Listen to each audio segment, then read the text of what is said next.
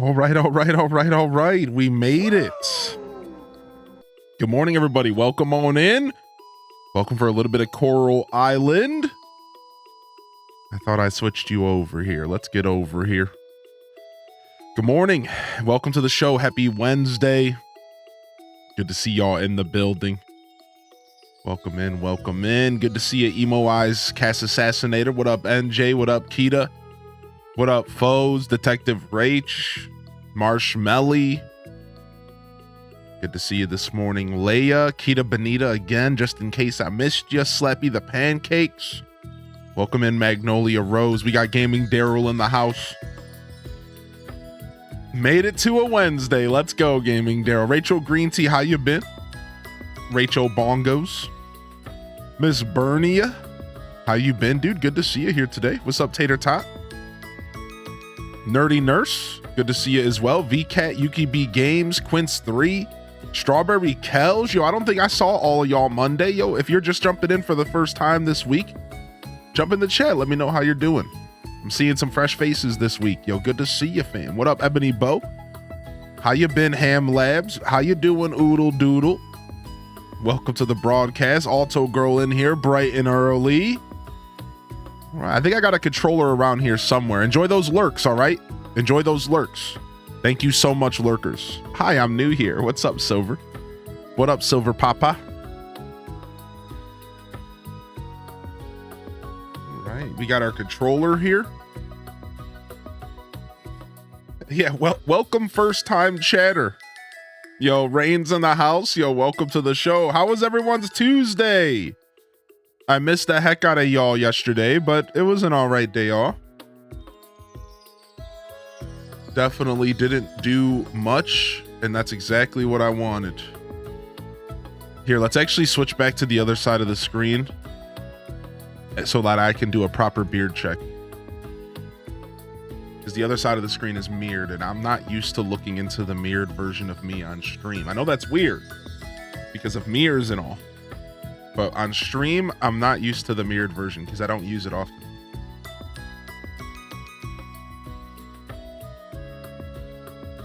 Okay, sick.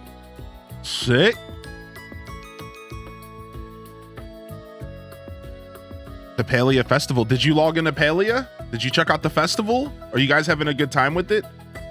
I was thinking about Palia this morning. We haven't had a chance to play with Palia in a couple weeks.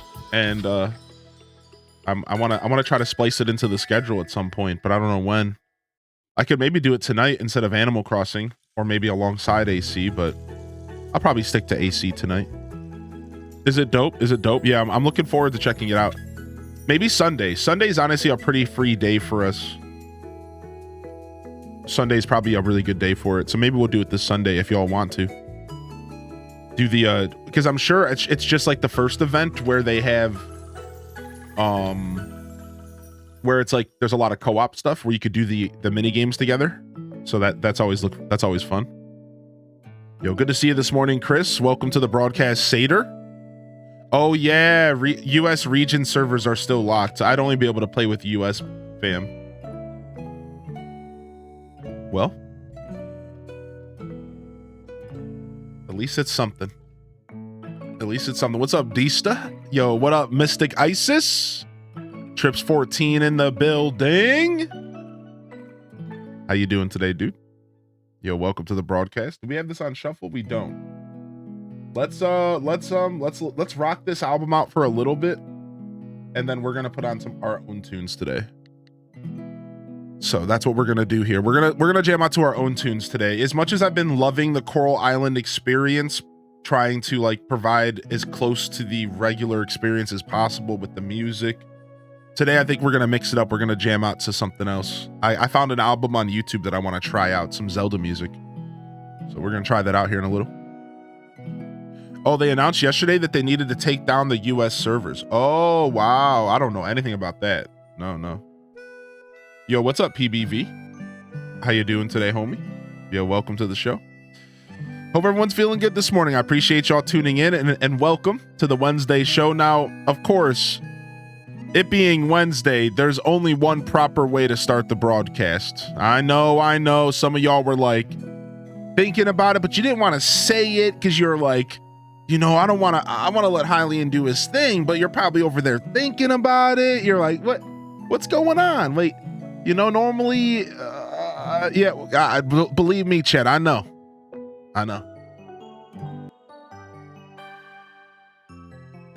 Yo, Chicken Tendos, welcome to the show, dude. Chet, welcome in.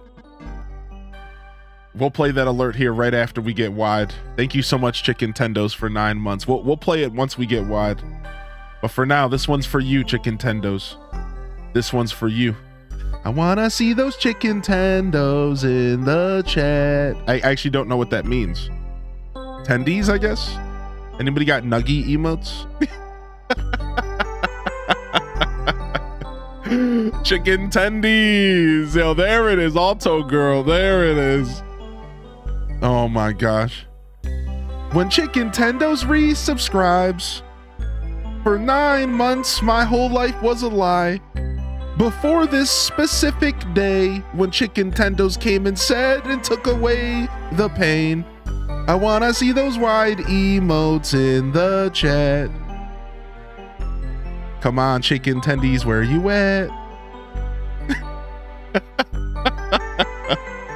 And here we are today, starting off the week, serenading our viewer, either making them feel very awkward and they'll never come back again, or making them feel very awkward and they'll gladly come back for another round.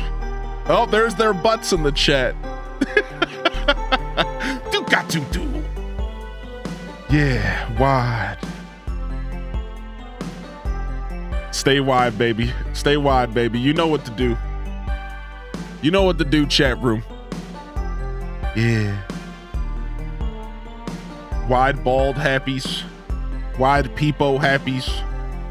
Wide happies. Dark half, welcome to the broadcast. Fancy mom, happy Wednesday. It's wide. It's peepo. It's Wednesday. Good to see you, Sophia Lucille. I see you ruffling it up. Diving into those proverbial ruffles this morning. What up, Tiff Trilla? Get that strong out of my chat. What is that nonsense? Oh my Lord. Chiquita, good morning. It's your birthday, yo. Chiquita, now this song has redirected to you. I hope you have the widest of birthdays today. Turning 25 is a pretty big deal, so I hope you enjoy it. Happy birthday. Call Me Chiquita has been supporting me forever, it feels. So I'm proud to be able to be here for your 25th birthday. To the Wide Peepo song that I'm singing, cause I can't stop not rhyming. Rhyming's for fools, and I'm just gonna talk over this beat and pretend like it's a song. Yeah. Thank you. Thank you. I'll be here all week. Yo, happy birthday, Chiquita. Yo, happy freaking birthday to you. What? Stop. I turned you off. Okay, we're cool. I'm a real streamer. I'm a real boy. All right. Well, the Coral Island music didn't last long, did it? Let's just jump straight into this YouTube video. Let's just see what's up.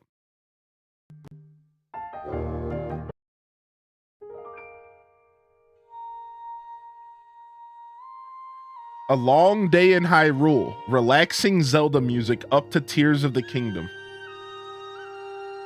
It's a 5.5 hour long video. It's got to be pretty good, right? Let's check it out. Let's see. Let's jam today. It's got to be pretty good, right?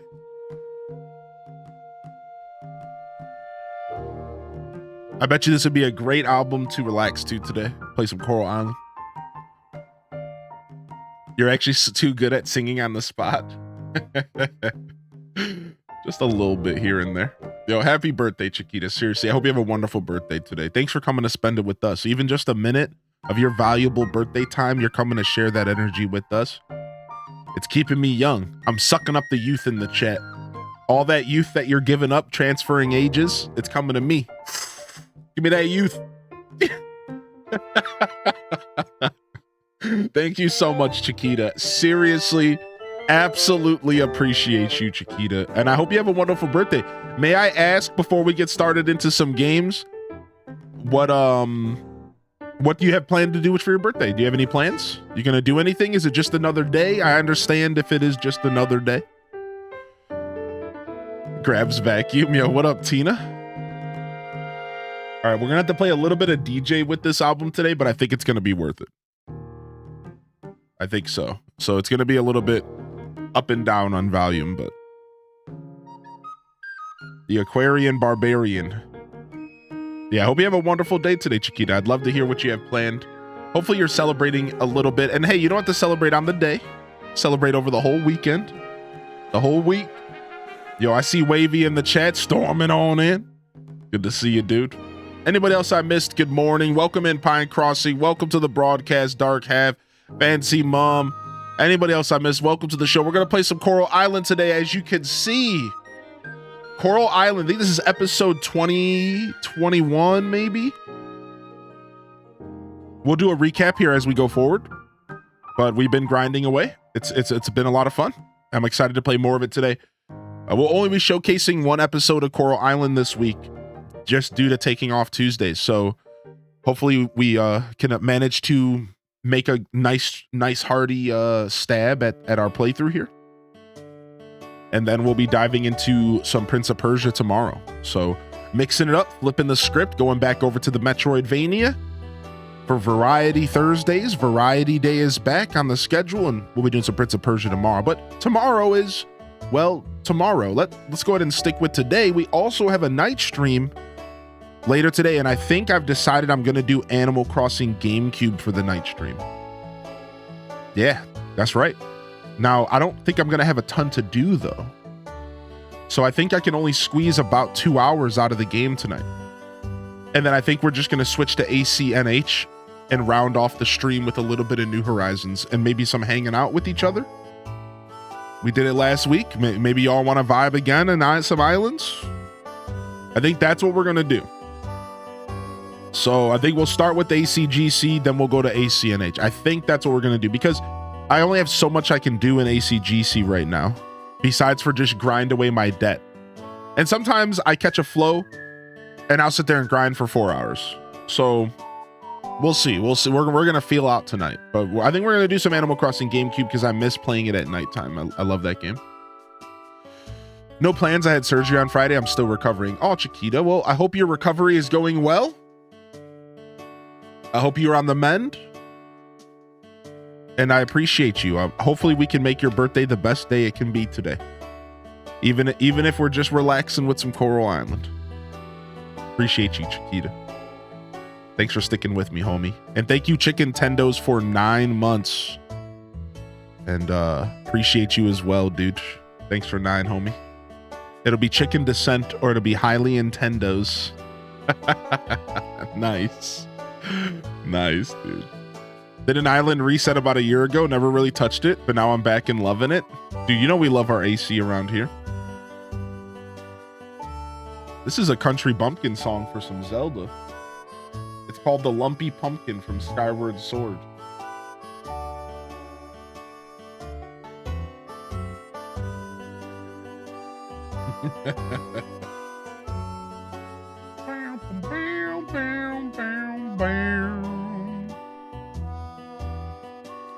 Okay.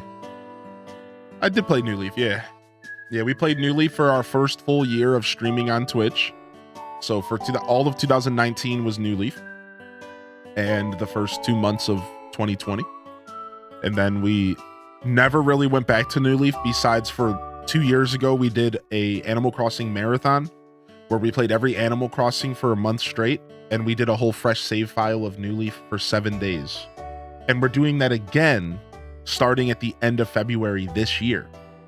So this year, you're going to not only get a guaranteed dose of New Leaf, you're getting the Animal Crossing marathon is making its return after 2 years.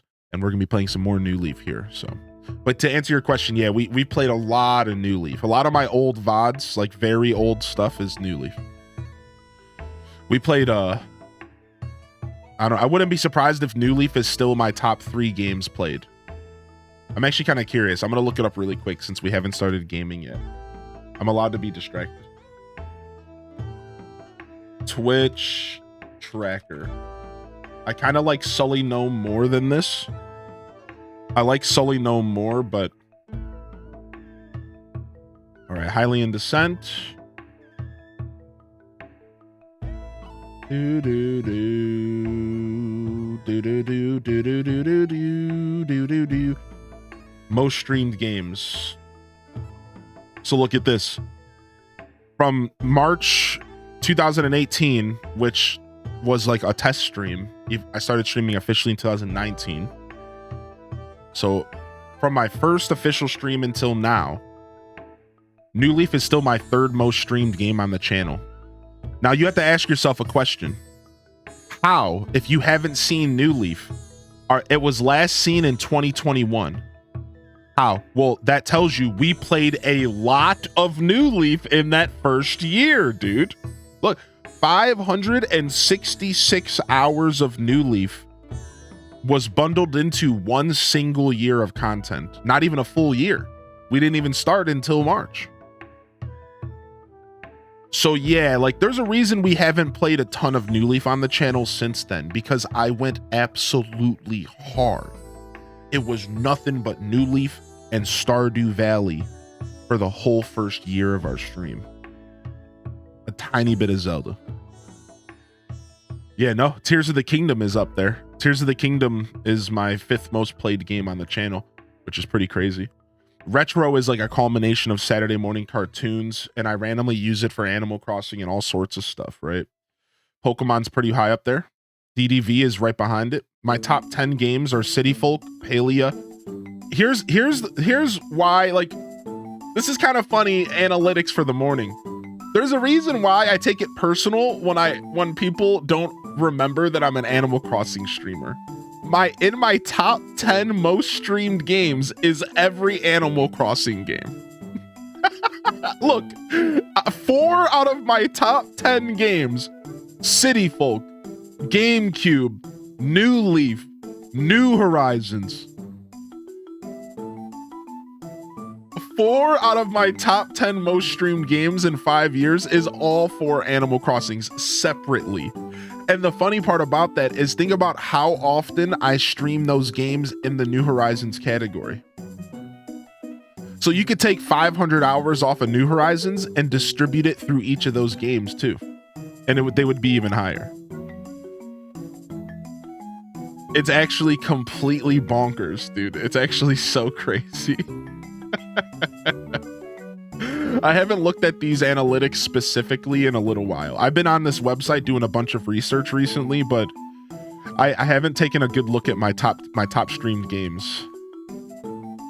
Pretty nuts. Sometimes it's pretty nuts to just get like a really good look at like what's going on.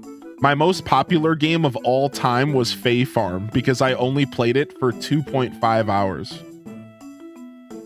You love to see it. You love to see it. Kept running into a nasty bug on my copy of Coral Island this weekend. It keeps freezing right before the start of the Harvest Festival. Dude, that sucks. I've heard of some bugs happening, but I haven't heard of that one. That's frustrating. Yo, what's up, Mads World? Welcome in. Yeah, thinking about skipping out. Yeah, I've heard of a couple festival bugs. Apparently the festivals in this game are just super buggy. Because there was also a bug with the Winter Festival where it would delete all of your tools out of your inventory. I don't know, man. What's up, Dolore?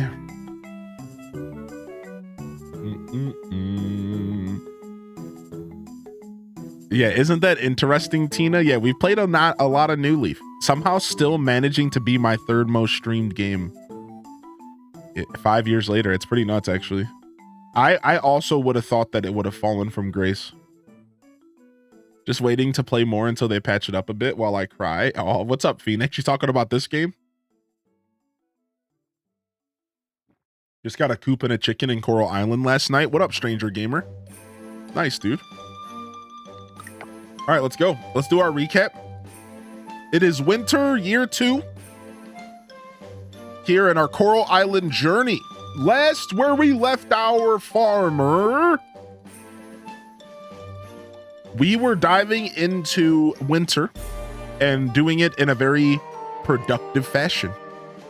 We've managed to fill up our whole field. For the first time in our playthrough, our field is pretty much where I want it to be for the foreseeable future of the game. Like, I have no intentions of adding to this field. This is it. This is where we are going to keep it for the rest of our playthrough until I maybe feel like adding a little bit at the bottom of the field. But I'll go ahead and I'll quickly show it off. So this is what we got. Boom. I'm pretty sure it's around 2,500 crops. We have all level 3 sprinklers, and we have all level 2 scarecrows. And we are doing big things. What we're currently working on is getting automated sprinklers. We have officially got the attachment recipe to a recipe that makes our sprinklers not only automatically water, but also automatically plant and automatically fertilize and everything. It's like pure automation. And we're currently working on crafting these things. They're right here. So one of the biggest things we're working on right now in our playthrough is we're getting these things right here. They're called the auto SFHs. Automatically fertilizes plants, seeds, and harvest. Forgot about the harvest part. Pure automation. So we're working towards this, and in order to get it, we need osmium bars behind my camera here. We need osmium bars, osmium kelp, scrap, and batteries. So we're farming up batteries, we're farming up scrap, we're farming up osmium kelp and osmium bars. We also recently got ourselves introduced to a new piece of technology in the game, the auto chest. And I kid you not when I say this, the auto chest changes the whole game. It just went from Stardew Valley to Factorio real fast. And now we're learning how to adapt with the auto chest and to put the auto chest into our gameplay, to incorporate it into our gameplay. So last where we left our farmer, welcome in Raiders. We're doing a recap of our last playthrough. Good timing. We are currently working on getting more automatic planters, fertilizers, harvesters, and waterers. Yeah, all in one automation. We're working on getting more auto chest and kind of adapting our play style to the idea of this very, very automated system that's different than any farming sim I've played before. And we're also letting ourselves relax a little bit and enjoying the winter in the game. Doing a little bit of socializing, but mostly just farming up materials as you would expect. So that's like pretty much it for the recap. You haven't really missed much. Most of fall was just farming and building up to where we are now. And most of winter so far has been entering the era of automation and farming up the materials necessary to be able to fully automate our farming experience. So that's where we are right now. So it's a lot of mining and diving, and it's a lot of farm maintenance and crafting, and we're kind of at that era, that stage of our playthrough right now. So that's really it. Welcome in here, Raiders. Good to see you today. And having a good time while we dive into this Coral Island's very unique brand of farming. Coral Island does a pretty good job with the farming sim genre. I like it a lot. I'm thinking this house could have half syrup machines and then half something else. The more I think about it, the more I wonder, do I really need this many cheese presses? Do I really need a full shed of cheese presses? Especially now that we know that oil machines are actually a separate machine in the game. We know that oil machines are separate. I think this barn is going to be half oil machines, half cheese presses. Because I don't even know if I'll be able to produce enough cheese to fill up these cheese presses. Now, I'm currently using sugar, so I'm taking advantage of the sugar cane, but we'll have to wait and see. Yo, what's up, Bookworm? What's up, Ginger King? How are you today? This game is definitely going to be moving up my list if it keeps your interest. Yeah, I mean, it does as a farmer. As a farming sim enthusiast, this game does a good job of keeping my interest, yeah. Yo, how was Dragon's Dogma, dude? Are you going to play Dragon's Dogma 2? Yeah, apparently Tinkle comes outside now. This was an update that they just did. So maybe I'll go ahead and I'll put the animal house outside again.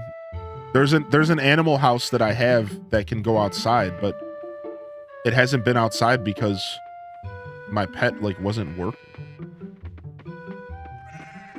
What else came with the update? The most recent update just seems to have been bug fixes, which includes Tinkle because it was a bug that Tinkle couldn't go outside, so. Baldur's Gate 3 plus Monster Hunter. Never knew what Dragon's Dogma was till like a month ago. Yeah, I'm only hip as of late as well because of the talk around the second game. What's up, Remix? Hey, Sith Angel, good morning. Yeah, I'm only hip because of the talk around the second game. I very much live in a bubble when it comes to gaming.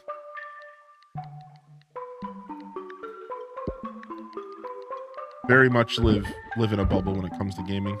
I just... What the heck? How do I transfer the whole thing? There we go. I couldn't remember my buttons. It's been a while. All right, we'll start getting these hot peppers going.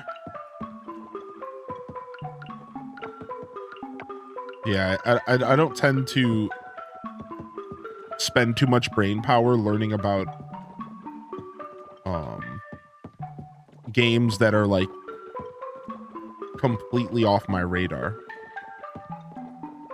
Or rather, games stay off my radar due to having very unique interest in gaming. Like I've always said this, I have very particular taste in gaming. And even though I've broadened my horizons as of late, because being a creator, but I have very unique interest in gaming. So like that keeps me in under my own little rock, in my own little bubble. Got Pal World earlier because it's my level update. Wait, Remix, it's your B-Day today as well? Yo, happy freaking birthday, Remix. I didn't mean to eat that hot pepper. Rip. All right, how do I transfer the whole... How do I quick transfer? LB. I'm over here trying to play this game like it's Pal World. Guess that says a lot about how much I've been playing that game.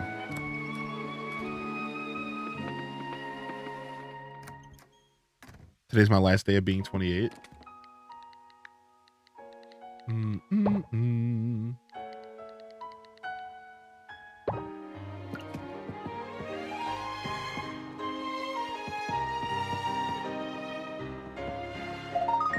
Yo, thank you for 48 months, dude. Holy heck. The ultimate Prime subscription user. Artifice Prime. Yo, thanks, dude. I wondered where my badge went.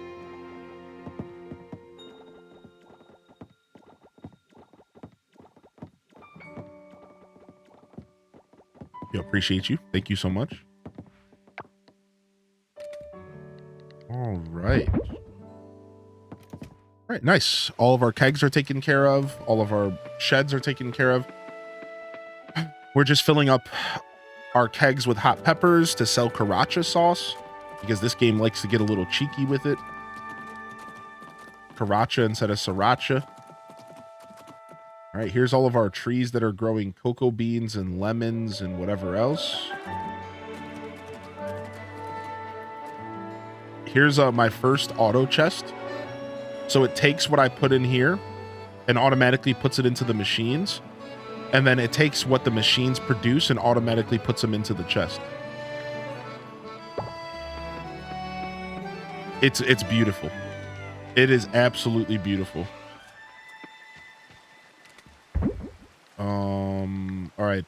We're struggling a little bit with remembering what buttons do what, but otherwise we'll get there.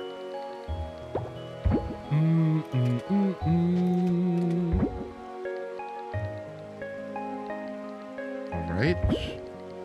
We got... Let's go ahead and make some more black trumpets. Great.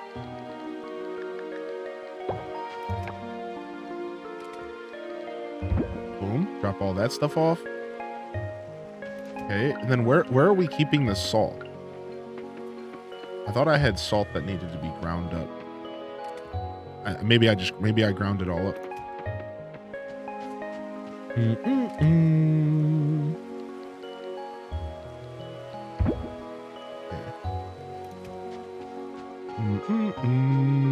You've been playing it a bit as well? Yeah, Paleo's fun. I finally got to like, I was super curious about like where the end game was going for the longest time. And now I feel like I'm like kind of like pretty much there. And it's cool. It actually does have a decent progression system, and like that's really all I need in like a game like that. Is I need the progression to actually feel good and not just feel like a waste of my time. And they did a pretty good job of making the progression system feel relatively good. I'd say that's probably that game's biggest strength. Is like it's not, I've been saying this, I've been explaining it to certain people, like it's not a great game, it's just a fun game that just so happens to have a good enough progression curve to keep my interest. That's really it. And then now I'm at the point to where I'm interested in playing the game with other people. I would like really like to start a 32-person server and play with the community, because I think the game has like more potential in multiplayer than I originally realized. And as somebody who doesn't play a ton of multiplayer games, it gives me like super early Minecraft vibes. It's cool.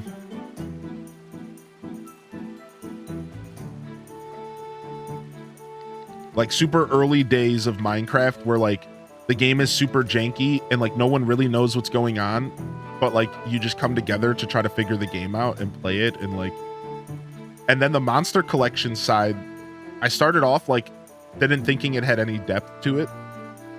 So you just like, I would just collect monsters and then they would incorporate into the crafting. And I was like, okay, like I like how fluid this is, like, okay. But then all of a sudden I started paying attention to the monster stats a little bit and their abilities. And I was like, oh, okay, well, what if I do this? And what if I try to find this? And then now all of a sudden I'm hooked. I went from being like mildly interested in the game and waiting to see it like where it goes to instantly being hook, lined and synced as a Pokemon fan. Which is like really funny because like you love a really good monster collection, like in-depth system where like all of a sudden you have all these different stats and abilities and like different styles of creatures. I was explaining this to my roommate last night, and you want to know what the game makes me think of? You want to know what the game kind of does for me? It's almost like I'm playing the original 151 Pokemon. Because you don't really know anything about the Pokemon. Like, you don't know anything about the pals. We don't really know exactly how everything works and all the systems. And sure, people have probably data mined and Wikipedia'd, but I'm not sitting here living by the book. So like, I'm not reading all that. I'm just playing the game. And it gives me like vibes of like early, like first generation Pokemon where you're sitting there, like you don't really know what's going on. And like, you don't all the way know what beats what and like the best strategies. So you're just kind of figuring out your own strategies and like kind of just going with it and seeing if like your ideas connect and like work. And like, that's cool, dude. That's a good vibe for like a monster collection game. Like that's actually like pretty cool. So the game is randomly taking my attention from being like, where's this game going? I'm going to play it lightly to like, actually, I'm interested enough to like continue pursuing the monster collection side of the game. I don't base build. I think the base building's super generic. I think most of the crafting is super generic. So like, again, like it's not a great game at all. It's just a fun game. And they managed to do certain things really good.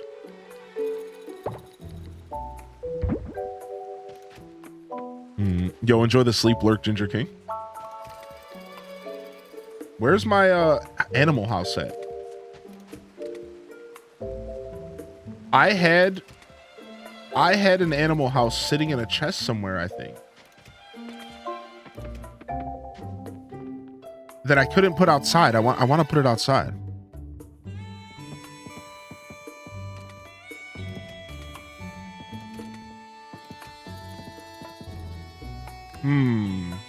Did I get rid of it? I wouldn't have gotten rid of it. I hoard everything.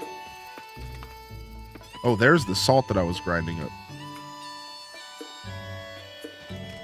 Here it is. Pet house. It's actually pretty big is the problem. But the cat deserves it.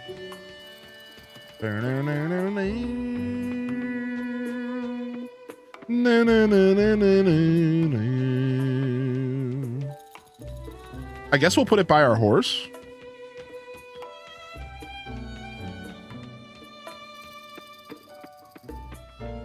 Yeah, we'll put it right here.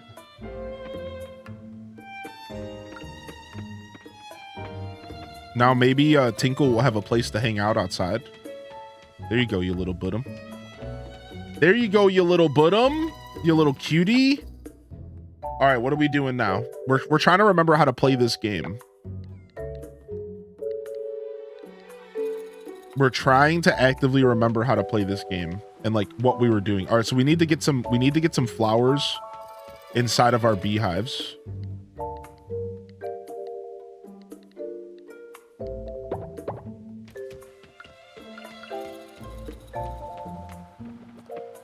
Yeah, the animal house is nice. Boom. Okay, cool.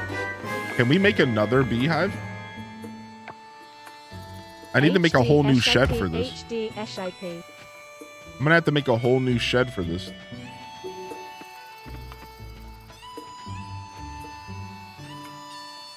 Okay, we'll put it here. Okay. Nice. All right, and then I guess we're just continuing to dive and we're continuing to mine, right? It's 4 p.m. in game. Let's go diving. I'm speaking of Minecraft. I tried to play on this, or I played on the server again. I might try to explore a cave under my house soonish. Somehow had trouble with voting on all pages. One didn't work. Oh, thank you for letting me know, Remix. I'll let the server owner know about the voting not working. Yeah, we still do Minecraft here pretty heavy. I don't play it a ton on my Twitch channel, but I never have. I'm trying to play more of our Minecraft server on stream. I try. I tend to struggle to find the motivation to, but yeah, we still have our server raring and ready to go.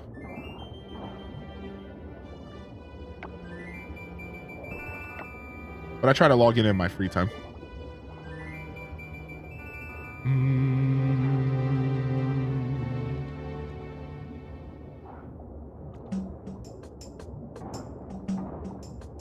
Yo, what's up, Miss Pirate?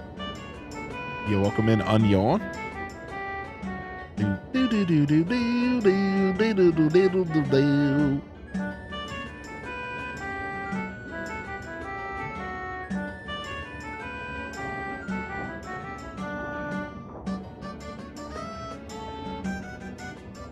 How are you today?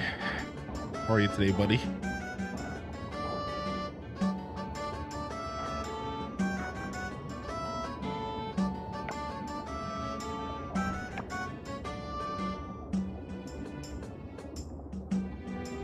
Nice. If we can come home with about a 50 to 100 kelp, I'd say it's a successful delve here.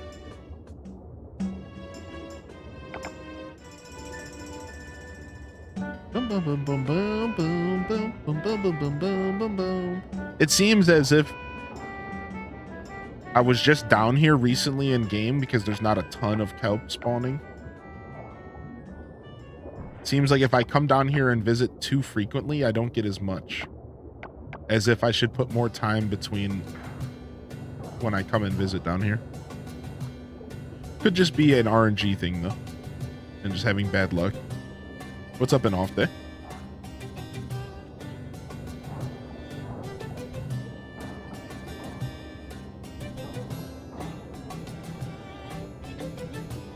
Okay, boom.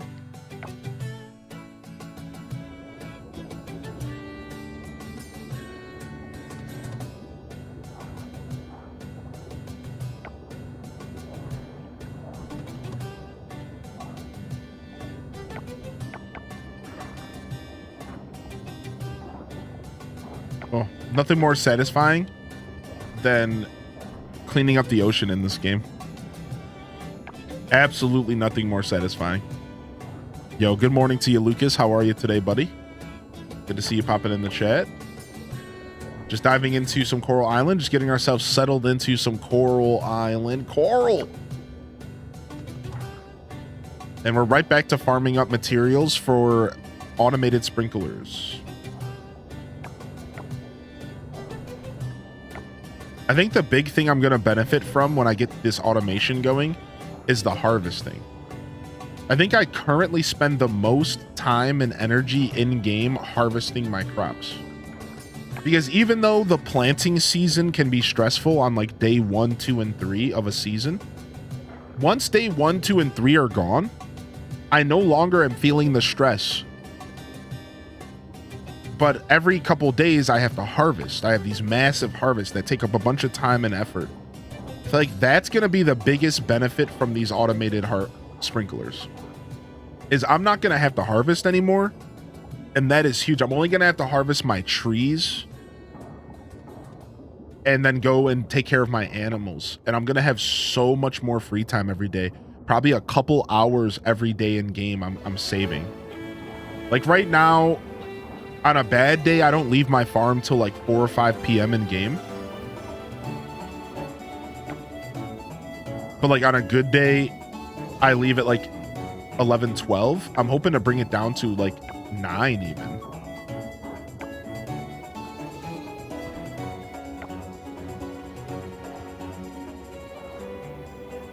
Sticky on mornings they harvest.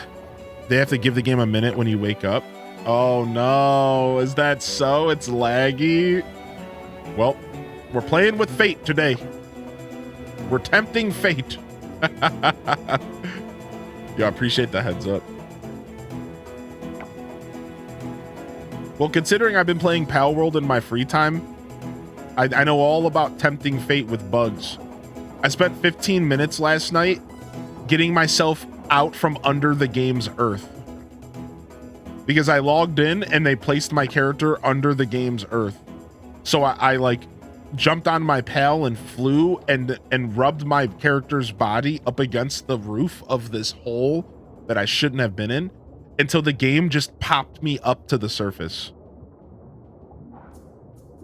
And then all of a sudden everything was okay. But I literally had to like just sit there and like bump up against the ceiling. Just like, and then finally my character just like appeared up top.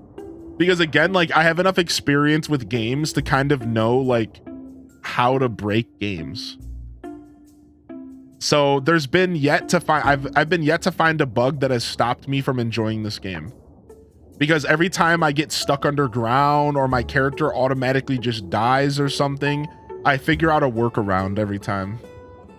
It's pretty ridiculous stuff. It really is.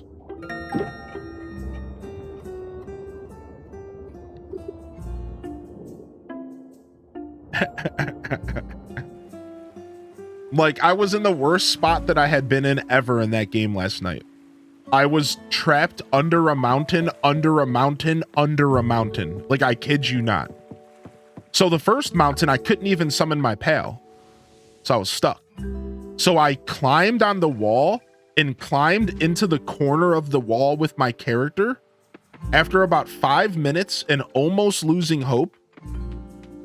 And then the game just popped me out of the wall. So then I was out of mountain 1. And I was like, okay, like we're making progress, right?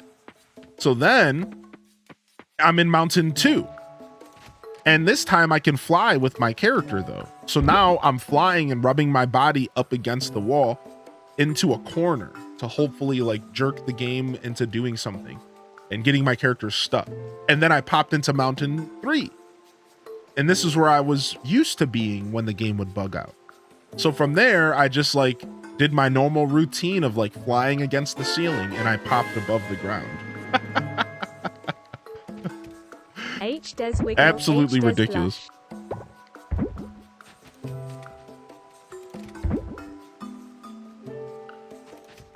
All right, we have to go to bed here. Yo, D-Helm, dude. What's up, D-Helm, dude? Thank you so much for 14 months, homie. What the heck, dude? And thank you, Mrs. Pirate, for 17. Thank you, Miss Pirate, for 17 months. Thank you, D-Helm, for 14. Thank you, Artifice Nations, for 48. Appreciate you, Mrs. Pirate. Hope you enjoy the emotes. My new favorite, the Ruffles. Yo, have a good day today, Remix. Thanks for popping in, buddy, and happy birthday.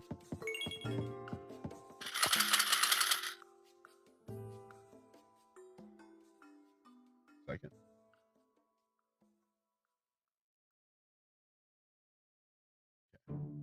Yeah, thank you so much, Miss Pirate. Thank you so much, D-Helm. How you been, D-Helm Smith?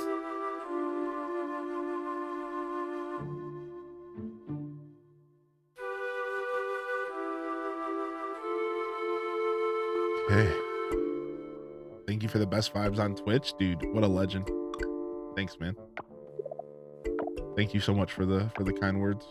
Glad you enjoyed the show. Yeah, it's been a guilty pleasure for sure. I mean, for me, it went like I was saying this morning.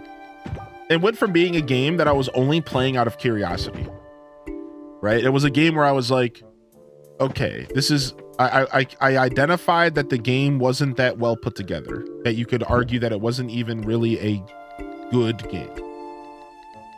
I identified that super quick. I was like, okay, you know, what's really going on here? So as I'm playing the game, I got through like the beginning grind and wasn't really impressed. It felt like a very generic, like a bunch of stuff was just tacked on for no reason, and there was like a bunch of unnecessary systems. And I was like, okay, like where's this going? And I was like, but I did see the potential.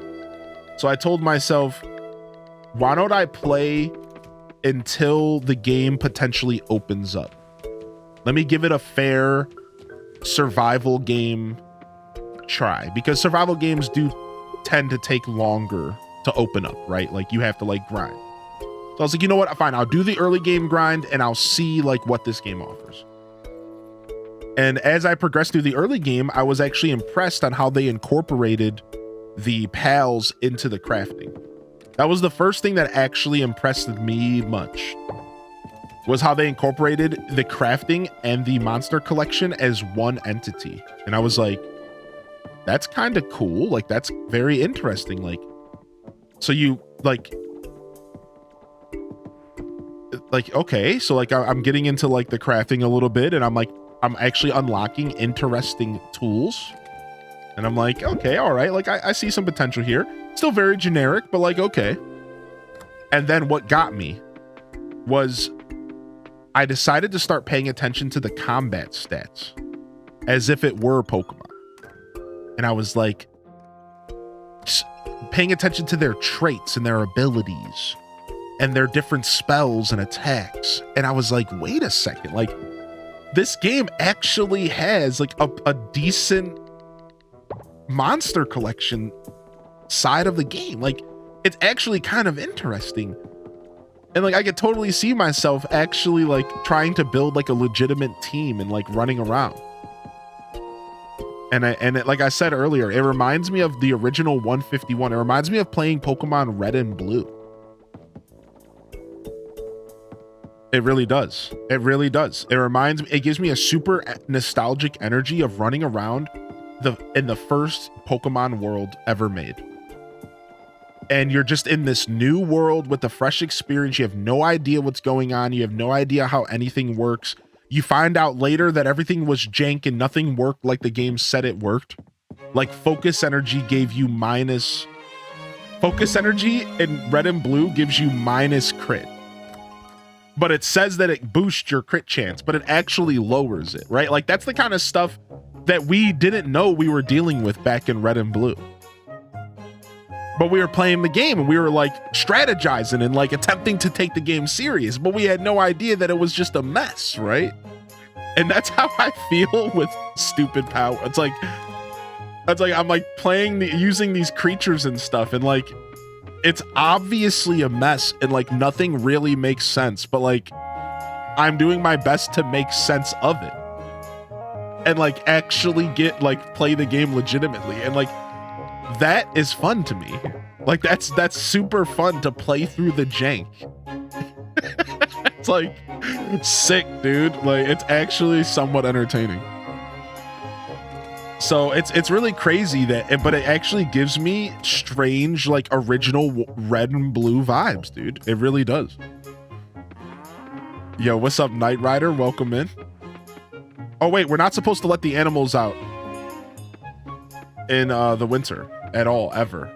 I forgot about that. I forgot. We did this yesterday too. Yo, go back inside. Did I not just ring the bell? Yeah, go back inside, you punks. This is not Stardew Valley. I gotta remember. My instinct is to let the animals out in the morning in winter. But... Yo, what's up, Emo?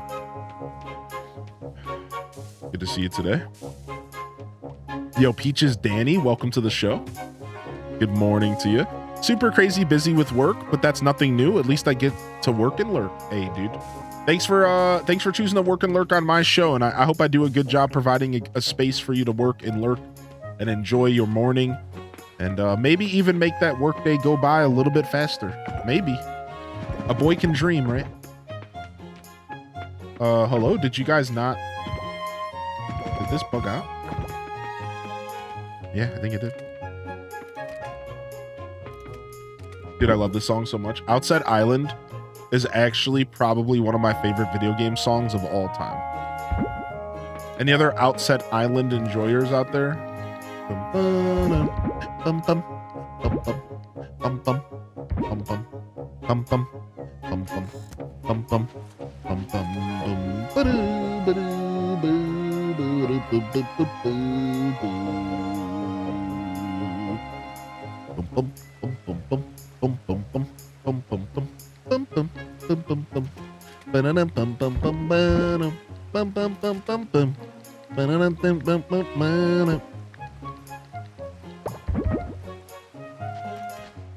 All right, now we got the Karacha sauce rolling in, so we're gonna start getting a bunch of money. Now we got the Karacha sauce rolling in. We're about to be getting a ton of cash. A ton of cash. All right. Dragon Roost is my favorite. Yo, what's up, Mikla? Highly and freezing the poor animals. I know that was kind of sucky of me. I'm sorry. I'll do better, shit. This is cute and all, but Kirby music. Why are you trying to put the Kirby bug in my ear? You want some energy today? Is that what you're saying, Bookworm? Is that what you're saying? You know that you can't put the Kirby bug in my ear. You know that Kirby music makes me freak out in the best way possible.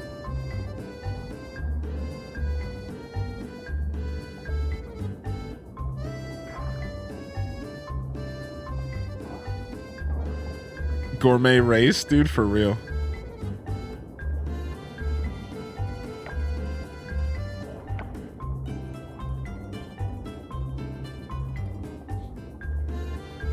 There's some trivia out there that Kirby in Japan is actually pissed off. So when they made Kirby in America,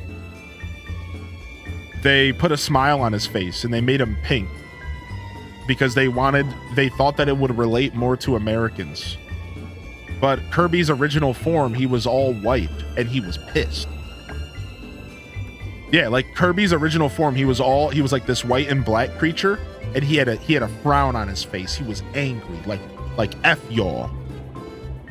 But then they brought him to America and he was like, "Oh, Kirby cutie pie, Kirby eat food."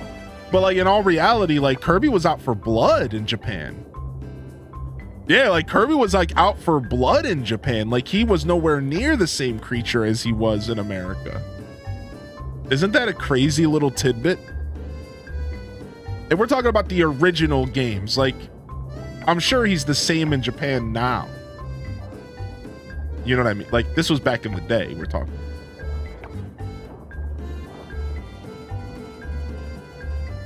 Medicated Kirby.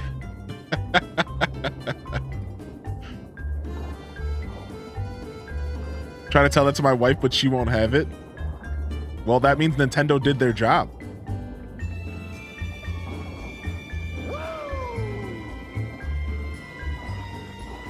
Yo, what up, Tyrone? What up, Ella? Good to see you today.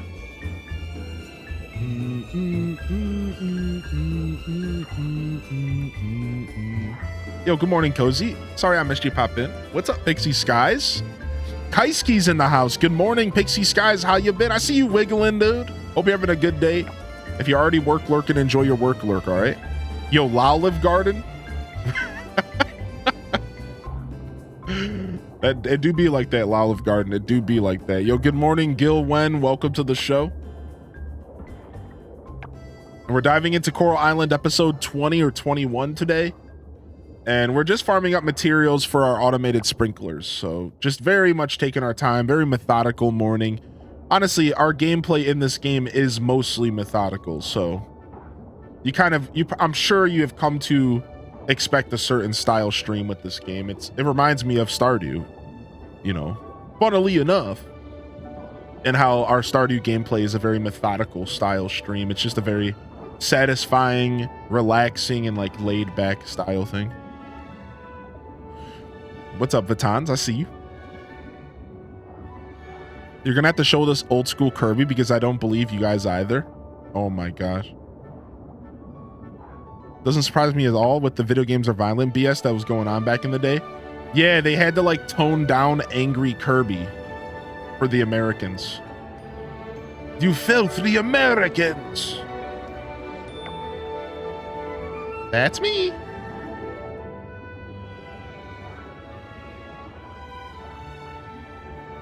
Think of the children, but not the British children. Sorry, a little bit of Washington came out of me. Washington, Washington. Kirby just shows up to all these worlds on his star and starts wrecking all the locals. Yeah, Kirby doesn't give a frick. Kirby's like Honey Badger. And we all know about Honey Badger.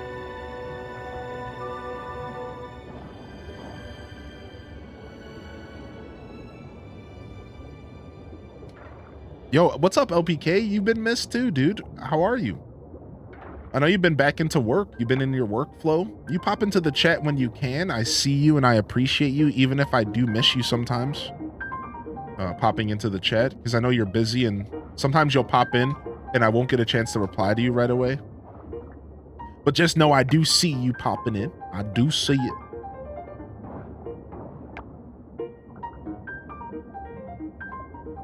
Oh, this is such a pretty song, the horse song. I wonder if they're going to play the whole thing.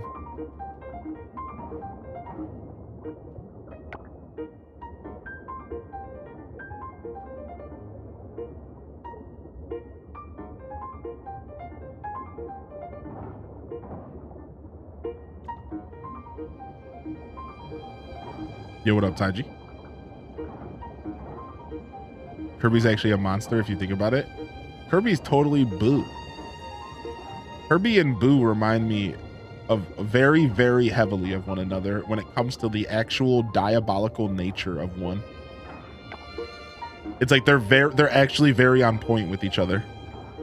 They're both almost just like these mindless like monsters that will just consume anything. They're actually super powerful and like scarily powerful for like how mindless they come off. Boring Oregon. Get out of here. Like Ditto? Yeah, kinda. Ditto gives off those vibes. I agree with that. Kirby once went on a rampage because someone stole his cake. Yo, you don't have to start mixing in my college stories into Kirby and making jokes about me, all right? Listen, it was really good cake, and I was really pissed, all right? And I only punched 3 people. So How dare you call that a rampage? Rampages are 5 and up.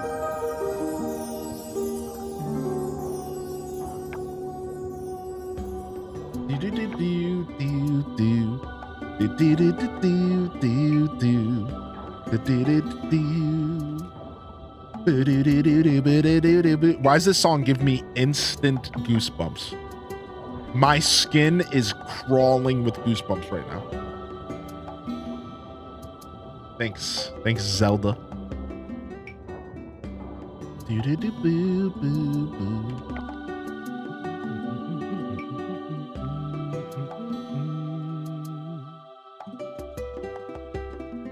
I honestly used to hang out in Twilight Princess's game just for the music. Sometimes I forget how much I love Twilight Princess because it's such an offbeat game. Like, it's weird. It's like, sometimes I forget just how good Twilight Princess was as a game. Because it hasn't aged as well, I feel. There's something about Twilight Princess that didn't age as well with me. So sometimes I forget just how phenomenal that game is and how like iconic Twilight is. It's like an it's an iconic Zelda game through and through.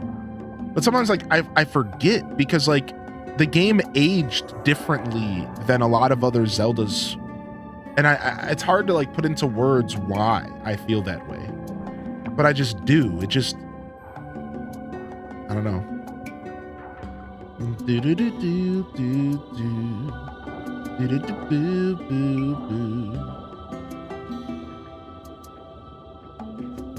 Would you say Twilight's better than Wind Waker?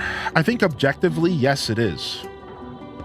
The sad truth is that I think objectively, I say the sad truth because I love Wind Waker more.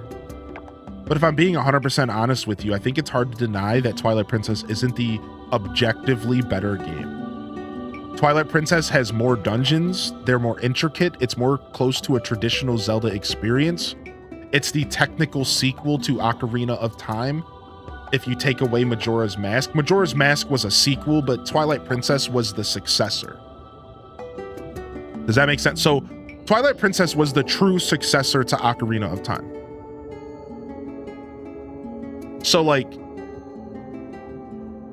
and it embodies that energy through and through.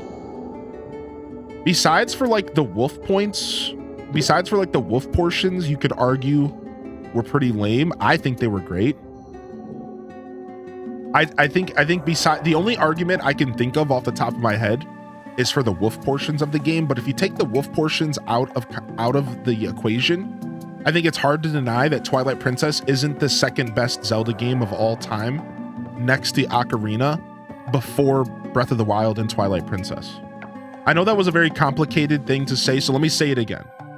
Before the existence of Breath of the Wild and Twilight Princess, I think it was very clear that Twilight Princess was the best Zelda game, second to Ocarina. So second place to Ocarina of Time. I think so. I think that's clear as day. But like, not for me personally. For me personally, I think that Wind Waker is always going to probably be a better game for me. I really love Wind Waker. I think I'm always going to like Wind Waker a little bit more than Twilight Princess because I had a different experience with Wind Waker. I had a more intimate experience. I got to buy the game at midnight release. For the first time in my life, I went to a midnight release of a game. Right? You don't defeat nostalgia like that. You just don't. Like that's something that I'm gonna cherish for the rest of my life. Going to my first midnight release. Right? Boom, boom, boom, boom, boom. Boom, boom, boom, boom, boom. Yeah, to clarify, before Breath of the Wild and Tears of the Kingdom, because I think those games are now the best Zeldas in a lot of ways, even though they have their faults. I think before, the top 3 Zelda games were Ocarina of Time, Twilight Princess, and probably like A Link to the Past to throw a bone to the 2D Zeldas. Probably. Then Breath of the Wild came along, and I think it was, no matter if they changed up the formula or not, Breath of the Wild still, in a lot of ways, is the best Zelda game ever made. And then Tears of the Kingdom is just basically the successor to that, which makes it now the best Zelda game ever made. But before those two new games, I think it was very clear that it was Ocarina, Twilight, and Link to the Past. And the reason I say this is because Twilight Princess was a clear successor to Ocarina of Time. Like, it was made to be the successor, and they succeeded. And you might have your problems with Twilight Princess, but they succeeded. They succeeded in making a proper sequel to the best game of all time. And they did a pretty dang good job at it. They did a pretty dang good job. You are also at the midnight release for Breath of the Wild.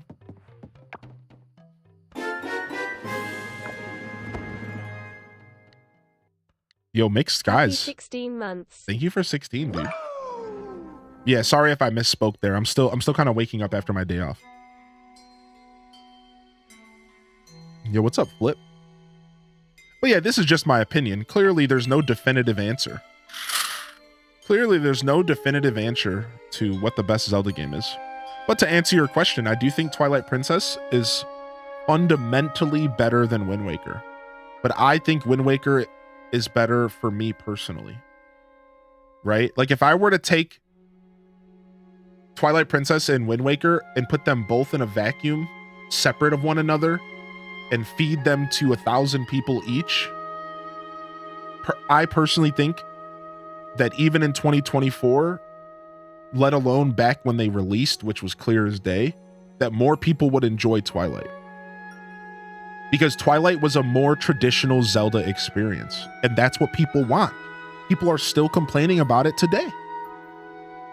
They want the traditional experience. They want the big, chunky dungeon design, the dark, dank dungeon design, intricacy, confusion, figuring out where you're going from point A to point B. Your hand isn't held at all. It still feels like an open world, but it's also still very linear progression, right? Like, Twilight Princess is beautiful, whereas like Wind Waker is harder for people to appreciate.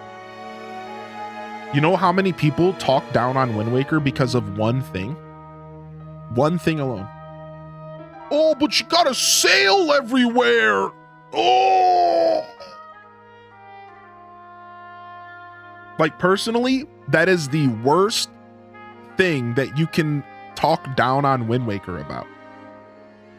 The sailing was the whole game. And like, and if you can't appreciate the sailing, like, then yeah, I guess Wind Waker sucked for you, because the whole point was getting lost and losing 10 minutes of your day to sailing from point A to point B just to be sucked up by a cyclone and thrown across the map. Like, that was a part of the experience. Like, that was the game. That was the whole point. It was the vibes, dude. Right? So like, personally, I think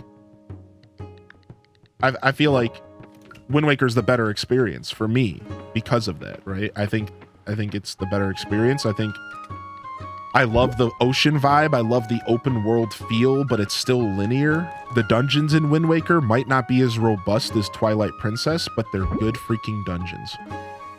Some of the best dungeons in Zelda history are Wind Waker dungeons, but they are a little bit more simplified. I will admit, that's why I say Twilight's better. Because like,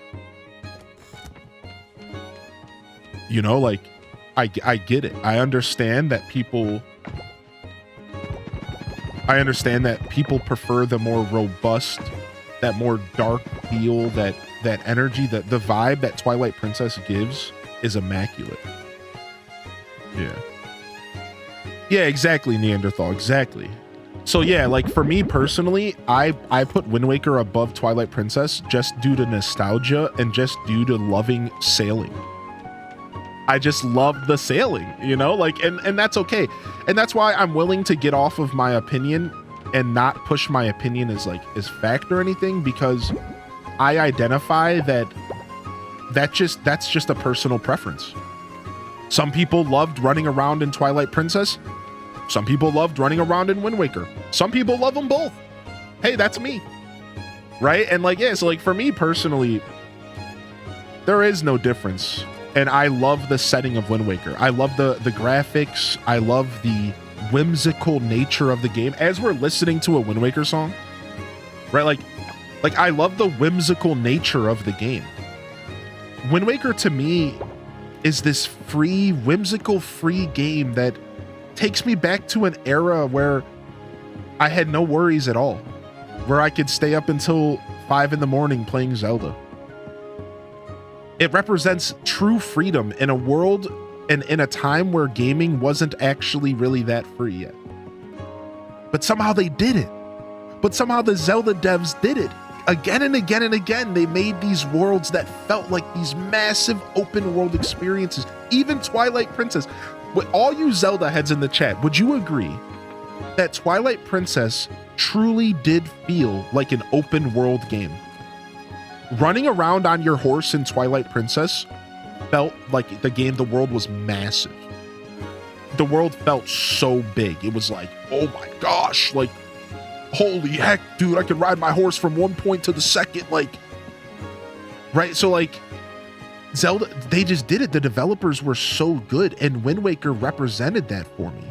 Instead of it being an open world on a horse, it was an open world on the ocean. I felt like it was limitless. I felt like it was this grand adventure into the unknown, right? Like, that feeling is why I think Twilight Princess, or sorry, Tears of the Kingdom is the best Zelda game. Like, to go back to that point, because that's what I get from Tears. I get that same feeling of just never-ending exploration, and like that's what Wind Waker represents. For all of Wind Waker's flaws, what it truly represents is like that feeling of freedom, being out on the open ocean, closing my eyes and pretending the wind's blowing past my head, the sea salt in the air. I've never even smelled ocean salt in my life. I've never been to the ocean. But Wind Waker kind of took me there as a kid. Wind Waker, and not to get too emotional, but like Wind Waker kind of took me there as a kid. It gave me that sense of freedom and exploration that I still to this day have never fully experienced on my own, right? Like, but I have in my own way through Wind Waker, right? And like that, so that's what that game did for me. It was like a super personal thing. Like, but I would never push my personal little emotional anecdotes on the masses and claim that that's why the game is better. Because like clearly, I think objectively, Twilight Princess is by far a better game. But Wind Waker just has this energy. It was like Wind Waker was made for me. Like, here's a good way to word it. Have you ever played a video game and you thought to yourself, it's like the developers made the game for me specifically? Because that's what I thought to myself when I played Wind Waker, and I still do. When I play The Legend of Zelda Wind Waker, I can't help but think to myself, these developers made this game specifically with me in mind. Thanks, devs. I know I'm dope, but I didn't think I was that dope. Right? Like, so like it's hard for me to ever look past any other game as being as good. Like, I feel like Wind Waker was made for me. You don't get that feeling too often. Like, I feel that way about Tears of the Kingdom. I feel that way about Animal Crossing GameCube. Dude, we got to stop opening up the cages to the door here. Frick. Go back inside. That's door, hands down. I was like, how did a video game get made for me? Yeah. Morning, everyone. 53 months already. OG A Wonderful Life. Dude, what a drop. Yo, good morning, Abyss. Yo, thank you so much, Abyss. What up, dude? How are you today? But anyways, I digress. Yo, leave it to the chat to get me soapboxing about Zelda. At least we managed to keep playing the game while we were doing it. Yo, that's a victory, right, chat? Thank you. I'll take my bow now. Thank you, clappers. Thank you.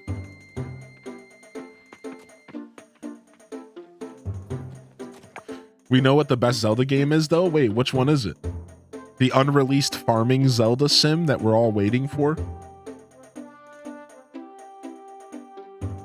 The CD-ROM Zelda games, 100% for sure. Don't even try to deny it. Okay, shut up. Get out of here. Me and my family always visit the coastal town up Scotland. It reminds me of Wind Waker in a way. Oh, mixed skies. Dude, I like that. Yo, what's up, Sinus T, by the way? Good morning. Yo, welcome to the show today. Yo, good to see you here, Flip Toast, Mixed Skies, Dr. Girlfriend Experience, welcome in. Yeah, people were hating on the graphics back then. I remember. The art style, it was awesome. So a lot of excited people. 2019, 2020 changed midnight releases. I know, it sucks. I know. I'm going to try to go for a midnight release of the new Switch. Because I'm going to be jumping in front of the new Switch whenever they announce it. Yo, Stratocaster, good morning, by the way. You're heading to Magic Kingdom and Disney World? Happy Wednesday. Yo, Strato, if you're still out there, have a wonderful trip to Disney World. Be safe, dude. And welcome to the broadcast. Thank you so much. Star Spell, welcome to the show. I know I missed a couple people, so I just wanted to scroll into the chat real quick and make sure I didn't miss too many of y'all. If I did miss you, though, don't be shy to repost your message. Do an @Highly in Dissent. You can even highlight your message using channel points. These are ways to better help combat the fact that, hey, sometimes I'm going to miss a little something. So don't be shy to take advantage of the resources here. And if you would like to say good morning or say hello if I'm missing something, you're always welcome to do those things. Yo, good morning, Mary. Zelda 2 Stan here. I like Zelda 2 for what it's worth, but I've never played it in its entirety. I like Zelda 2 for what it's worth, though. From what I've played of Zelda 2, I do like its systems. I think it's really cool and unique. I like the idea of having spells and using spells. Like, I got as far enough to like get like the fairy spell. Like, I've played like a decent amount of the game, but I've never played it to its completion. I know it's considered like a very hard game and like, hey, what's up, Minty? And a lot of people don't like it because of that, but I don't think there's anything wrong with it. I asked the coral to tell me a joke, but it kept climbing up. Okay, dude, okay. I will say that Zelda 2 is intimidating, though. Zelda 2 is intimidating. I will say that. It's an intimidating prospect to potentially take on. It's a little bit intimidating.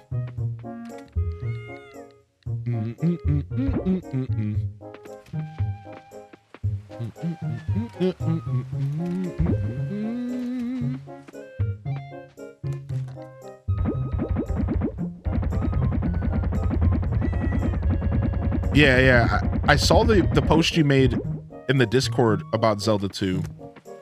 I did see that. I didn't reply to you. I do apologize about that, but I did see that post. All right, let's go diving again. I don't think there's anything that we have to do right now, so we should probably keep an eye on our field and like when stuff's about to grow. So let me do that really quick. Let's keep ourselves in the loop on like what's about to grow. 4 days for this, 2 days for the cotton, 2 days for this cotton, 3 days for the other cotton, 4 days for tea leaf, 5 days for snowdrop. So we have 2 days until our first harvest, it seems. So we're going to need to be prepared with seeds to replace those. And I think I have that. Because if I remember correctly, I bought 1,000 of every seed. Yeah. So we're going to be able to replant. So we'll be fine. So, all right. We could just go back into our hole, which is diving into the ocean.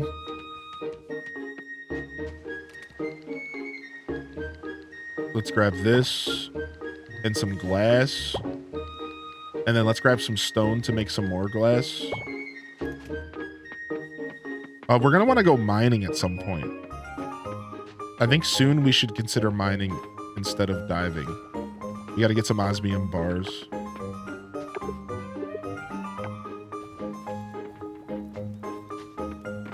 All right, fill up that stuff.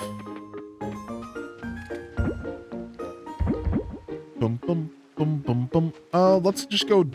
We actually need more gold kelp, don't we? We do. We need a little bit more gold and silver kelp. Let's go do some gold kelp farming.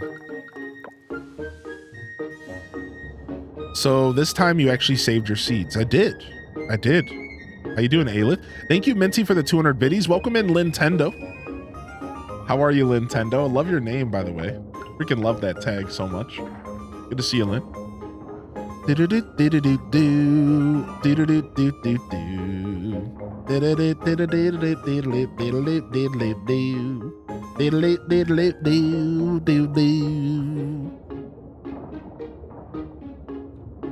There's a little obnoxious scorpion thing right in the frigging doorway as you're trying to get to the final temple.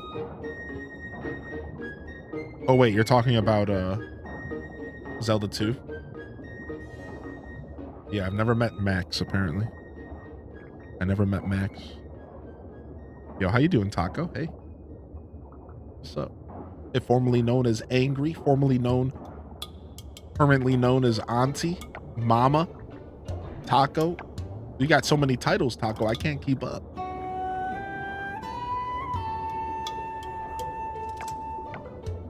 Do, do, do, do. Yo, chill, lag game. Chill, laggy game.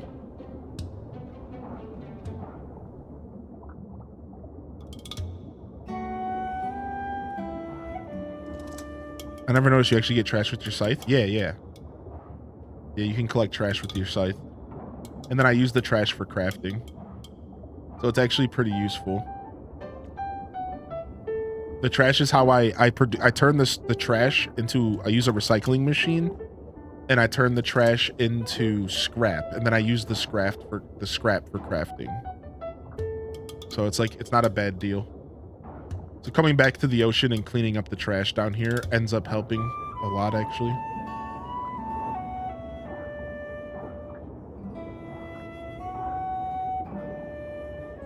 Actually, we should go into one of these caves and we should clear up some trash that way. I was just thinking to myself, there's not a lot of trash for me down here, but I need some. I can go take advantage of one of those caves. Let's do that. Yo, good morning, Shapeshifter.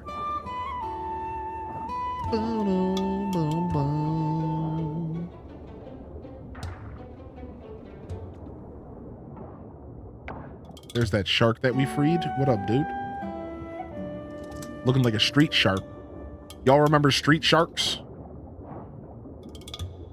And bike mice, alien bike mice from Mars or something? Some goofy cartoons back then, man. Not that things are any less goofy nowadays. Let's be real. Biker mice from Mars? Yeah, something like that. Goofy cartoons, man.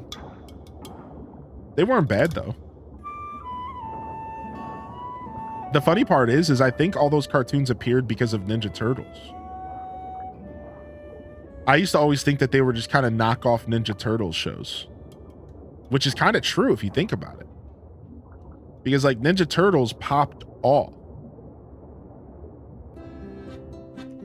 And I'm sure plenty of companies were like, how could we make our own animals?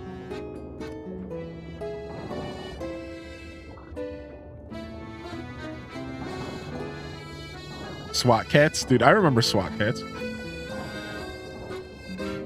What's up, Miss Joe? 5 days without coffee? I hope you're managing. I hope you're managing, Cozy. Yo, what's up, Fudge? I was wondering about tree saplings. I see you have a lot of trees outside during winter. How? I recently got a greenhouse, and I assume it'll be better to put the trees inside. So, in this game, there's two different things. There's saplings, and saplings produce what's called plants. Right? So, plants are only seasonal based. And you can only plant them during certain seasons, and they produce certain crops. For example, there's a lemon plant. There's a cocoa plant. And you remember, you unlock seeds as you increase your town rank. Right? So As you increase your town rank, you'll unlock more seeds to purchase. So if you're noticing that I have seeds that you don't, it's probably because of that. Now you have trees as well. Now trees are kind of like they were in Stardew Valley. Did you play Stardew? I think you played Stardew.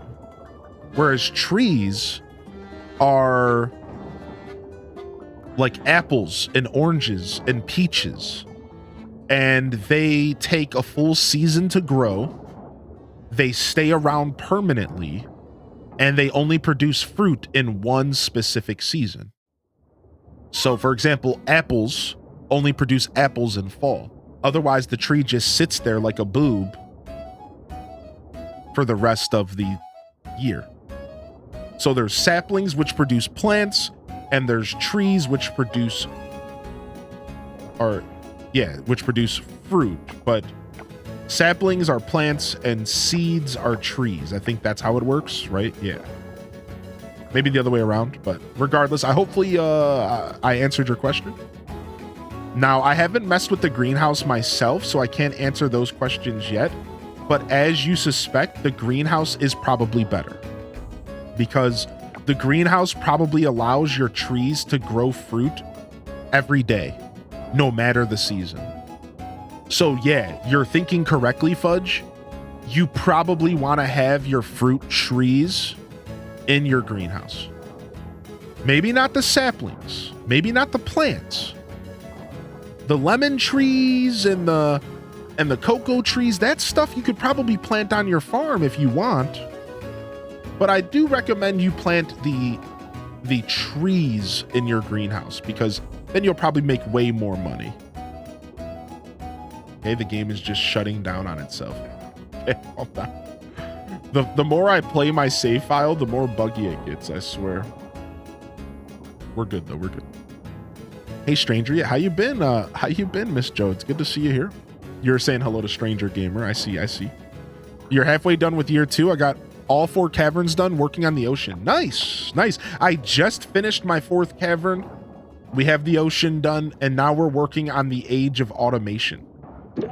And it's pretty good. We're doing some good stuff here. Nice. I'm rank C in Coral Island. Yeah, you should be able to buy all of the trees and all of the saplings that I purchased.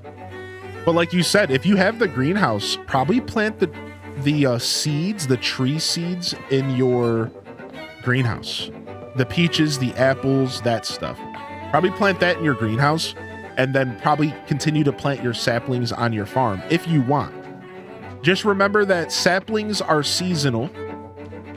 These. But these, you see how there's a bunch of dead trees? Because they don't produce fruit in winter. So they'll just sit here and they'll wait until the proper season, and then they'll produce fruit in the proper season. So I think these belong in the greenhouse for sure, because then you'll get fruit every day or every couple days. But I personally am not going to put saplings in my greenhouse, I don't think. I might. It depends on how big it is. Because like saplings usually only grow for 1 to 2 seasons. It'll be like spring, summer, summer, fall, fall, winter, winter, spring. So I'm okay with giving a space to my farm to these. Because they'll grow, they'll die, I'll replace them. Right? It's not a big deal. All right, we have to go to sleep. We're going to pass out. We're going to pass out. We going to pass out. What's up, Shizm Plays? Exactly what I needed this morning, some Coral Island. We're rocking some Coral Island with a little bit of Zelda music. I found a playlist on YouTube called A Day in Hyrule, relaxing Zelda music. So we're mixing it up a little bit on y'all. We're going to listen to some relaxing Zelda music. We're going to see how it works. We've been doing a lot of Coral Island music during Coral Island, which makes sense. Something water your farm last night. What? Every once in a while, this game's dialogue is massively broken. Something water your farm last night. Okay. What do you mean? My hundreds of sprinklers? Yeah, I know. They do their job every morning. There must have been some kind of event that happened. Like some kind of rare Stardew-esque event. Because otherwise, that didn't make much sense to me.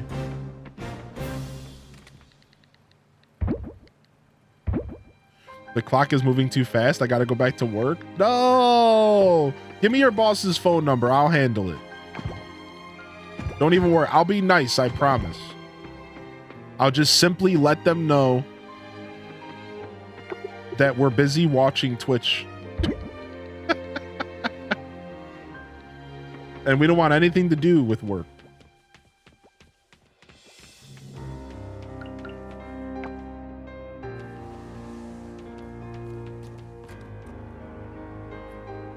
All right, let's go.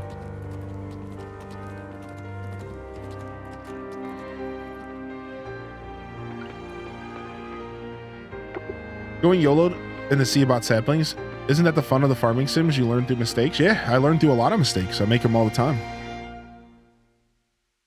Yeah, I agree, Slappy. It's definitely a strangely unique approach towards the game. I like it though. I like the depth. For me, that's one of the things that makes this game separate from Stardew, is that it's not afraid to kind of mix things up and put its own spin on things. And in a weird way, that adds more depth to the game, because now instead of just thinking about crops and trees, now we're thinking about crops, saplings, and trees. So it adds another layer for us to think about. It adds another layer of possibilities, which in the end, in a game like this, the more the merrier. I think there are definitely situations in life and in gaming where more does not mean better. But I think for farming sims, the more is better. It's like the more systems and the more things to give you the more possibilities for you to choose from, the better. Because it's not like you're pressured to do it all in this game. This game's clearly meant to be like they're just throwing as many systems as possible at us and saying choose which ones you want to focus on. And like, yeah, sure, maybe eventually you'll do them all. But I think this game definitely intends you on just like, yeah, just do whatever you feel like it. Do as much as you want and as little as you want. Yeah, I love the depth. Yeah. The music's making what you said seem more epic. Yeah, I like that. Yo, enjoy your lurk, Miss Joe. Bum, bum, bum, bum. There's a little blessing on your farm that will happen sometimes, and the crop will just grow automatically. Oh, wow. Well, ain't that something? Ain't that a little something Shizm plays?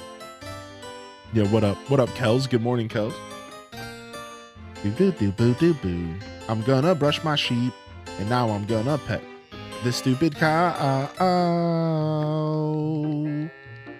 And I'm gonna water it so that I can have this milk. Then I'm gonna leave the barn and go to work on my farm. Here, have an insect house. Oh, you know, I haven't gotten anything like that, yeah. To be fair, the bugging and the fishing in this game are the things that I've done the least. So that's stuff that we can maybe get into as our playthrough progresses. Dum dum dum dum dum dum dum dum dum dum dum dum diddle-doo diddle-doo diddle-doo boo-doo boo boo boo boo boo. Favorite part of Coral Island so far? The farming per usual.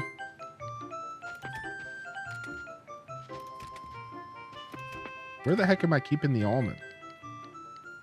I'm fairly certain I have almonds laying around here. All right, we're just gonna put them here for now because I'm being lazy. Yeah, the farming's rich. It's rich and it's pretty in depth and there's a good amount going on. Definitely my favorite part of the game. But that's good for me because when I pick up a farming sim, that's what I'm picking up a farming sim for. Because I want to farm. I know that sounds ridiculous, but like, yeah. Like that's what I'm here for. So it makes sense that it would be my favorite part of the game. It's like all the extra systems are cool. Everything else that this game has going on is super dope and welcome. But I don't actually care about any of it because what I'm really here to do is farm. So that's what makes Coral Island such a good game for me. Because they're not afraid to just lean into the farming. They were not afraid. What is this song? I can't. Mother Maya Mai, A Link Between Worlds. I remember Mother Maya Mai. You have to collect her stupid little babies. Yeah, it's A Link Between Worlds. I don't remember this song though. I feel like it's like a Christmas religion song or something. It's goofy. Freaking Zelda music. Does this game have an auto seeder and an auto harvester? It does, yeah. That's currently what we're working on right now. I pick up farming sims for the romance system. See, there's a lot of people that do. Yeah. Wildfire. That's why I made that distinction. Yeah. See, I'm so happy that you said that, Wildfire. Welcome to the show. Because that's why I made the distinction. Like for me, I play farming sims solely for the farming. I'm actually not interested in anything else really. Like the animal husbandry is like whatever. The romance systems, whatever. Right? All that stuff is cool, but in all reality, I mostly play these games, shockingly enough, just to farm. Yeah, like I actually don't go into these games with like much else in mind. Have you seen the little ghost that visits in the fall and steals crops from your shipping bin? No, that's super cute. I have found a ghost over here though. There was a ghost by the graveyard. And he dropped some vegetables when I scared him. Have you seen that? Yeah, like I went over to the graveyard and there was a ghost just hanging out and then he saw me. He was like a little cutie Casper the Friendly Ghost. And then he would just drop some random vegetables and then run away. Those were your vegetables? Yo, what's up, L? Best song? Yeah, for sure. All right, let's go for some osmium.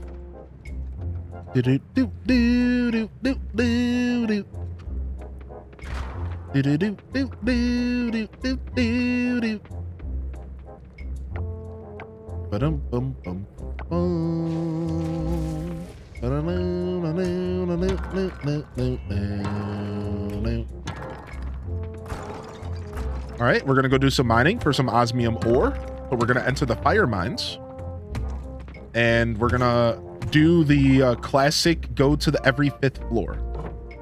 So if you're trying to farm up ores, you want to go from floor 15, 5, 15, and 25 is what people normally do. I take it a step higher and I actually go to floor 5, 10, 15, 20, 25. Because the reason I do this is because I find that checking out floor 11, floor 21, and floor 31 can be worth it sometimes, even though it also can be a nightmare like this. Like this is the opposite of worth it. This is like the absolute opposite of worth it. We don't want some random spiral floor. Like this is too much. So I'm just gonna leave and I'm gonna go back. But yeah. So this is what I do. You can do this with every ore. I have to go in here and farm up bronze and silver all the time. And this is how I do it. I just bounce around. Now, if I find an exit to the next floor, I'll take it. Because again, there's no reason not to. You never know when you're going to spawn in and you're just going to be right in front of a whole batch of osmium. So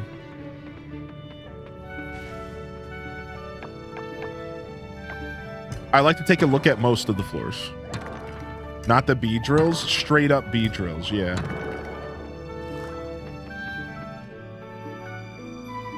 Dashing use up energy? No.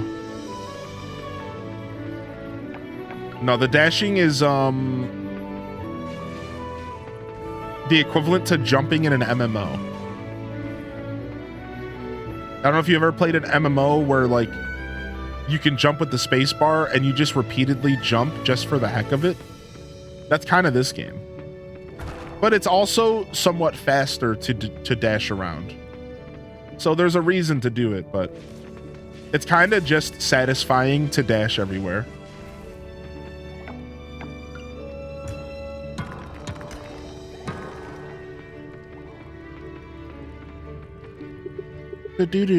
Yo, what's up, instant banana?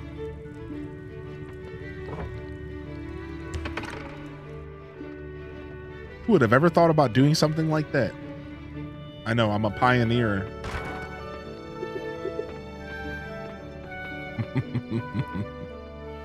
I would jump everywhere in Morrowind to level up. Dude, Morrowind had the best system for that. Dude, yes.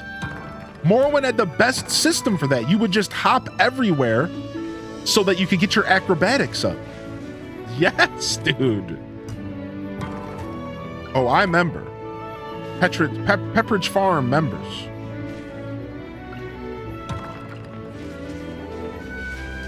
Get out of here, Shrek's dead.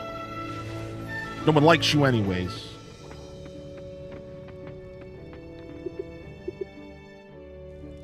And back with a bowl of cereal. I could go for cereal.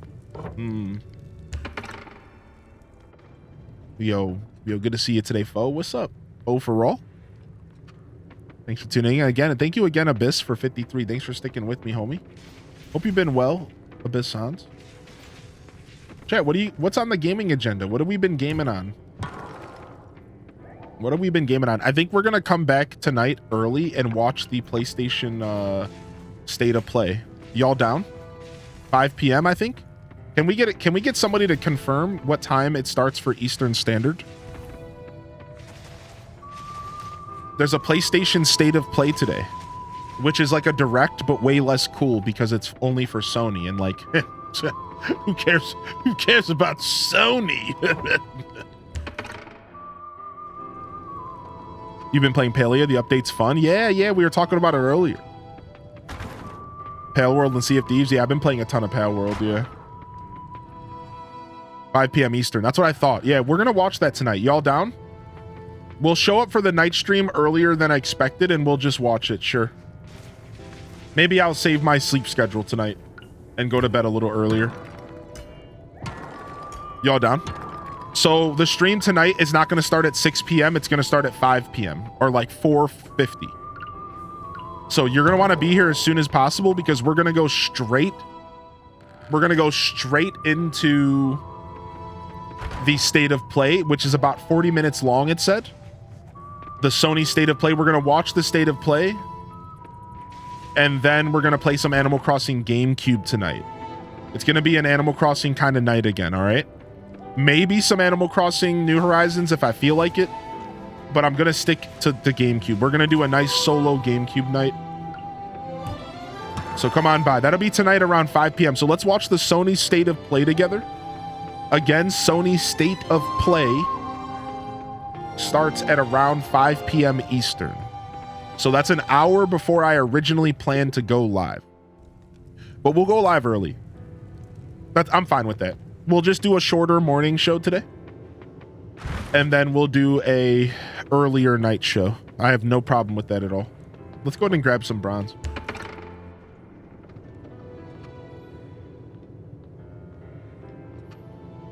Work Simulation? You've been playing it for a while? I've never heard of that. Morrowind was the game I discovered that in gaming, I'm naturally a rogue. Dude, that's sick. I'm also that way. I'm also that way in games. Dragon Tamer. I love doing rogue stuff. Yo, look how much fun we're having. Look how much fun we're having. I also am a natural rogue in video games, yeah.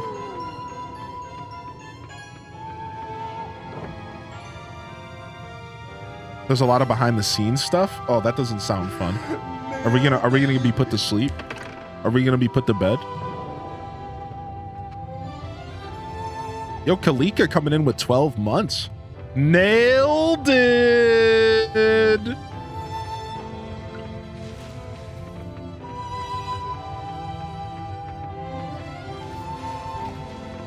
Yeah, we'll watch the state of play today. Does that sound like something that y'all are interested in? Should be good. I like watching gaming stuff. You never know what's going to be surprise dropped.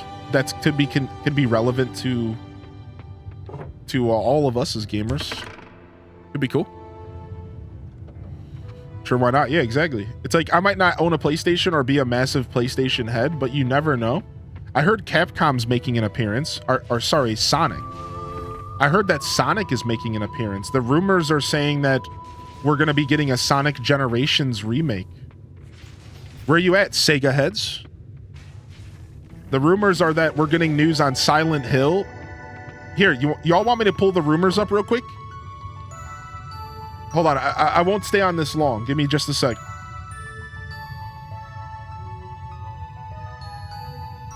This is what's rumored to be coming.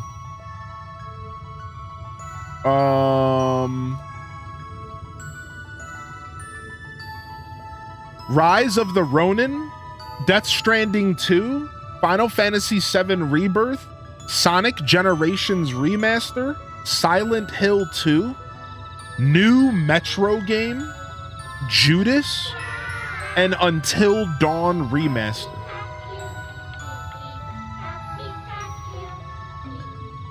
So that's what's rumored right now. That's what we're gonna get knowledge about. There's the link right there. There's my source. Hey, thank you for the follows. Good morning. Pikachu. Yeah. What's a state of play? It's a Sony Direct. You know how Nintendo does Directs, Dose of Rage? Well, so does Xbox and so does Sony, but they call them different names. So for Sony, it's called a state of play. And they sit down and they talk about their future games and stuff that's coming out. Whether it's coming to PC, whether it's coming to their PlayStation, you know, so on and so forth. And then Xbox has their own, they call them developer directs or Xbox, I don't know, showcases or something, whatever they call them. Yo, Sinisty, that's scary.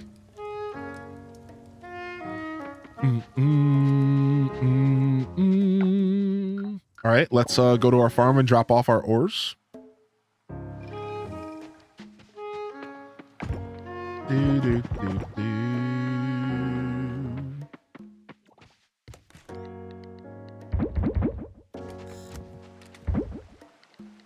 Okay. Boom. The button to throw all my stuff in the chest is the opposite of what it is in Pale World, and it's messing with me. In Pale World, you press the right trigger to throw everything in a chest that's already in there, like smart transfer. But in Coral Island, it's left trigger, and it's absolutely messing with me, dude. It's absolutely messing with my head today.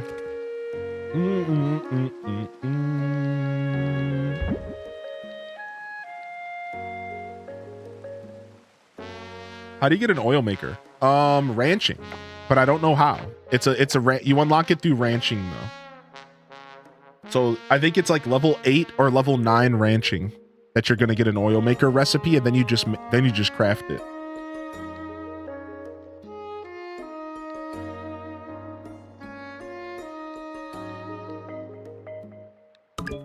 We'll take this skill. So I was deciding what skill to take. I took the increase the selling price of all animal products by 15%. The question is, though, is that when you take an animal product and turn it into an artisan product, is it still an animal product? If I take milk and I turn it into cheese, it changes it from an animal product to an artisan product. At that point, am I just losing the value that I just increased? Because at that point, I guess that skill's useless. Yeah, the drunk trumpet. Dude, I know, dude. It's so good.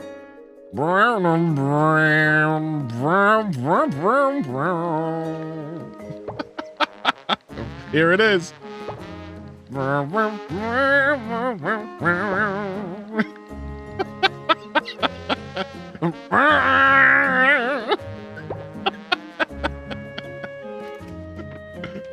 There it is, dude. The drunk trumpet. Dude, it's actually so good. Why is it so good?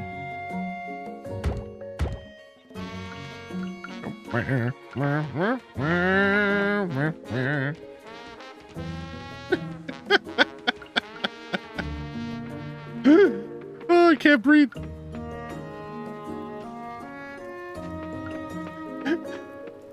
Oh, I forgot to bring coal. Oh. And here I thought I was going to get to bed on time in this game for once.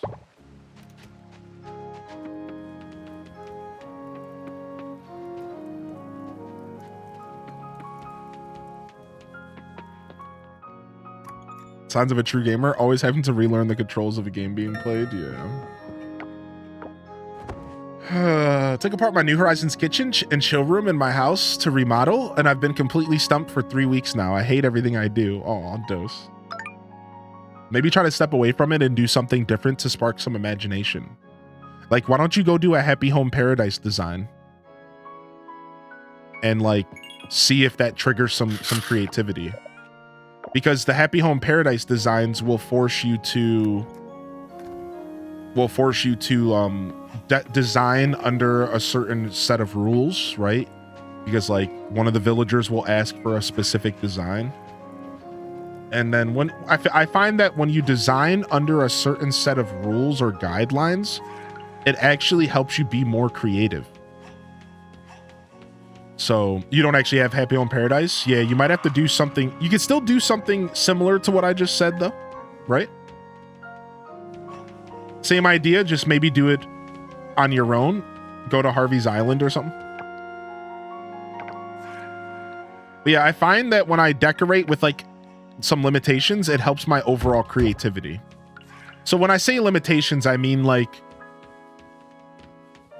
in the example of like Animal Crossing, like maybe go do a design in Animal Crossing that where you're only allowed to use the bamboo set, or like or like do an Eastern theme and make it like an Asian Eastern theme, or like give yourself like a weird theme and decorate a room around a theme and just kind of get your creativity sparked, you know? I find that that'll help me be like more creative overall. All right, that's it, dude. We need more of everything. All right, I think we're harvesting today. We are, okay.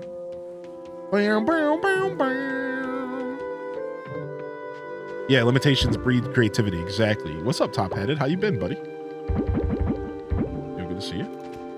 I hope you've had a good New Year so far. Good to see you in the chat today. Yeah, welcome in. One of those days, I'm gonna change Minecraft's key mapping because why on earth would you open inventory with E?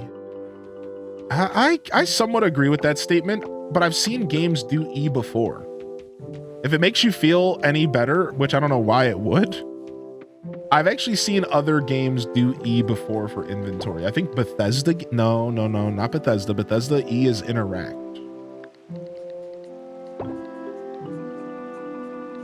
All right, what other seeds do we have?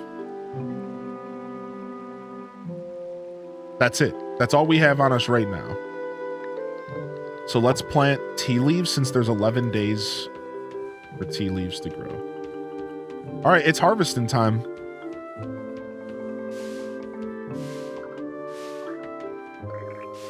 Oof. Top-headed, good luck. Good luck on the journey today.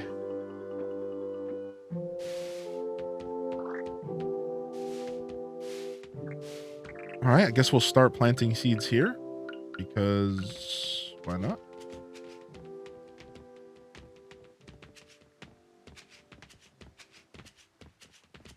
All right. It's harvesting time. Grow big and strong, okay? Grow big and strong, okay? It's harvesting time. Go big and strong, okay?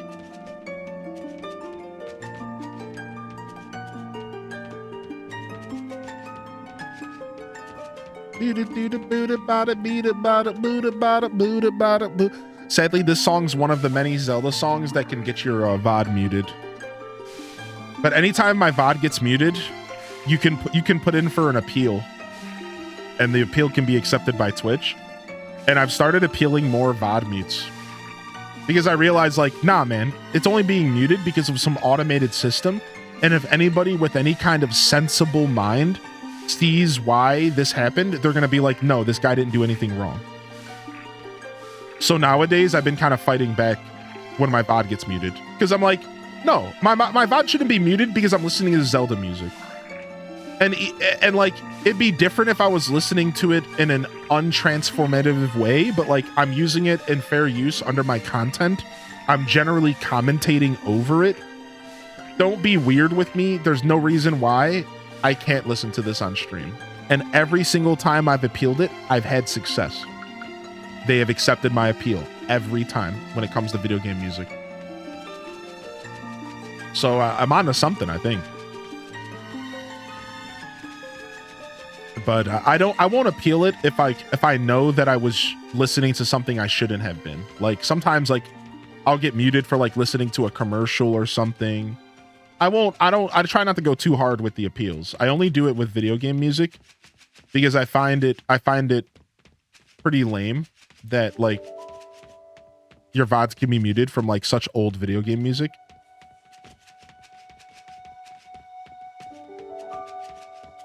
But hey, you know, at the end of the day, it's all a gray area it's all a gray area. You know, technically real artists made this music too, right? Good morning, you lot. Yo, what's up? What's up, Text? Yo, hearty welcomes in the chat.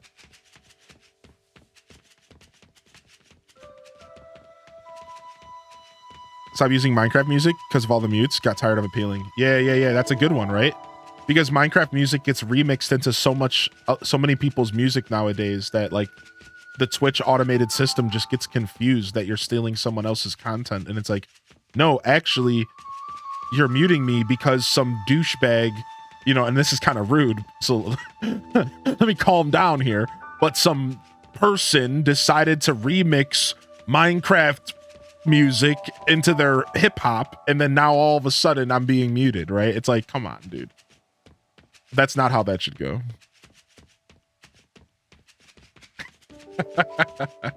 Oh, I'm over here popping off. Some douchebag. No, I'm still waking up. Yo, what's up? What's up, potatoes and death? And not untrue though. Yeah. Yo, Gingy, how you been, buddy? You still been playing that MMO, or have you mixed things up as of late? What you been up to, boss? Always good to see you, buddy. Always good to see you. I appreciate you taking the time to pop in, man. Thanks for coming to say hello. All right, we're replanted. We are replanted. Hey, and now we have all this cotton, and I don't know what to do with it. I'm assuming I can turn cotton into cloth. Yeah. We have a loom, but we haven't made a loom yet. But we can. We need scrap. So we can make a loom, we just haven't done it yet. So that's something that we're gonna have to let loom over us for a couple days. Because I'm not gonna deal with it yet.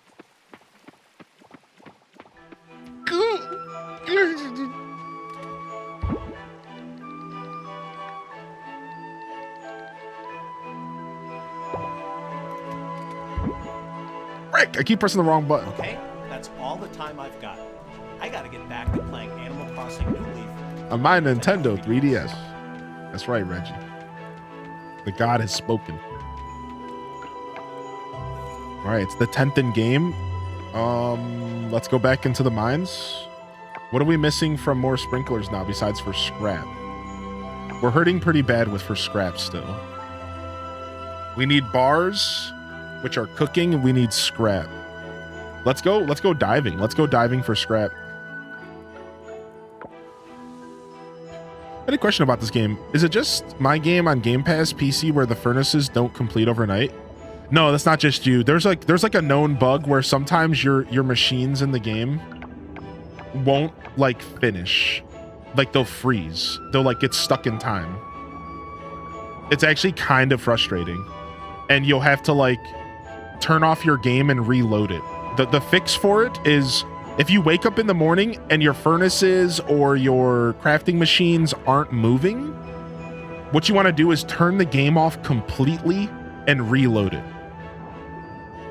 Don't just like exit the game to the title screen. Go to your Xbox title, your Xbox like dashboard, turn the game off completely. And then return it back on, and usually everything starts working again.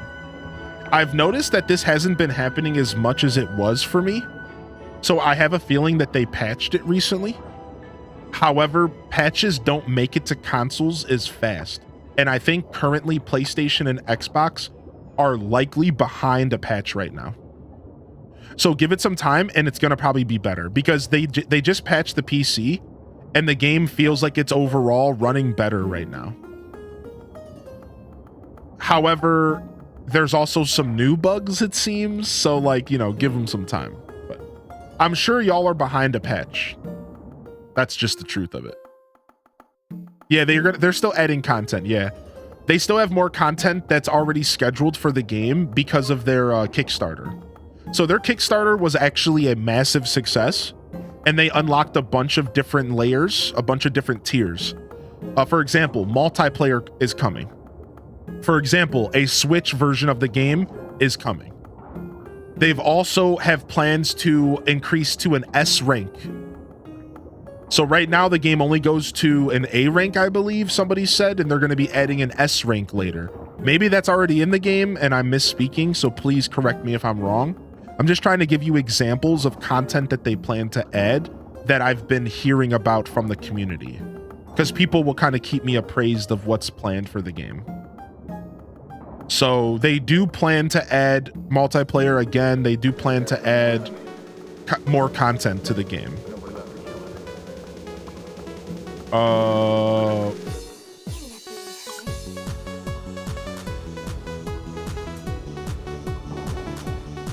Let's go. Let's go. Fairy Godmother with the $25 dono. Fun fact of January, camels have 3 eyelids to protect themselves from the blowing desert sand. 3 eyelids? That's actually metal. That's actually so cool.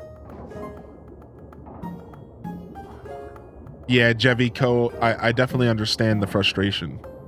Yo, thank you so much, Fairy Godmother, for a $25 donation to the channel, to the stream, to the broadcast. Thank you sincerely. And happy anniversary day. That's what today is. That's what we're celebrating. Right? I'm assuming that's what that was for. Not that I should be assuming much here. Happy anniversary. You've been with us for a long time. It's pretty crazy.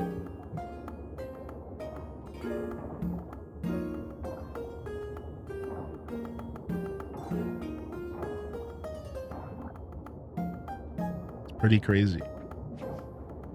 I play super slow, so I don't really care, right? Same. Is there combat in this game? There is, yeah. The combat isn't the focus, and you can even turn off aggressive mobs if you want.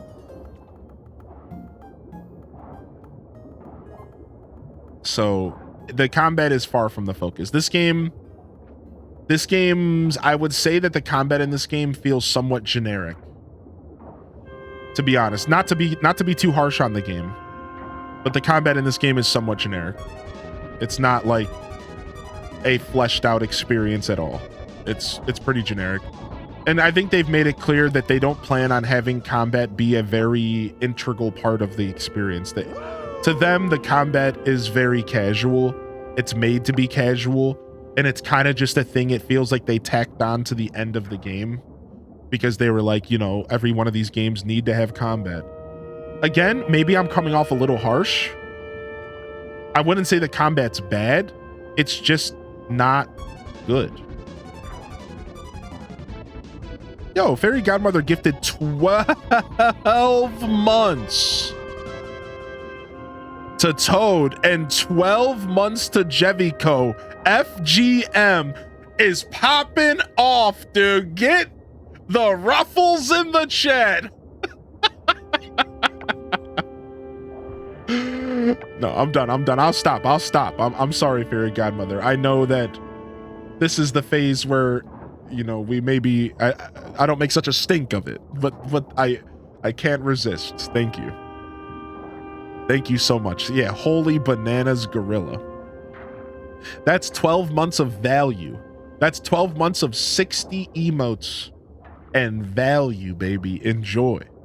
The tier 1 sub has gotten amped up recently. It ain't even my birthday. I like that response. That was cute. I'm actually crying. Aw, Toad. Well, there you go. Enjoy, Toad. Fairy Godmother is a generous soul who is very appreciated and valued. And not that I need to remind you, but I'm going to do it anyways. And just remember, we appreciate you, Fairy Godmother, but please take care of yourself first. And please ensure that... Just know that I appreciate having you around, and that stuff is extra. I'm not generous. That stuff is extra, all right? I just appreciate that you still pop around. And I'm glad that I get to pop and see your content sometimes. And like, I just like that I still have friends on this platform from years and years ago. So I just like to make it clear that, you know, you don't got to do any of that. I hope you know that. I hope you truly understand that that's not something that has to happen. Thank you so much. Taco Existential coming in with 29. What up, dude? What up? What up, dude? The Taco Gang is rising. Taco Gang, sound off. King HD, King Taco. King Taco is in the court. Sound the drunken trumpets.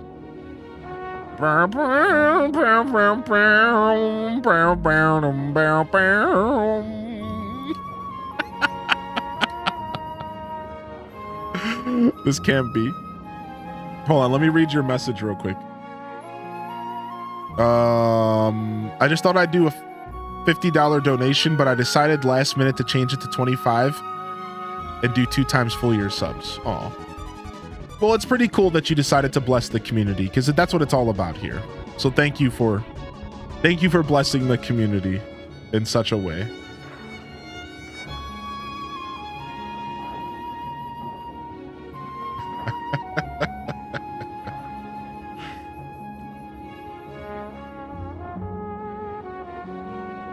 Okay, my inventory's full. All right, let's get out of here. We full up? We full up? Yo, thank you for the gifted subscription to Pizza Yeti. You want a pizza me? Yeti?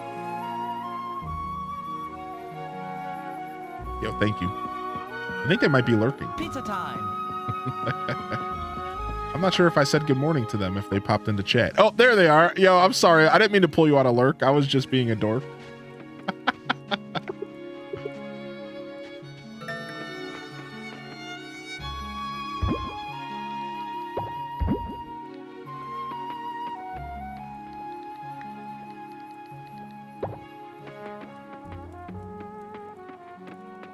Yeah, Coral Island's holding steady. Yeah, it holds up to the farming sim genre fully. This game truly is the successor to Stardew Valley, the spiritual successor, which I think is very clear to make. That's important to make clear. The spiritual successor to Stardew. It does everything that Stardew does, but in its own unique way, and even in a weird way kind of changes the game a little bit and kind of says, yo, why don't we try things this way? Or have you ever thought that it could be like this? Right? Like, that is a really, really cool thing about gaming. Like, I was just watching this video. All right. I'm going to talk about something that I said that I kind of don't want to talk too much about anymore, but this is just to make my point here, all right? So, enjoy your lurks, by the way. I'm playing at normal speed, yeah. So, I was watching this video that was talking about the evolution of gaming and how... So, there was a developer from Riot, a guy that worked at Nintendo for 11 years and then worked with Riot. Riot is best known for League of Legends, if you need a reference, for 7 years. So this guy's an industry veteran, and he decided to comment, of course, right, on Pale World. Of course. He wanted to share his 2 cents, just like everybody else, on the whole Pale World talk. So this guy came out and he shared his opinions on what's going on with Pale World, and he made a really good point. So his point started off with Street Fighter and how years and years ago, Simdogga continued their gifted sub from Lady Carve, which is crazy. But that's besides my point. What I'm really talking about is how years and years ago, thank you, Simdogga, a game called Street Fighter released, and how Street Fighter took the world by storm. Street Fighter was the best thing since sliced bread, breast implants, and cigarettes and guns. And you want to know what happened when Street Fighter released? 20 other versions of Street Fighter released after it. There was Fighter Pals Omega and Zib Zabby Zowie Fighting Edition, and a game, instead of having Ryu and Ken, there was Ryo and Ben. And these games, they all came out and they just did the same thing, but they iterated on it in their own unique way. Now, is this a bad thing? No. Because that's how gaming has always worked. You iterate, you build on top of, but you always do things your own way, your own little, like, unique way. And then he goes to a point to where he mentions Mortal Kombat. Anybody here play Mortal Kombat? Just Ruby knows. And he said, well, Mortal Kombat was a product of the same era. Mortal Kombat is a reskin of Street Fighter, but in such a unique way, in such a unique light, that you almost would forget that Mortal Kombat was following in the footsteps of Street Fighter.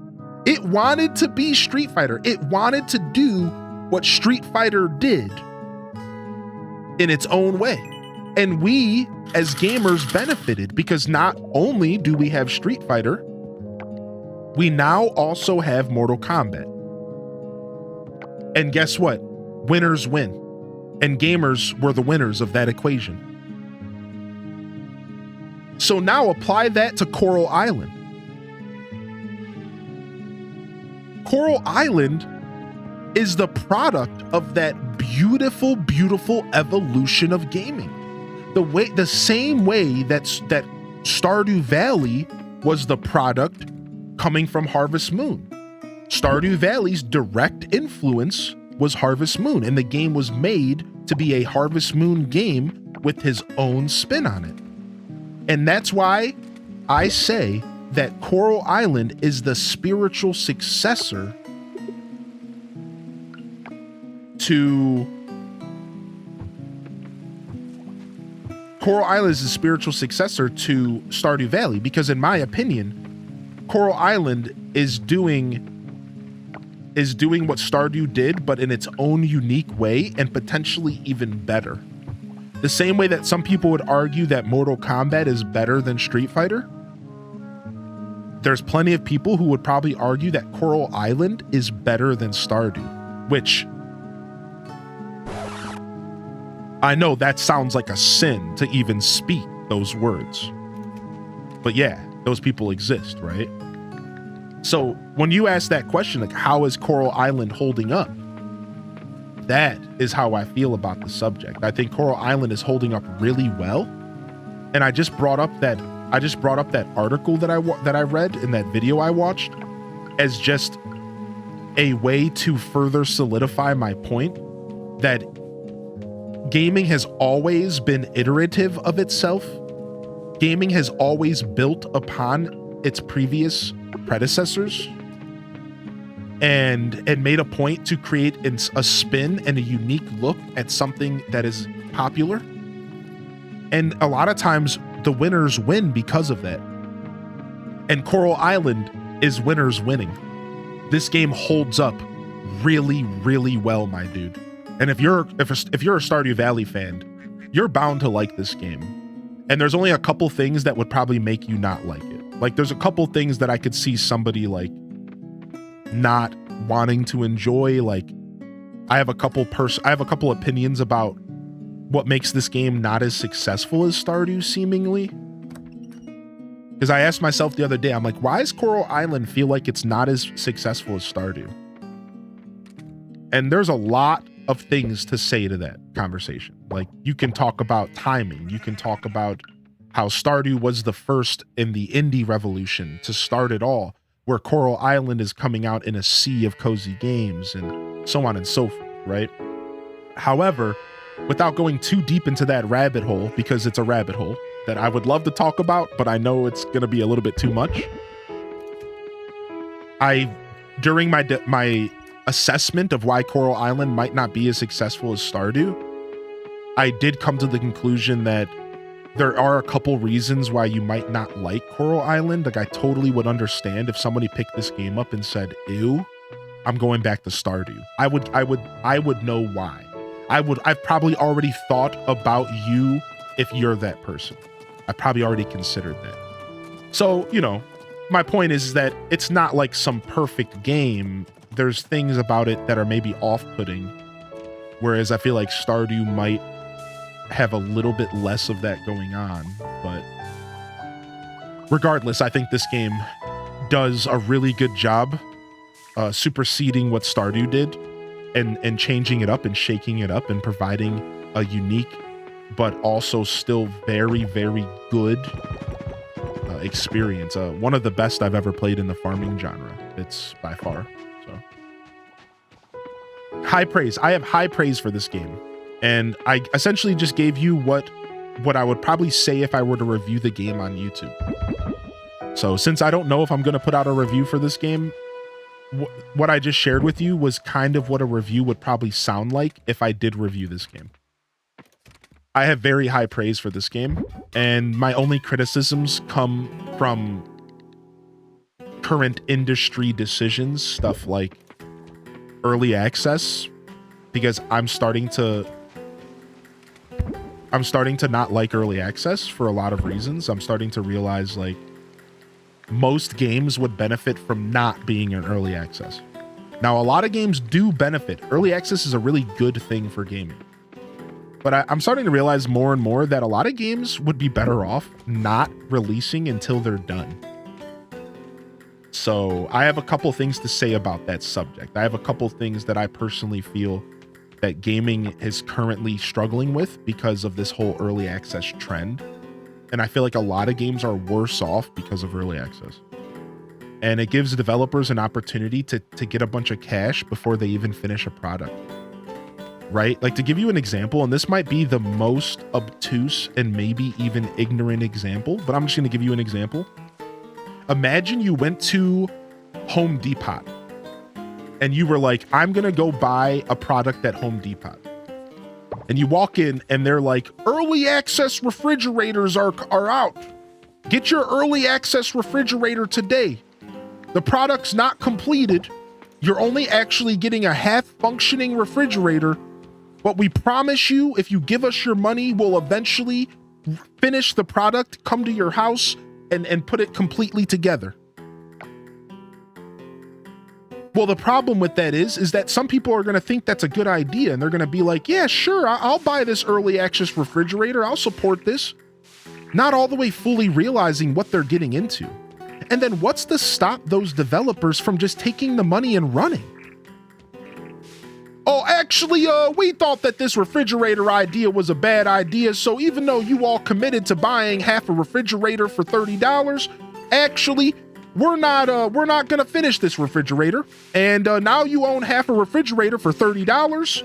And that's all you're getting because we're actually not committing to finishing it because we never said that we would, because all we really did was say that we were selling an early access refrigerator. Now, this is the consumer's fault at the end of the day because the consumer purchased a half of a refrigerator.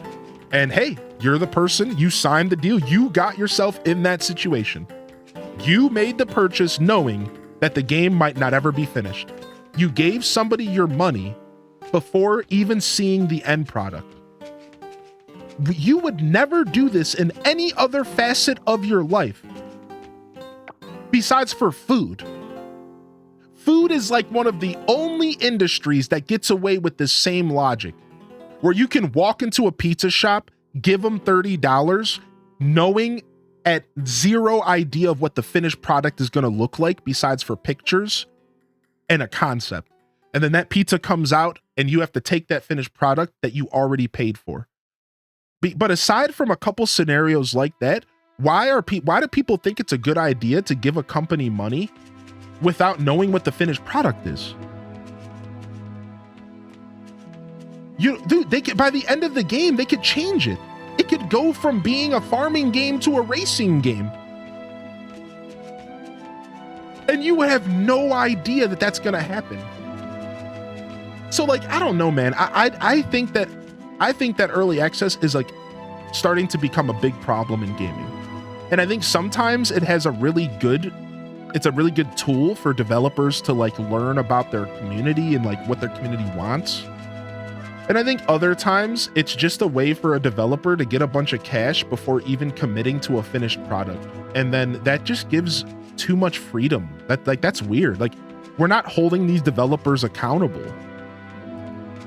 Right? We're not holding them accountable. We're letting them get away with making half-finished games. We're buying those games. And then we're telling them like, okay, go ahead and keep doing what you're doing. Like, I don't think it's a healthy market, and I feel like it's pretty bad for gaming right now. I've felt this way for a long time though. This is not just new.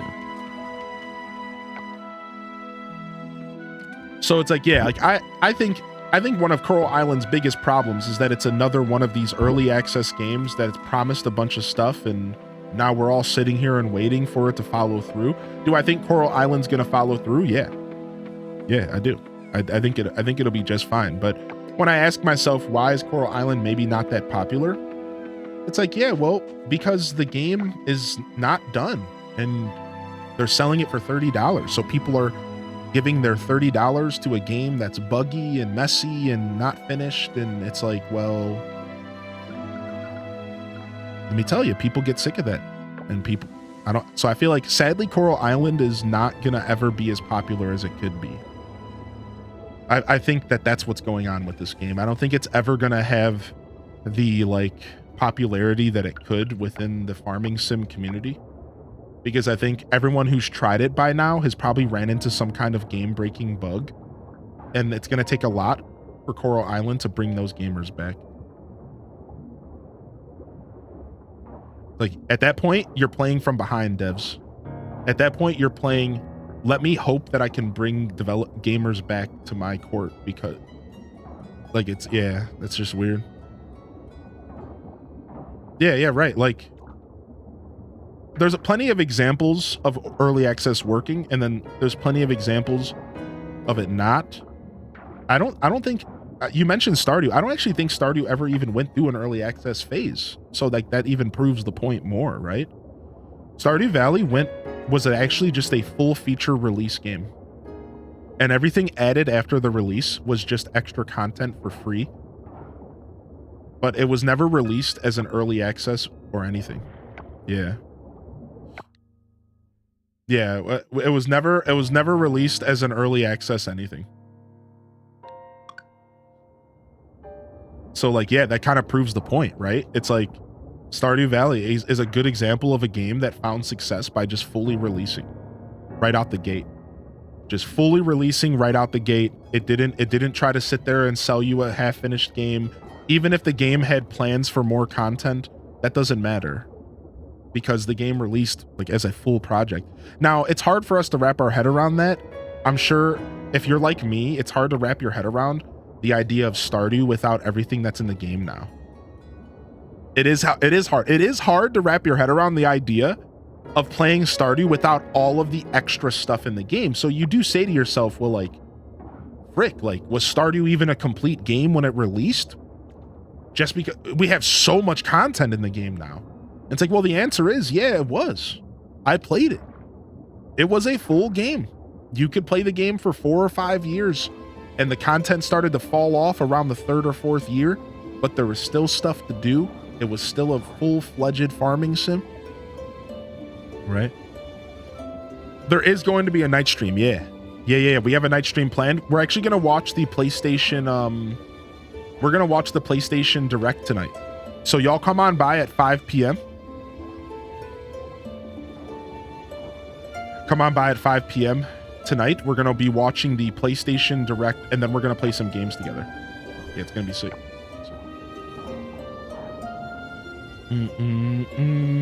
What's up, Glurch? Welcome in. Yeah, it should be sick. I'm excited to check out the PlayStation Direct, see what it's about.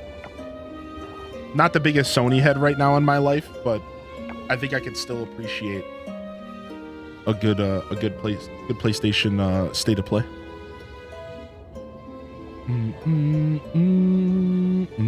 Yo, how are you today, Cooper? What's up, Lady Belsh? Yeah, sorry, I didn't see your message until it was too late. I'm sorry I didn't delete it faster, Shizm. I would totally change that password. Yeah, sorry, bud. Our community's pretty wholesome, so I highly doubt anybody's being weird about it. But just to be safe, because it's probably going to be on the screen too on my VOD. So. Thank you for making my morning better. Hey, yo, thank you. Yo, pieces in the chat for Alto Girl. Thank you for being here today, Alto. Have a good day at work. You buttum. Appreciate you. But yeah, I digress.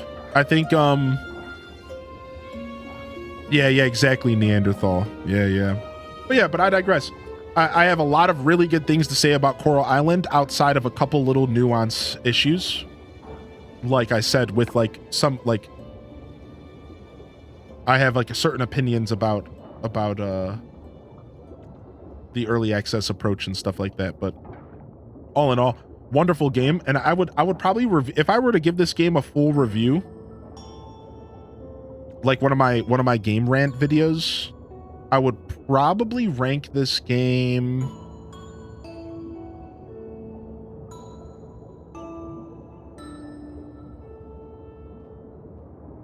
I don't know, that's tough. I would probably rank this game upwards towards like a 9 out of 10. Maybe an 8.5. Because like I never even asked myself what I rank Stardew.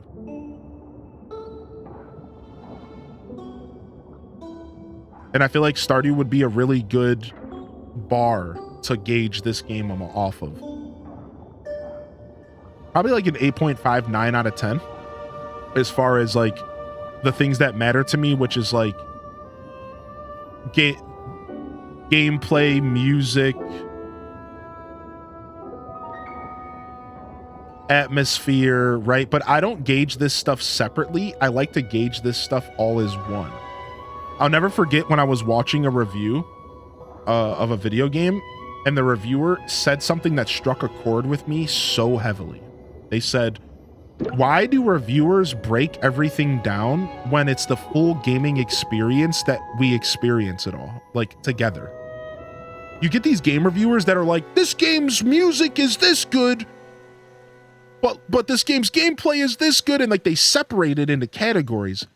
But in all reality, you experience it all at once. And it started changing how I approach my game reviews. Instead of breaking my game reviews down to these weird categories, I'm starting to approach my game reviews with the mindset of like the whole experience. The whole experience. The experience as a whole. And how does it feel when it all comes together as one picture, as one presentation? And that's how I do my game reviews now. So it's fun. It's a fun way to like approach gaming and like to talk about it and think about it. But yeah, I'd probably give this game like an 8.5 overall.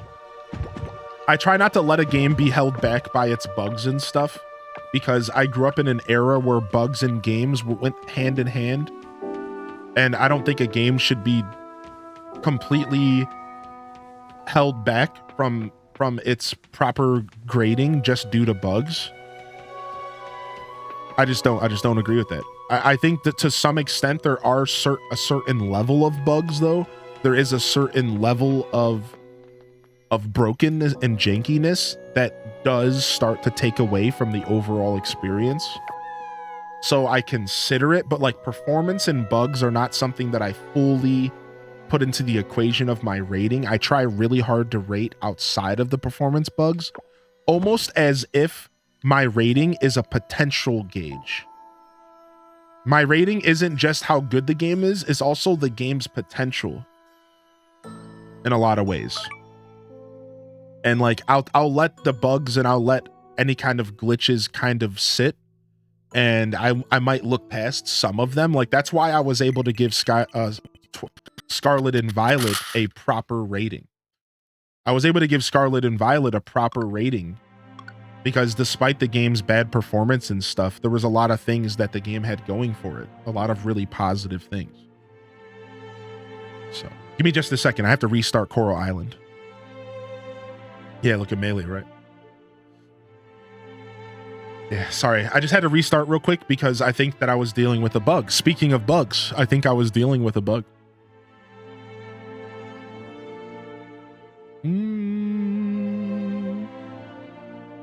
Yeah.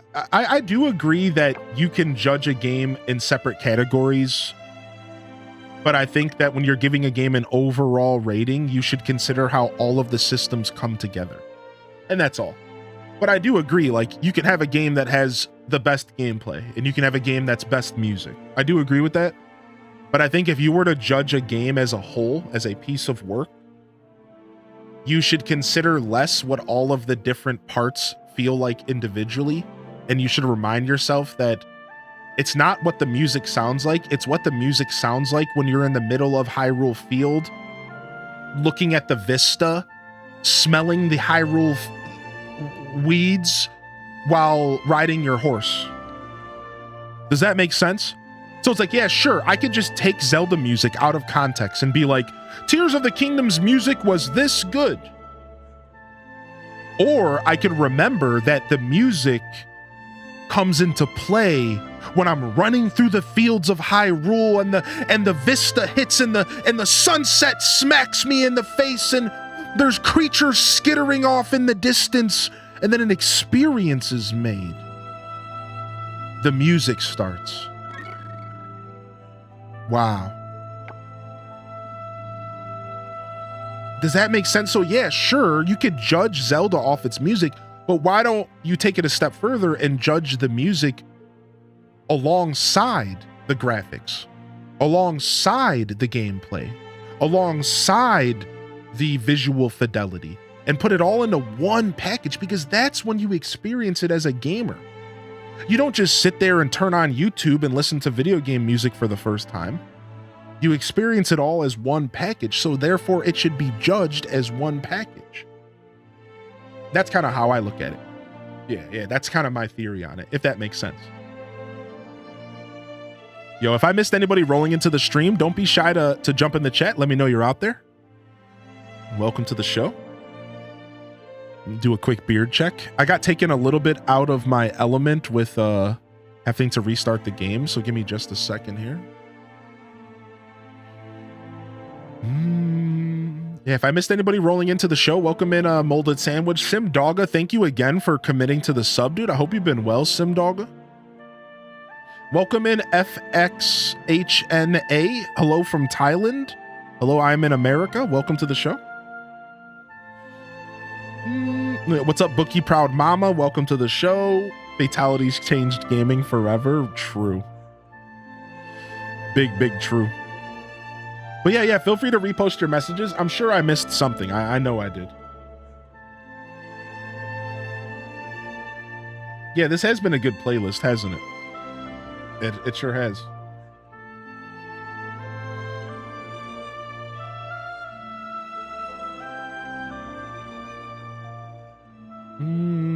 Happy hump day. Yeah, give me just a second. I need to look at something.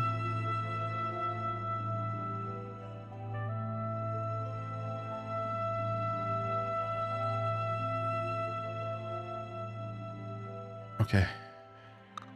All right, let's get back into it. Also started getting a bug where the start menu gets stuck on an overlay. What the heck? With great bug fixes comes more bugs. What Zelda do you recommend for the first? I always recommend people Breath of the Wild.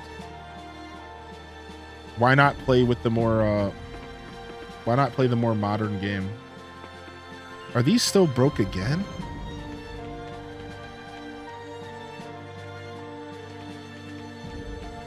All right, these might be broke again.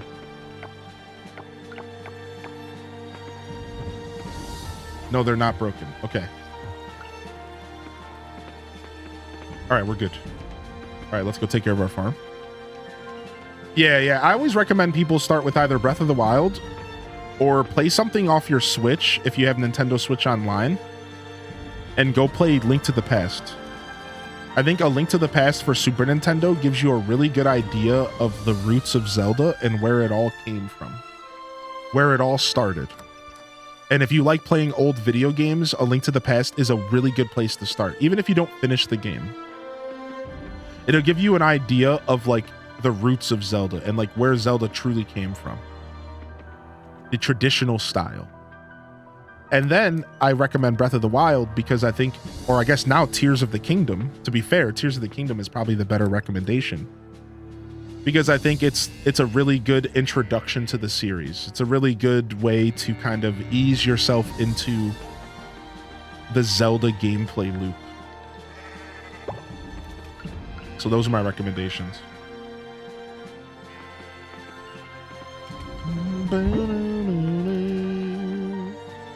Yeah.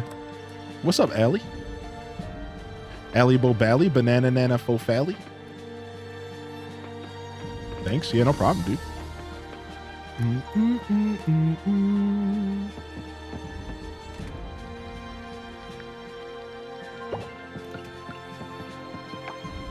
All right, let's start taking care of the farm. Fill up all machines. I don't think we have a harvest today. And we're starting to get more of these auto harvesters, so we might have to harvest less and less as time goes on. Now, we don't have seeds plugged into the auto seeders. I'm still going to be doing my own planting for a little while. I'm not confident in these gosh darn machines planting my seeds for me. I'm not into that. I'm not comfortable with that. I'll do my own planting. You hear? These robots don't know how to plant a darn seed. It takes finesse.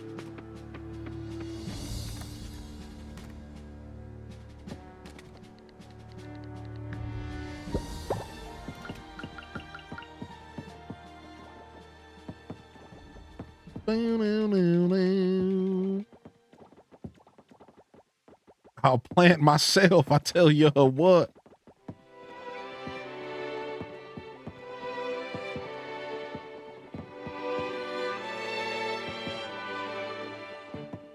All right. We're making a ton of cash off Karacha right now. This is good money. Darn whippersnappers. What's up, good nudes? 5 months already, woot woot. Keep up the cool games and shenanigans. Yo, thank you, Mrs. K. Thanks for sticking with me, homie. Hope you're doing well on a Wednesday here.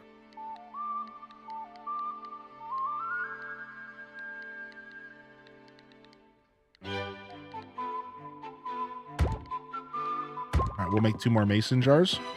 We'll add to the mason jar family here.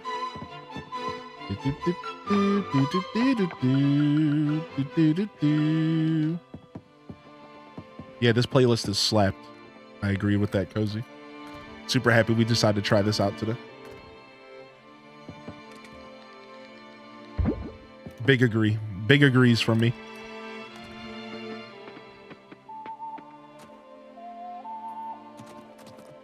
Boom, boom, boom, boom, boom, boom, boom, boom, boom, boom, boom. Boom, boom, boom, boom, boom, boom, boom. Yo, what's up, Flamingo?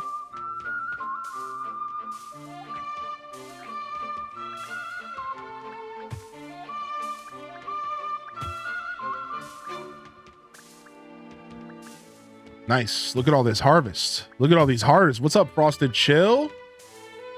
Yo, we're big harvesting today. Oh, look at this. The auto harvest. Look. Whoa, the whole field is empty, dude. Whoa, the auto harvest is sick.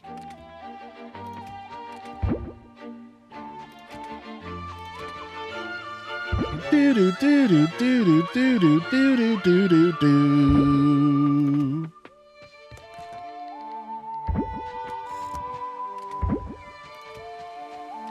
How you doing today, Frosted? Welcome to the broadcast. All right, looks like we got to replant. We might have to actually go buy some seeds. I don't think we have enough. I don't know if 300 is enough. We're about to find out, though. Do, do, do, do. The Nocturne of Shadow.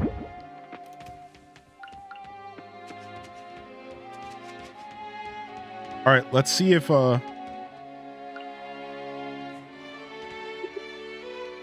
use attachment. Fertilizer seed storage. Okay, it's planting them. Look at it go. Boop. Boop. Boop. Boop. Boop. Dude, nice. Sick, dude. This is actually kind of cool.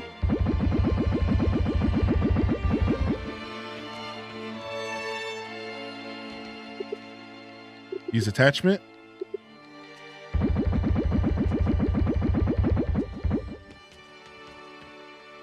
Never mind. I am gonna go to my robot overlords here.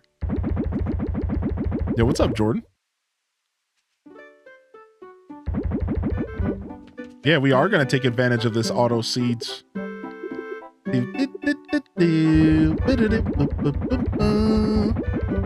Doing well. How are you? I'm pretty good today. Thanks, dude.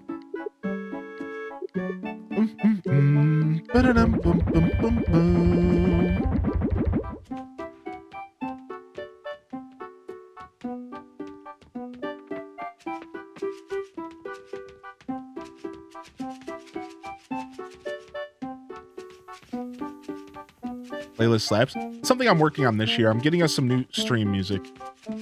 Putting together new playlists, scouring the internet for pre-made playlists. And just working hard on mixing up our jams this year, but still keeping that classic flavor that people know me for. That Windows 96 vibe. I have a certain vibe here that I like to keep upheld. That people know me for. But I also know that it would be nice for us to have even more options. And that's what my goal is this year, is to get even more options so that I can keep music rotating weekly without any repeats. That's what I want. I want to have a solid enough options, like enough options and playlists put together for everybody that we don't have to replay anything every week. Heck, maybe even get to the point to where we're not replaying stuff every 2 weeks. I would like that. I realize that's something that I want to do. It's a personal goal of mine for the show. Is to get our music is deep, get a nice deep pool of music for the channel. We are gonna run out of seeds.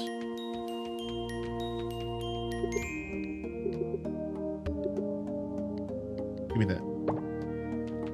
We are actually going to run out of we're gonna have to go buy some seeds. Let's go buy some. What do we want to buy? I guess moondrops are still allowed. What is it, the 12th? It takes 12 days to grow. Sure.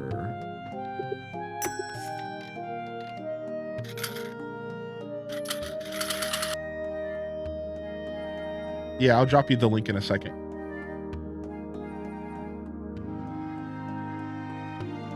Hey, thank you, B. Kimberly. Thank you for the heads up.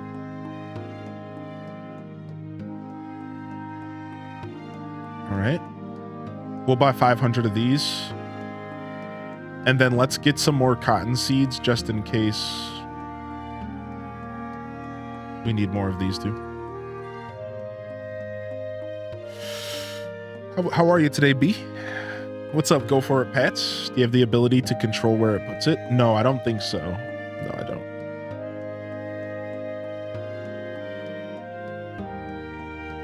All right.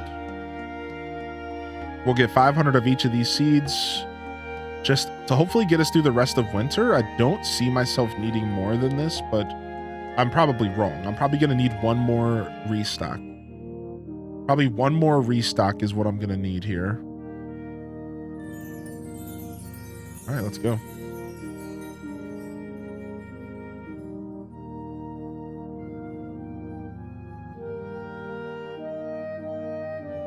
Interact, use attachment, check the storage. I want to make sure that I don't have any seeds just sitting around in these. Because I was just kind of playing around, throwing in a random amount of seeds.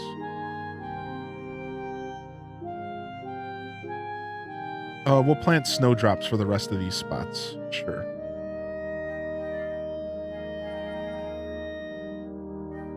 Okay. Oh, we can turn the sound effects back on.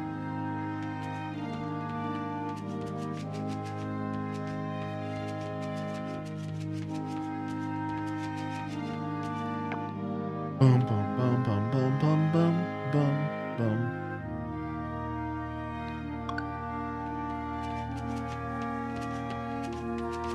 All right, nice. Nice little winter planting session. Nothing too intense. And we can spend the rest of the day mining, I guess. Take a break from diving. We honestly need so much trash. Let's just go collect more trash. We are hurting for scrap on a whole another level right now.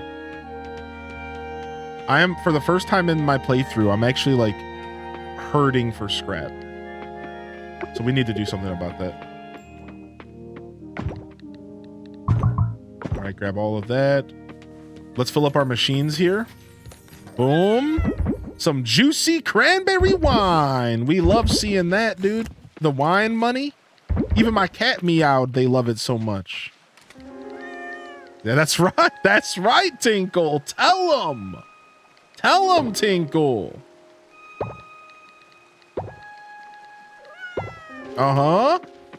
That's right. Tell them about those big bucks. The honey bucks. Have you considered the temple yet? Wait, what do you mean?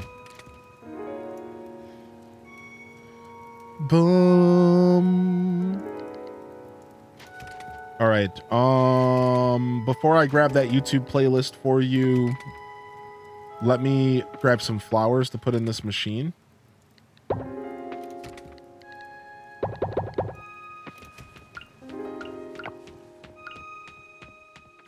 Nice. Getting that future honey money. That future honey money. We're going to age all this honey in aging barrels. That's future money right there.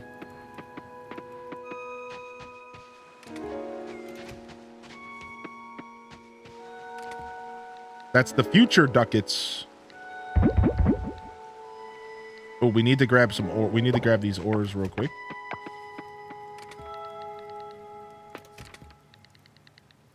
Boom, boom, boom. Get some more ores cooking. Have you finished the temple? Are you talking? I'm not sure what you mean by temple. You're talking about the mining shafts?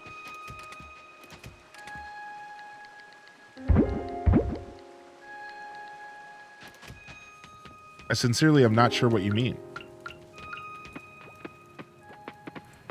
Are you talking about the bundles where you donate stuff? What's up, Crim's Death? What's up, Vaz Katie? How are you, by the way?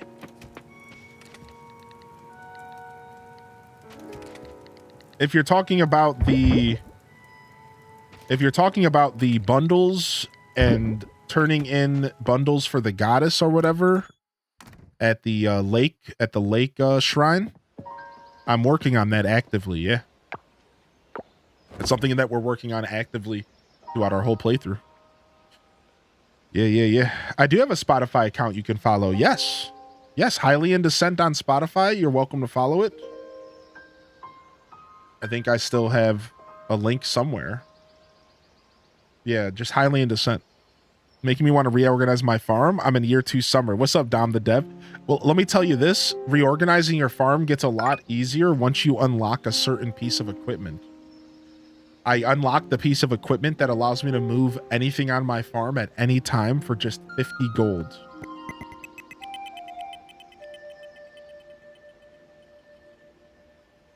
Nintendo. Want to show some appreciation. I love the stream atmosphere. Less than 3's cheer. Ow, our ears. Sheesh, the game is just tripping. Okay, hello game. Must be all the auto harvesting. This is what our viewer was talking about. They said when I do auto harvesting in the mornings, there's going to be a little bit of lag. Sorry about that sound effect, dude. It was obnoxiously loud due to the glitch. It's like it layered on top of itself multiple times. Yeah, it was all the harvesting. Look. Oh my God. Look how much I have to plant. I only bought 500 seeds. We can plant more snowdrops, I guess. All right, we have to head to the store today.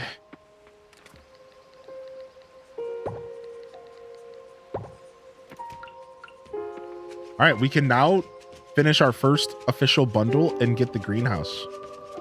I'm pretty excited. Am I going to have to move my stuff around the greenhouse, or is everything going to be fine over there? I don't know how big this greenhouse is about to be. But like, am I okay to just have my stuff sitting here, or am I going to have to move it all?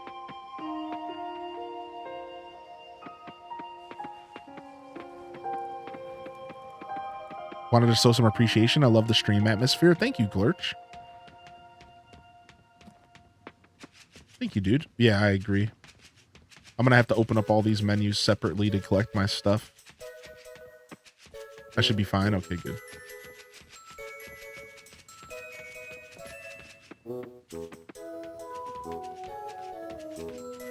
All right, we'll plant until we can go to the store in game.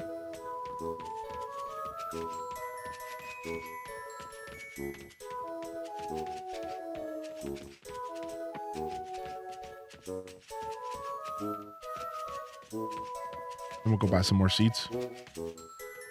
Boom. Boom, boom. Boom, boom.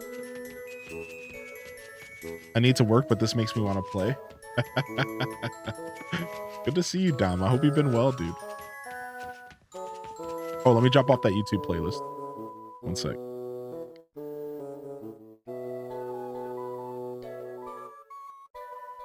Oh, and big stretches. What's up, everybody?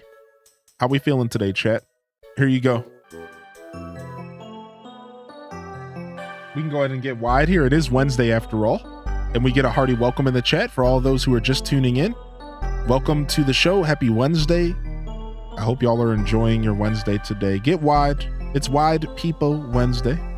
Mrs. K, thank you again for 5 months. Thank you again, Glurch, for the biddies. And welcome to the show. This is episode 20 or 21 of Coral Island. You can find our highlights here, as well as in the Discord if you want to keep up with the playthrough. I have 2 dedicated channels to our archiving our content in the Discord. So if you are interested in that content archival, you'll find it over there.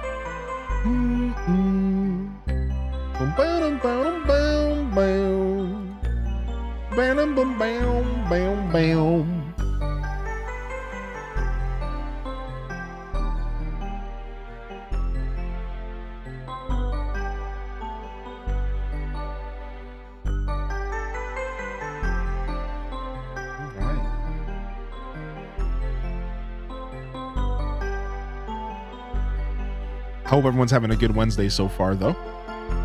Of course, as always, I'd love to hear from you if I haven't already. Jump in the chat, let me know how you are as we dive into some Coral Island. Having a good time playing this game, of course. Of course, of course, of course. You know I do be loving my farming, though. Struggling with the flu? Frick. Yo, feel better soon, Kiki. What up, Raina B? Yeah, let me stand up and stretch real quick. Not looking forward to work today. I start in a couple hours. Rip. Oh. Yeah, big stretch, dude. That's right. Let's get that blood a pumping. All right, let's dive in.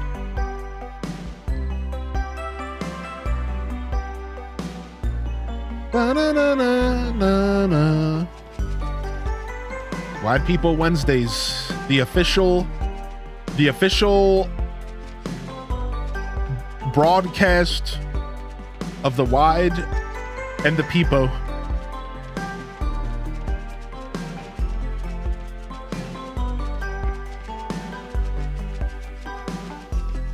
Yo, what's up, Cherry Moon?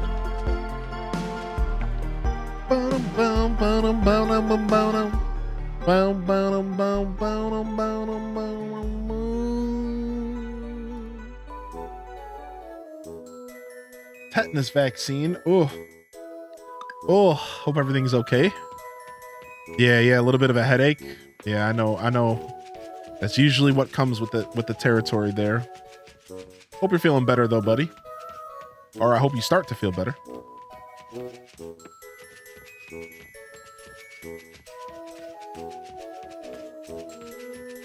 Seems like snowdrops are our best option for money. Let's go buy a couple more. Here we go. We're going back to the store again. Back to the seed seller again. There we go.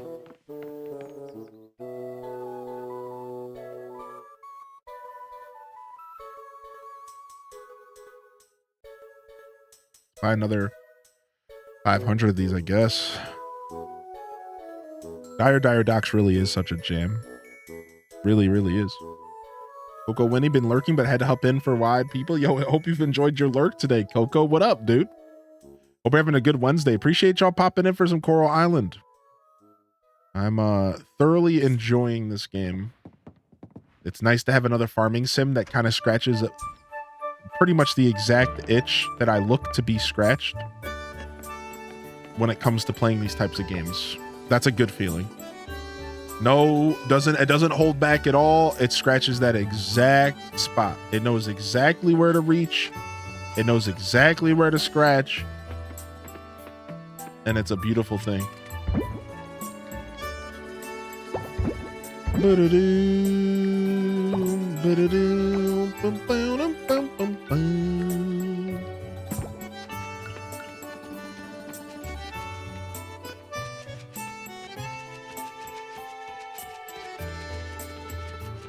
Did you actually count all those plots? No, I have roughly about 2,500 crops that can fit in my fields.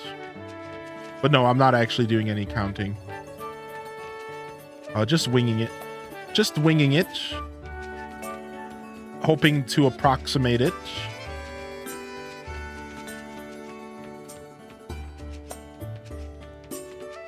Kind of like the challenge of Stardew compared to where Coral Island has made it easier. But I always have a Stardew challenge save open. Yeah, exactly. I agree with that. Yeah, Coral Island is like more about accessibility and it's like a more approachable experience. And it gives you a lot of freedom to make it easier or more well-rounded, whatever you prefer, really. So like, see, I play this game with the clock at regular speed because I just like that little extra hair of challenge. I like that little extra hair of time management, kind of make me think about what I'm doing every day. Right, like, so like that's how I make this game just like a little bit closer to Stardew for me personally. What's up, Sam Anima? Good to see you today, Sam. Hey.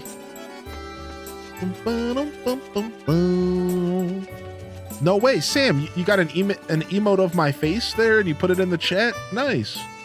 I had no idea people were making emotes of my face. I must have become very famous. Farming doesn't relax me, I get overwhelmed.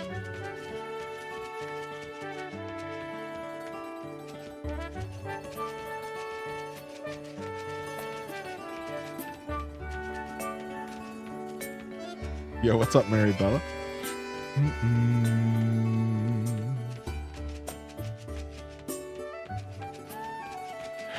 I don't think I necessarily play farming sims to relax personally. I do game to relax, but like for me it's different. Gaming for me is not always something that I do after a long day to unwind. Gaming for me is more often a way for me to challenge myself. What are you doing in my swamp? Gaming has always been that way for me. Like I've rarely do I approach gaming and say to myself, oh, it's been a long day. Now it's time to sit down and relax with a video game. I do that. Animal Crossing is the most notable, right? Animal Crossing being the most notable. Where I'll like sit down and be like, I'm going to play something solely for the purpose of relaxing. For me, for the most part, gaming is always a way to keep me alert and awake and challenging myself. That's the kind of gamer I've always been. Most of the time when I pick up the sticks, I'm looking to make my brain active. I'm looking to like put my brain in a position where it's thinking about something, or it's solving puzzles, or it's mechanically, you know, platforming, or I'm like figuring out how to make my character the best character in Skyrim. So I'm like analyzing systems and challenging myself to like make my character as cool as possible. Like generally when I game, I'm usually gaming for like that style of entertainment. For me, gaming's never really been like relaxing in that sense. It is in the sense of like a hobby, right? Like hobbies are naturally relaxing. Does that make sense? Hobbies are naturally relaxing. So like in the sense of a hobby, it does, it does chill me out. It is something I really love doing.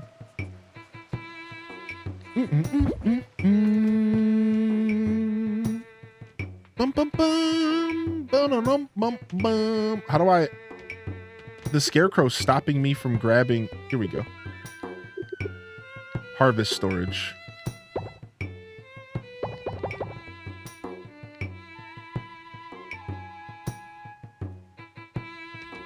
All right, let's quickly go and finish this temple right now.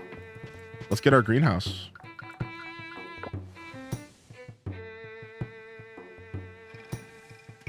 Try to play Palea, played for 20 minutes.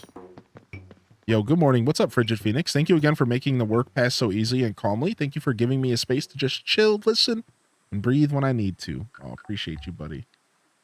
Messages like that make it all worth it, dude. Absolutely make it all worth it.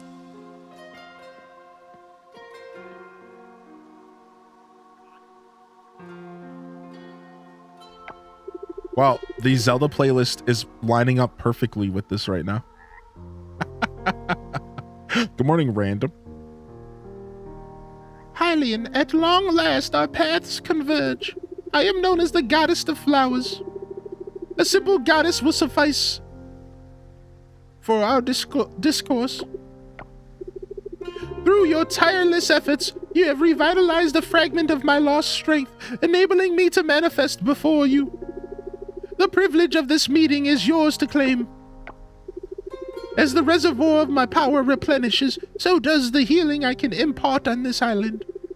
A thriving environment nourishes all who depend upon it. I sense you've noticed the transformation too. Genuine smiles blossoming on faces once wilted. Your deeds are bearing fruit. If you persist in your offerings, my growing power will peel back the veils of the unknown, revealing new areas. Accept this stamina fruit as a token of my gratitude. Sick. Yeah, so humble. Just call me goddess. Brush the dirt off your shoulders. Dude, you could think that this music was supposed to be playing in the game. Remember, you are always welcome here in my temple for guidance and conversation. Until we meet again.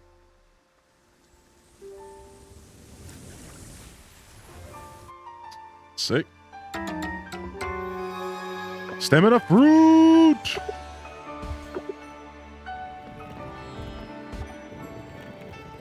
Seeds. Random, exactly.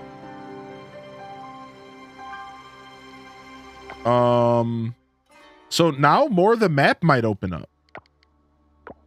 Now I'm thinking now we might actually be able to go and visit that stupid panda. Do we think that that's opened up yet? Maybe tomorrow?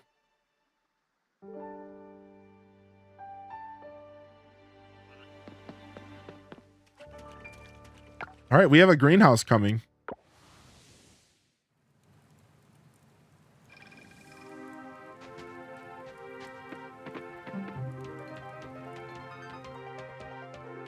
All right, what do we do with all of these snowdrops? They're flowers. Do we turn them all into honey? Dun, dun, dun, dun, dun, dun, dun, dun, dun, dun, dun. Getting into the storage is like a little bit annoying. You have to go through a couple dialogue boxes. It feels very old school gaming. Like, I don't mind, but it feels very old school gaming. You have to go up, you have to click use attachment, go to harvest storage.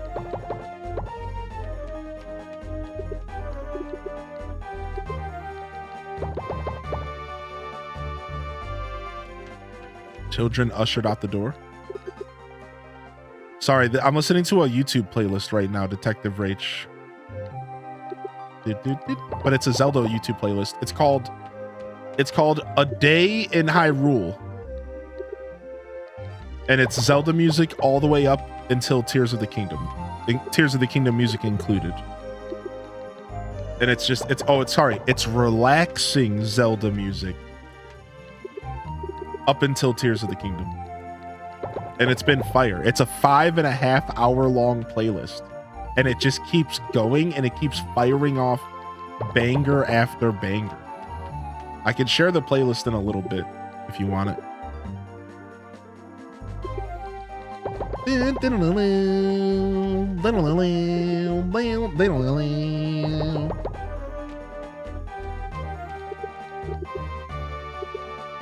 We're just trying it out. There's a chance that I get my VODs muted because of this. So we'll just test it out. Hopefully we can engage with this playlist again in the future. Hopefully it doesn't get weird about my VOD. Yo, have a good day at work today, Sam. Yo, pieces in the chat for Sam Anime. It was nice having you out here, even for just a little bit, my dude. Thank you.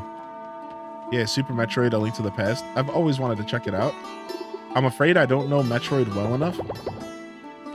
But that probably just makes it even more fun now, doesn't it? Yo, how are you, by the way, Raichi? Snowdrop Honey is a good submission for the harvest competition. Oh, is it? The Snowdrop money. The Snowdrop dough. Is that so? All right, how many more can we craft? All right, we got 4 more. Yoink. Kerplunk. Kerplooey. Kerplowy. Oh, I wonder if it'll auto harvest the saplings. Or is it only crops? All right, we need 8 more. We're out of freaking scrap again.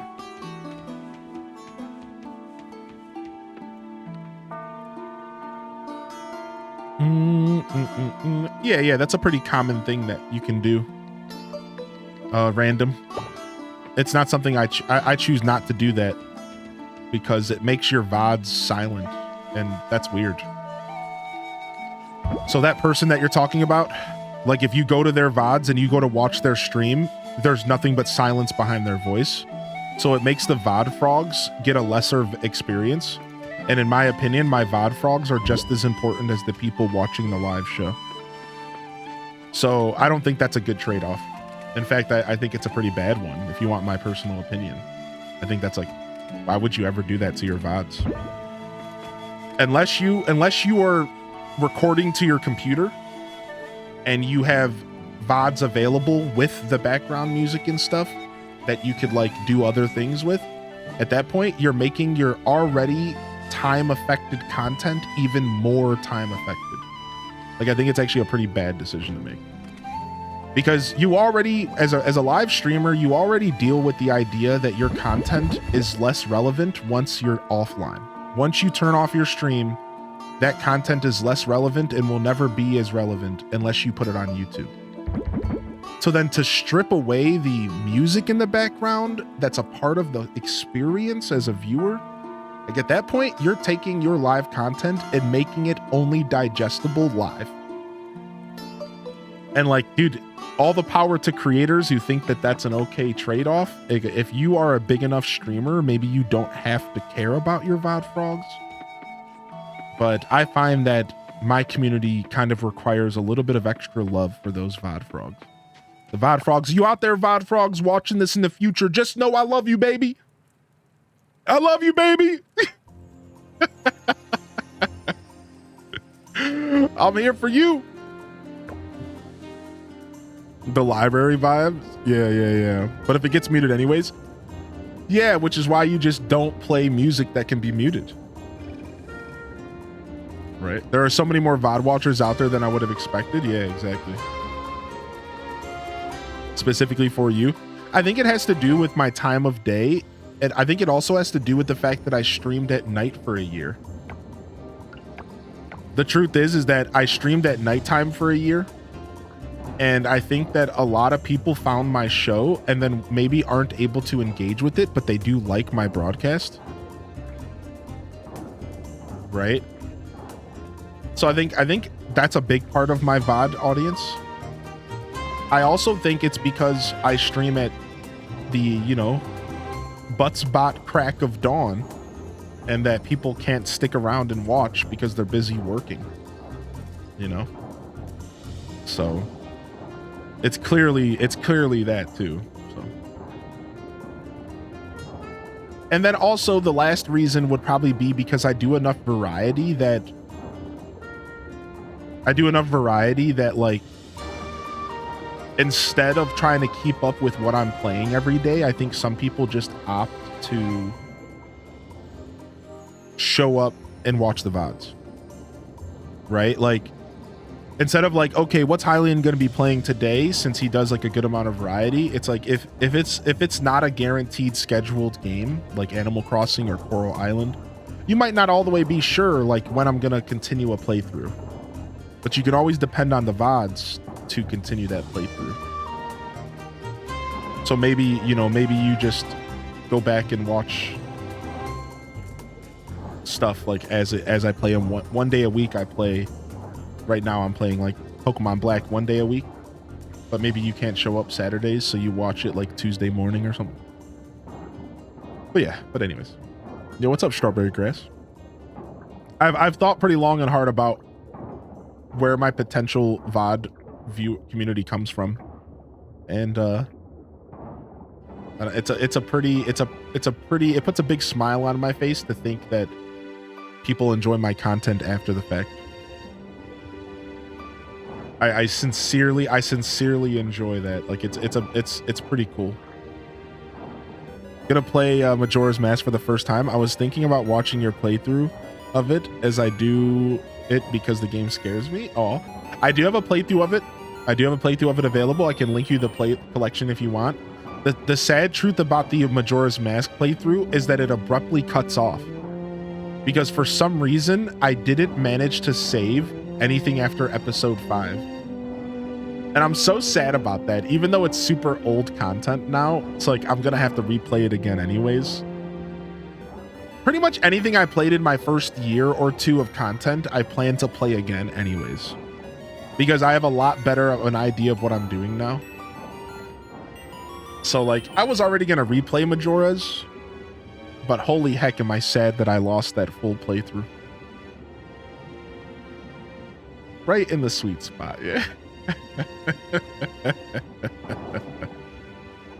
Yeah, throwing on one of my VODs for background noise when I'm not live, I would assume that that's probably a big portion of my VOD watchers.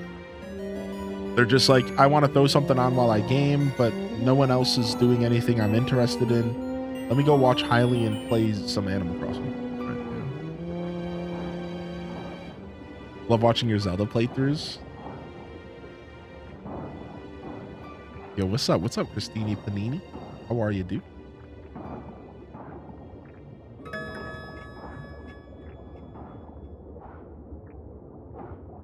Nice. We got a ton of trash. We're like hurting for scrap, so I did a full trash day. I decided to do a full trash play. Yeah, that was, yeah. It sure was molded. Ooh, nice. Boom, boom, that's finished. Boom, boom, that's finished. Let's get this trash in the device that handles the trash. Itchy nose is itchy.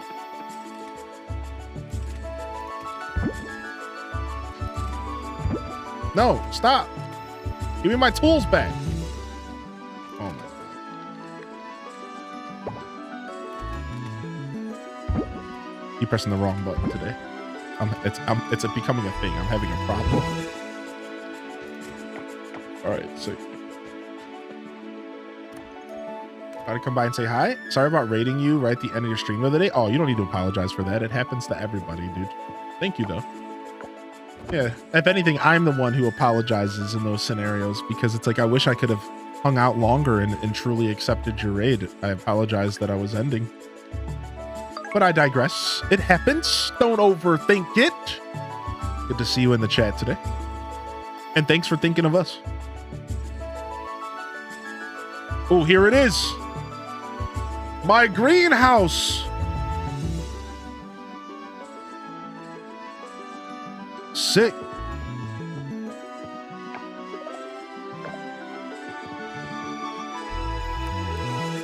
Trying to decide if you want to make some tea. I'll make some tea with you.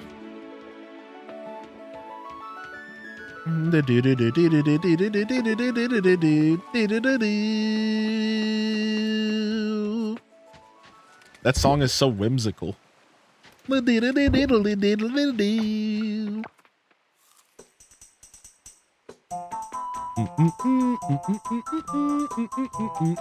mean, this is a classic right here. You don't have to be a Zelda fan to know what this song is.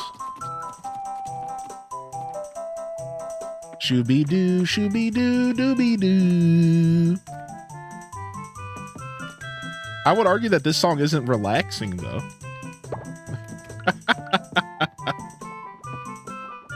In fact, its use in the game is to get a massive Goron to start dancing. I would argue this song is hype. Like, its use in the game is literally a dance party. Yeah, like... New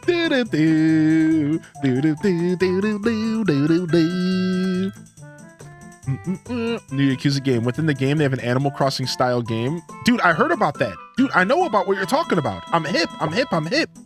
Yes, you can go around and straight up play Animal Crossing in Yakuza. And it's like fleshed out and everything. Is it not? It's like fleshed out. Like it's like a game within a game. And it's like a complete experience. Like you are straight up like playing Animal Crossing, but you're like a human. And like you pay off a debt and everything. Like it's like a super goofy thing they did in Yakuza. Yeah. I never talked about it on stream, but I'm hip, Flip Toast. I am hip, actually. I discovered that during one of my gaming news excursions. It's been a while since I read about that, though. It was before the game came out. That's pretty cool. I'm glad you thought of us, dude. That's actually super cool. Freaking Yakuza. That game's randomly had some of its controversy of its own.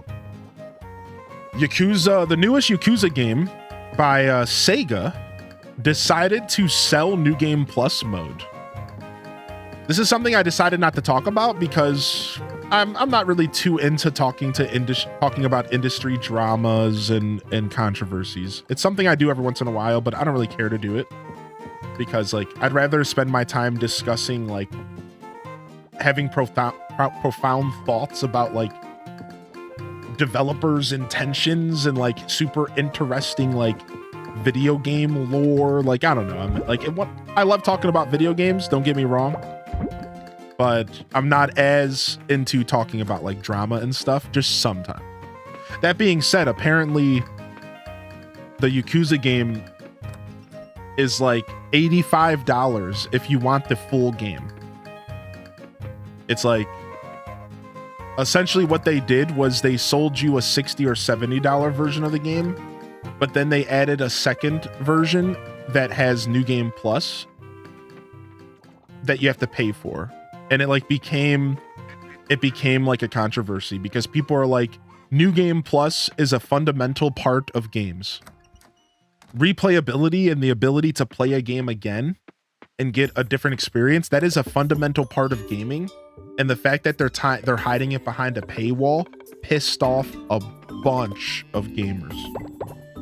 A bunch of gamers got so mad about it, dude. They're like, how dare you charge us for something that like should be a part of the regular game? And I have opinions about it that I'm not going to go too far into just to avoid a long-winded conversation. But I think the real worry is that this is the beginning of something scary. That's why I think most sensible people who aren't just echo chambering Twitter, because we all know that a lot of it is just echo chambering Twitter, right? People just freak out to have a reason to freak out when they don't even know what they're freaking out about. Like, let's be honest, right? So once you get away from all the echo chamber nonsense, the goofballs, the idiots, what do you really have? What's the real problem? I think the real problem is that it's the beginning of a potential icky era where game developers stop selling us full experiences and they start cutting around the full experience and giving us some weird like paywalls. So like, I think a lot of people are scared like, okay, it starts with New Game Plus, but then what if like the next game releases and like they tie something else behind a paywall? I can't even think of a good example right now. I'm going to be honest. I don't know, but it's a pretty interesting conversation, and it is a little bit scary just because of its change, and change is always going to feel scary, especially for gamers, right? Games have been a certain way for so long that it's going to be hard for people to accept new things. Whether or not those new things are good or bad, again, I'm not really looking to get into that conversation. You could share your opinions in the chat, of course. I just don't feel like sharing mine. But yeah. Oh, here's our greenhouse. Most of the internet is echo chamber bullet points. Yeah. Dude, look at our greenhouse. It's gorgeous. Whoa! So we can plant trees on the outside, right? Whoa, the greenhouse is pretty, dude. Nice. So we can plant trees on the outside bricks, just like Stardew. I'm pretty sure. So now we can fit trees in here. We can do whatever we want with this greenhouse. I have no idea what to do with this greenhouse. Trees have to be on the dirt. So does any Coral Island veterans have a recommendation for me on the greenhouse? I would like to know, what are y'all doing with your greenhouse? Is there a certain crop that I should consider growing that's optimal? Is there something that I should consider? What's the best play here? What's the best play for the greenhouse? I'm very curious. Is it just trees like everyone else was saying? Should I just consider putting my fruit trees in there and freeing up space on my farm, or trees and tree plants? Yeah, because like I could free up a lot of space on my farm with trees, right? Yeah, all season trees are nice. Yeah. That feels like the immediate best answer, but maybe there's like a crop like strawberries or ancient fruit that I could be growing in there. All right, was there anything we had to do? We got all of our auto harvest up except for 1, 2, 3, 4, 5. We need 5 more auto harvests. 1, 2, 3, 4, 5. We're done. All right, what else did we need to craft? We also needed to craft auto chest. And auto chest are battery, kelp, and bars. Okay, so we need osmium bars, osmium kelp, but not essence. I thought there was something else that we needed to mass produce that involved gold kelp. No, kegs take bronze and silver. We're going to need more kegs. What about aging barrels? What do aging barrels take? Can we craft aging barrels? Hardwood. We need a lot of hardwood for this. Let's craft another one of these. Let's craft 2 more of these.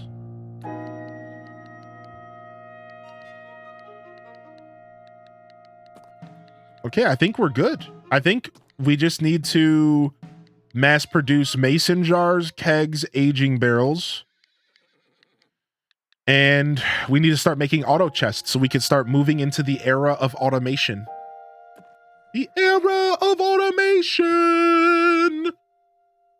Let's start right now.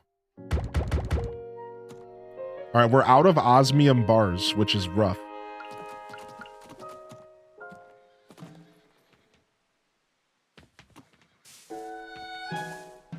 Has Coral Island been enjoyable in your personal opinion? Yeah, in my personal opinion, this is one of the best farming sims I've ever played, actually. Yeah, I'm finally confident in talking about how I feel about this game as far as like people looking for my opinion. It takes me a while to get there because I don't want to missell something, and I can't help but think about all the lovely people who might take my opinion and go buy a video game. So I'm very, as you all probably know at this point, I'm very, very tight about when I give out those types of opinions. I am finally ready to talk about this game fully, and I can tell you right now, this is like one of the best farming sims I've ever played. There's some bugs and stuff that you need to consider, so depending on where you're going to play the game, you might run into some issues. So please keep in mind that, like, you know, bugs can ruin a game, right? Like, you might pick it up on PlayStation 4 and experience some kind of bug that just makes the game terrible. And I'm not considering that when I say that this game is really good. Does that make sense? Like, sadly, you might pick it up, you might struggle a little bit with some bug or something, but as far as the actual gameplay and the experience, it is one of the best games I've played. It is really, really, really good. As I said before, this is the spiritual successor to Stardew Valley. In my heart, this is where Stardew would go next if we were getting a sequel from Stardew, which we're probably not. So that's why this game's even more important, because to our knowledge, Stardew's done, right? Like, to our knowledge, we're getting Haunted Chocolatier next, which is going to be a completely different game. So if you're somebody who's looking for that you know, that spiritual, where do I go next from Stardew? I'm sure you've tried Story of Seasons, which is a great direction to go. Maybe you're trying Harvest Moon. That's a great direction to go. This game is also a great direction to go. Yeah, it's also to consider, it's important to consider your own tolerance of bugs. That well said, yeah. That's why I even mentioned the bugs in the first place. Is like, please consider your own tolerance of bugs, because outside of a couple early access vibes, a couple early access bugadoos here and there, This game is really well put together, and it takes Stardew Valley to the next level. It takes Stardew Valley and it says, what could we do differently? How could we make the game more approachable? How could we make the game more relaxing? How could we make the game more accessible? How could we make the game better than it was before? And they execute on every one of those things. They just somehow manage to make the game a little better, more accessible, more approachable, more relaxing, depending on your settings, right? Like, there's a lot of things this game has for it. Now, it doesn't mean that it's not without drawbacks. You know, it doesn't mean that it's not replacing Stardew. Does that make sense? This isn't a Stardew Valley replacement. It's just the spiritual successor. Stardew is always going to be Stardew. A beautiful, absolutely phenomenal farming experience that can never be replaced by anything. This is just a spiritual successor. This is just another wonderful game. Yeah. So I guess what I'm trying to say is, like, now you have two Stardews. In my opinion, I finally have a game that gives me the same vibes that Story of Seasons, Stardew Valley can give me. I've only ever had two game franchises in my life give me Stardew Valley vibes. All right. And that was Harvest Moon, Story of Seasons, and Stardew. Those are the only games that ever, like, truly gave me a certain vibe. And Coral Island has managed to give me that same vibe. I don't know what it is. It's hard to even put into words despite being such a wordy individual. But for some reason, this game succeeds in capturing the same exact energy that classic Harvest Moon, Story of Seasons, Stardew Valley has captured, which I feel like says a ton about this game. Like, that's like, it's amazing, dude. It's like, wow, they did it. They somehow successfully did it, dude.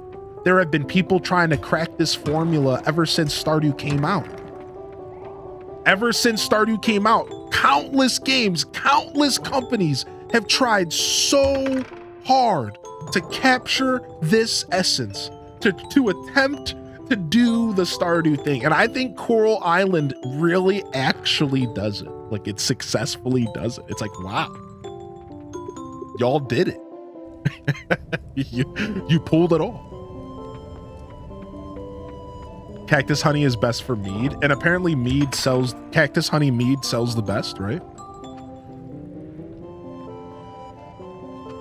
I actually love playing the new Maji Market minigame. I've heard good things about the Maji Market minigame. Yeah, y'all enjoying your Palia? But yeah, I've heard good things.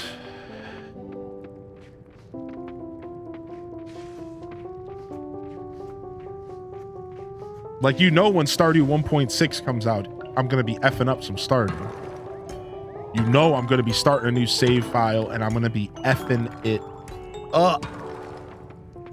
I'm going to be playing vanilla. I'm not even going to mod it. I'm going back to vanilla farming.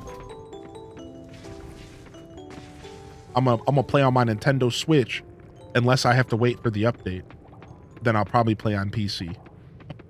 Because I ain't trying to wait. But I don't think we're going to have to wait. I have a feeling that this time we're not going to be waiting for the update on Switch. We were just talking about this the other day.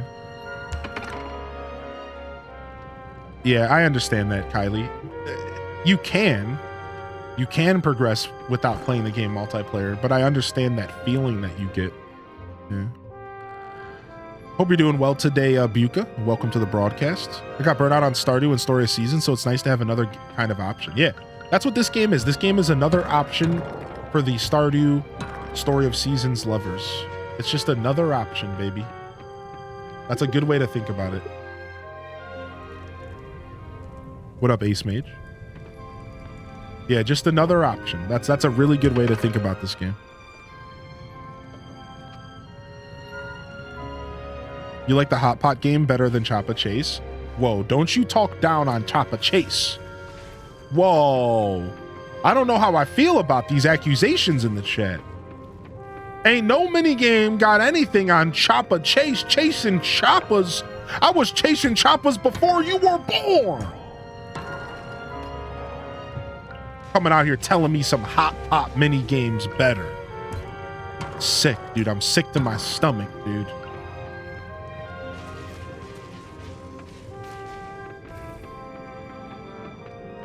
TDV got me again this week with cute things in the premium shop. Break. That's how they get you, dude. That's how they get you. Yeah, Runa Silvertongue, the Choppa Chase, people got it down to a science. They just sit there and farm the spawn spots, which is like, I mean, it's fair. All is fair, I guess, but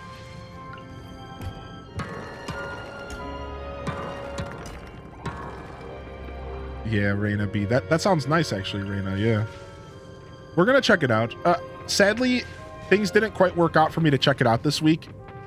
It was either take a day off or check out Palia. I decided for the day off, and I think most people respect that. So we'll check out Palia maybe Sunday, though. I've decided that, like, you know what? On Sunday, we could do a little bit of AC in the morning, and then maybe we can do some Palia. So I'm thinking maybe I'll try to make up for the lack of Palia this week on Sunday.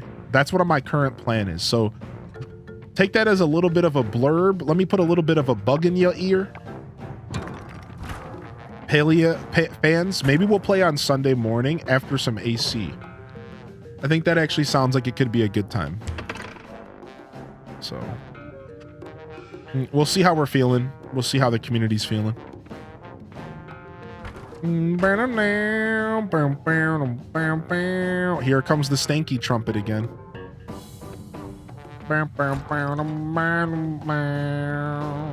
That drunk trumpet, dude. It's what I sounds like in the morning after a night of Taco Bell.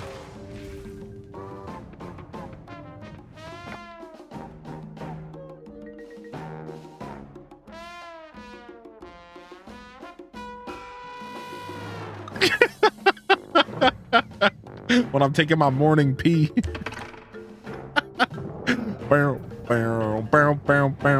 Got my partner whiplashing from the bedroom like, what was that noise?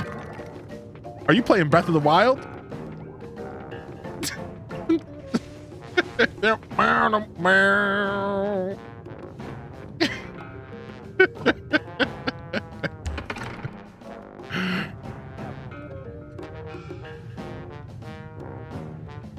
Babe, I didn't think you were I didn't think you were in the mood to game so early in the morning.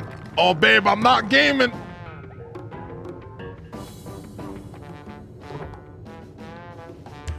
Anyways, is this joke ever gonna end? I need to stop. Luckily you have the moonstones, but after I buy the items I won't have any. Frick, you gotta grind. Put a new game in the game recommendations. You should watch the video when you get a chance. Okay. But we're listening to the a Zelda playlist on YouTube today. I thought I'd mix it up today, Pooh Bear. I decided to mix it up today. No Coral Island music today. We're listening to a random playlist of Zelda music called A Day in Hyrule. Relaxing Zelda music from all the way up until Tears of the Kingdom. So basically, it's every single Zelda game in the franchise, and it's 5.5 hours long. So whoever made this playlist was massively dedicated because it's huge. It's 5.5 hours of Zelda music from every Zelda game. But it's relaxing. So like, I haven't heard anything from the 8-bit era, and I respect that because I understand like the 8-bit and 16-bit era can be a little bit rough on the ears. So like, they played A Link to the Past, but it was a remix. They played some Zelda 2, but it was a remix as well. So, which makes sense.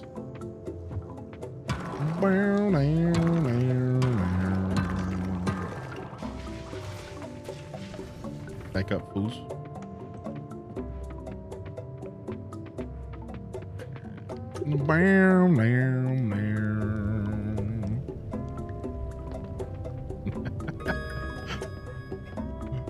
Good to see you here, Pooh Bear. Bum, bum, bum. Bum, bum, bum, bum, bum. Get combat skill 10 is hard AF if you only kill monsters. Yeah, I don't know what my skill is at. Let's see. We're level 4 combat only. Sheesh, you're not lying. What the heck? You're not kidding. Dude, I feel like I've killed a ton of monsters in this game. How am I only level 4 combat? Wow, you're not joking. Dude, I finished all 4 of the mines. I fight every monster I come across. You're actually not lying at all. Why is it so crazy? Boom, boom, boom. Boom, boom, boom, boom. All right, let's go. Bedtime.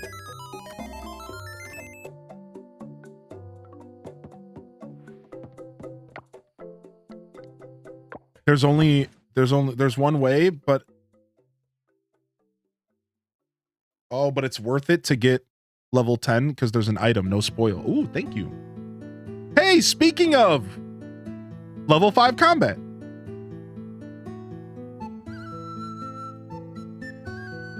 Maybe we need to use traps. Maybe we'll get experience for using their stupid combat traps. Maybe that's what we need to do.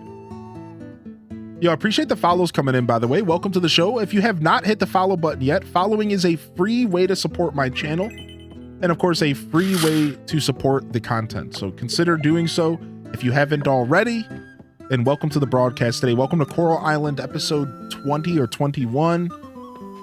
Currently playing Coral Island every Tuesday and Wednesday. So if you are digging the vibes, if you're enjoying the broadcast, every Tuesday and Wednesday, I'm dedicating to farming sims and specifically Coral Island. We will rotate to other farming sims for Tuesdays and Wednesdays in the future, whenever I feel like playing something else. I think the next game we're going to play is One Lonely Outpost. I think we're going to take a breather from Coral Island. We're going to play some One Lonely Outpost and check it out and see how we feel about it. And then we'll probably end up going into Stardew 1.6 by then, I imagine. I really don't know because we don't know when that's coming. But welcome in, new friends. Grab a free bag of Ruffles. Not sponsored. Not sponsored. I want a fun 2D farm sim because my laptop like it. Yeah. Consider. I'm gonna check out One Lonely Outpost. I think it's gonna be a good pickup. I think we're gonna have some fun with it. We played it a little bit.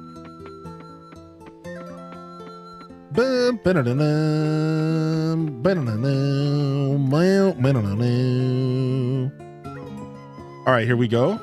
Let's rearrange our mason jar house for automation.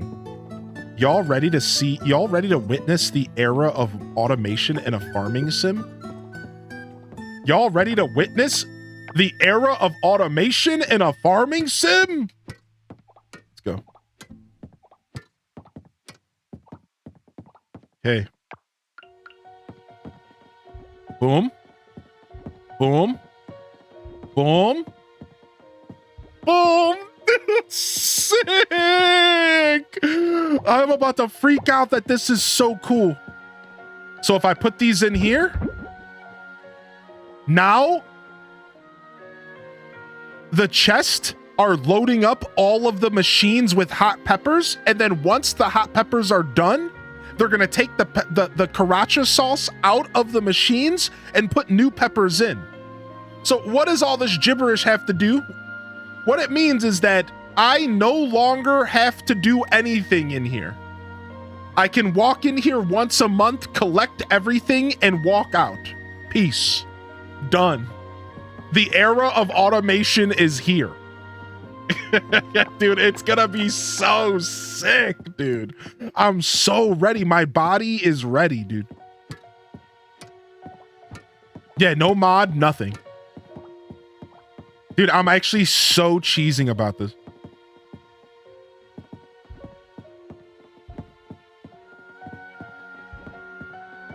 We have to keep a bottom path so that we can walk over and grab the chest. So we have to keep a bottom path. Okay. It actually might be better to do this vertically, not horizontally, not vertically. I'm realizing this actually might be better a different way. We're just going to go with it for right now.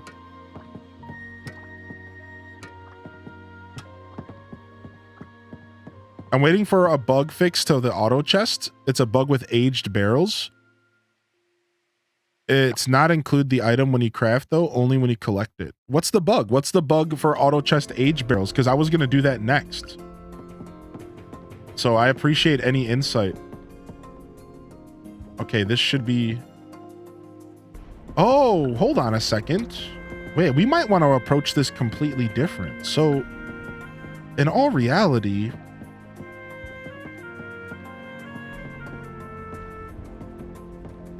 Okay, we want it like this. There's actually probably a more optimal way to lay this out.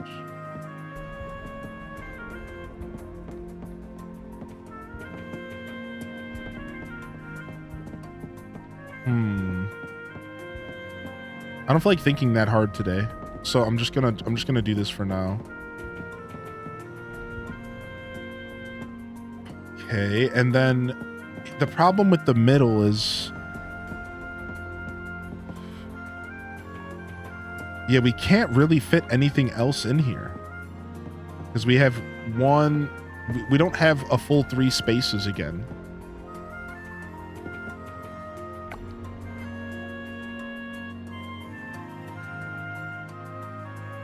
It doesn't collect the item from aging barrels.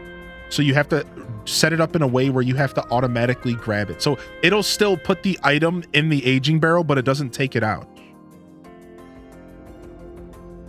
Is that what you guys are saying? So it'll put the items in the aging barrels, but it won't take them out.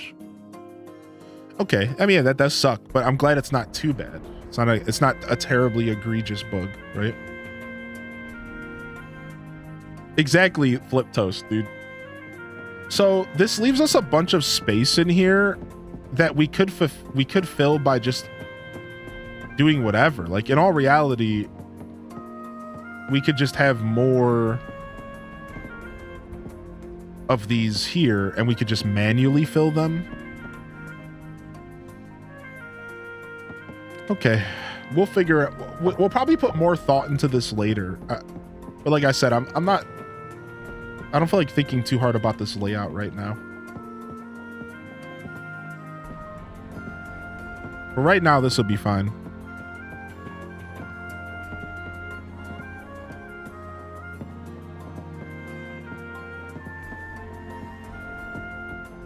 Because in theory, what you probably can do with this place is you can probably put the auto chest against the wall. See, now I'm sitting here thinking about it. Because think about this for a second. If you put the auto chest against the wall, and then you put a layer of mason jars here, then you put another layer of mason jars here, auto chest, mason jars.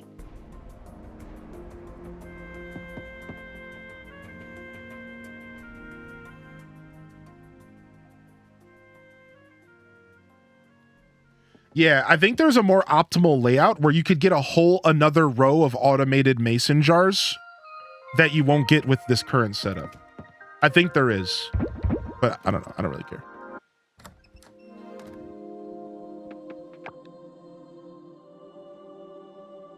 Oh, interesting, B. Aged barrel bug 2, collect a product from it, but it accidentally put in the barrel again.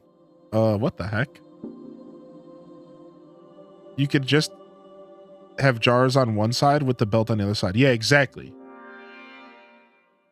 Yeah, exactly. Like I think there's a way to get a little bit more optimal out of that shed. Again, I don't really care too much right now.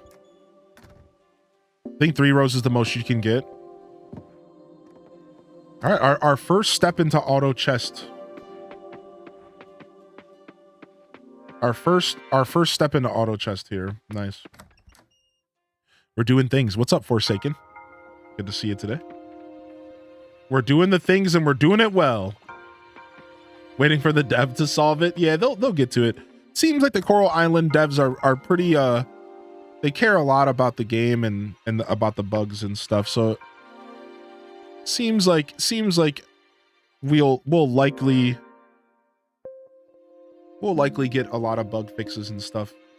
They recently patched the PC version of the game, so they're definitely on it, right?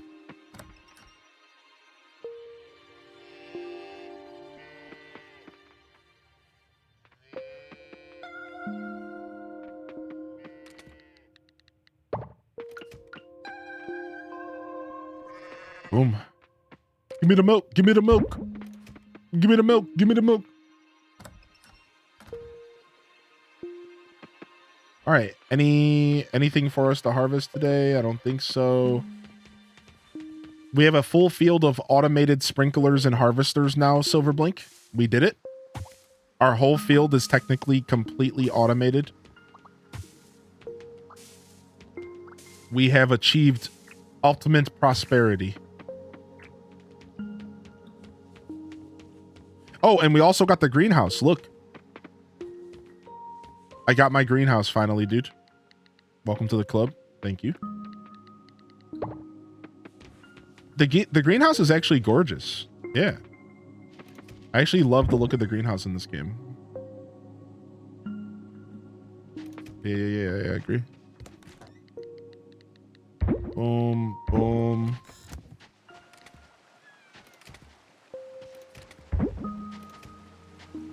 What's up, Chirp? Okay. We're set here. Let's spend the rest of the day looking for more ore. We're a little low on ore. So let's spend the rest of the day looking for ores.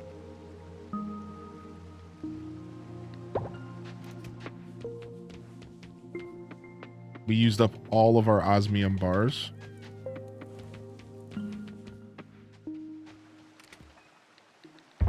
We also need to start cooking more bronze and silver again, so we can craft more kegs and whatnot. Yeah, there's still stuff at Ling's lab that I need, yeah. All sorts of stuff. The most notable thing is probably the scarecrow. So we still have upgrades. We still have stuff to work for. Yeah, the most notable thing being the ultimate scarecrow. I wouldn't mind the auto trash collector because I'm struggling for scrap right now. Of course, the sturdy computer has a lot of features. I just don't really care. And then, of course, the auto petter and the auto collector would just make my life easier as far as my animals are concerned. But yeah, currently the scarecrow is really the only thing that I absolutely need here. And then all we have is hay to upgrade, which would help me get better animal products. But I'm not insanely stressed. I don't really care. It's just hay.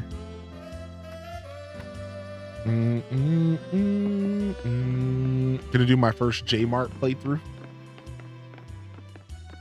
Oh wait, why am I going this way? Well, now we're here. Yo, appreciate you, Knight Rider. Glad you're enjoying the show. Back to the cavern with ye. Back to the cavern. Yeah, I'll probably get the scarecrow and then the computer next. I'll probably get the scarecrow, then the computer next. But we just got auto chest, so it's not like it's been sitting around for too long. We just got auto chest. So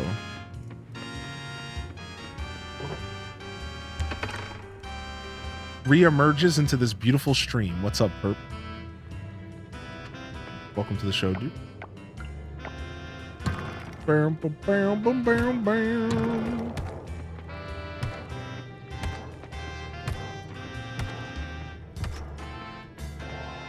Nice.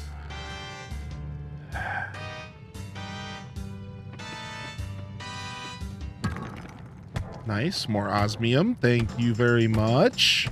I don't mind these little vein things. They actually provide a lot of ore. And I always seem to get a double up on them. Nice.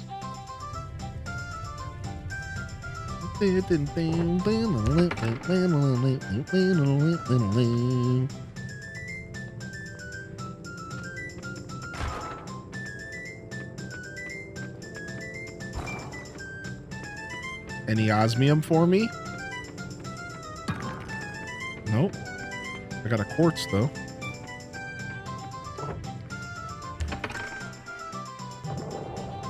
All right, just going through the mines and looking for quick hits of osmium. So you don't want to like spend your whole time digging.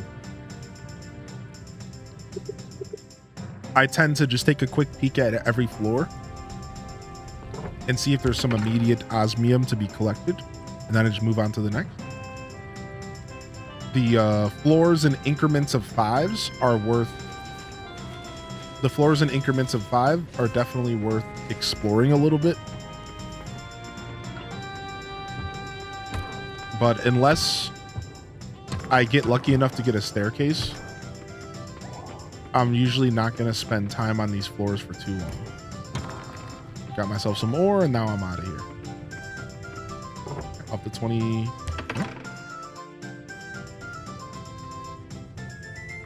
Yeah, this song is goofy. What Zelda's this song from?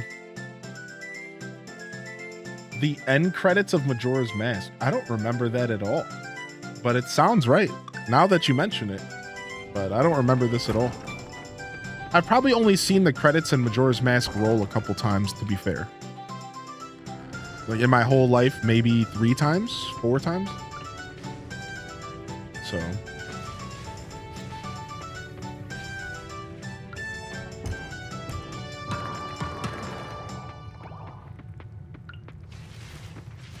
Something special about credit music that always hits so uniquely. And then you have the nostalgia that comes from it. Oh.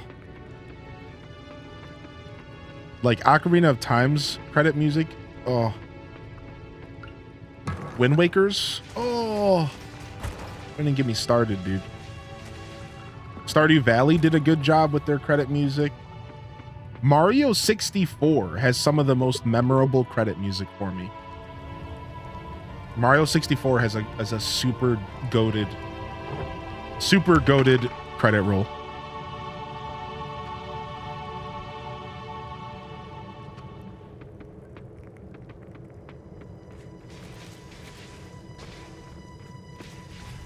The original Paper Mario. Chat room, what's a credit roll that you remember very vividly as a gamer?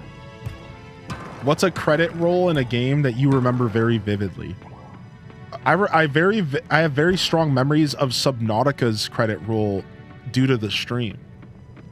I have very strong memories of sitting through Subnautica's credit roll.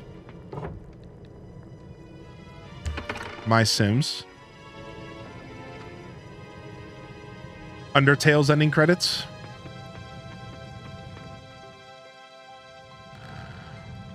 Boom, boom, boom, boom, boom. Played him.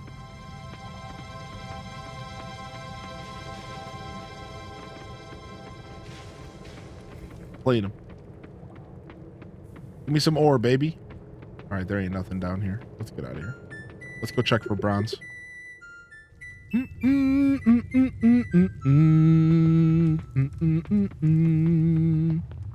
Puzzle game on Sega Saturn. Undertale's a good one. Wind Waker and Final Fantasy IX.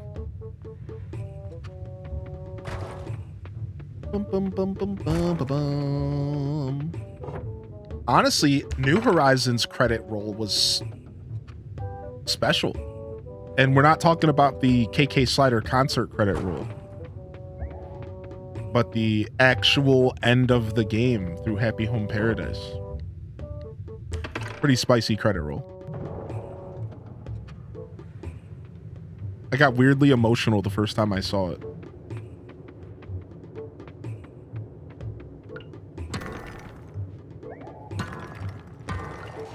Back up, you earth creature. I've came to steal all your ores. Bum, bum, bum, bum.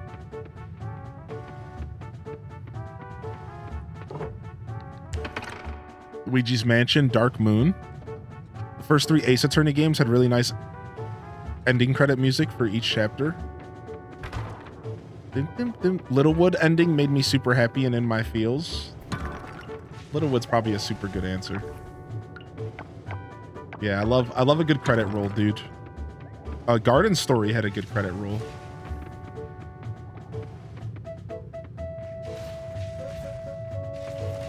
Tears of the Kingdom had a good credit roll. Yeah, I like Tears of the Kingdom's credit roll. It's good. Good music. Pretty memorable. Bum, bum, bum. Honestly, Pokemon games. Pokemon games back in the day, dude. Does anybody remember beating Pokemon Gold for the first time? The question was a video game credit roll or like credit song that plays during the credits of the game that's very memorable to you, that's very vivid memory. Yeah, like original Gold, dude. Yes, Gold, Silver, Crystal, like, dude, those credit rolls slap, dude. Those were so good, man. Bum bum bum bum bum bum bum bum bum bum bum bum.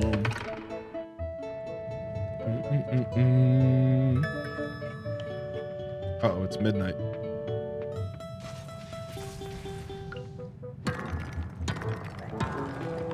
Bum, bum, bum, bum. Pokemon Diamond, the original, and Kingdom Hearts 2.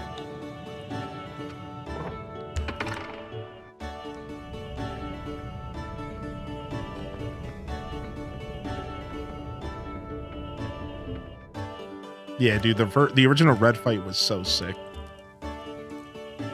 100%.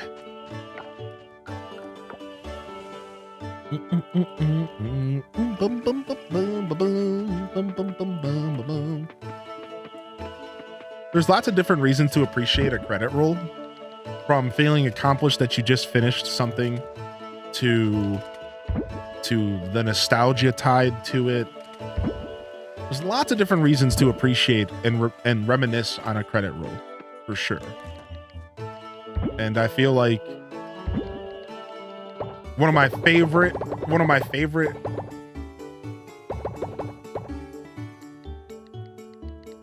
moments as a kid gaming.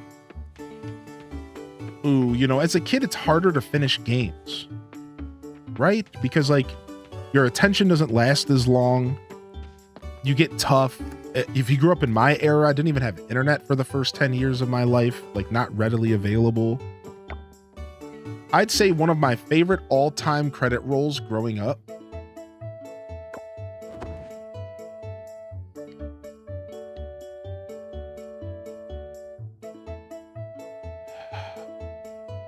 where I felt so accomplished was Metal Gear Solid 1. Metal Gear was so hard as a kid.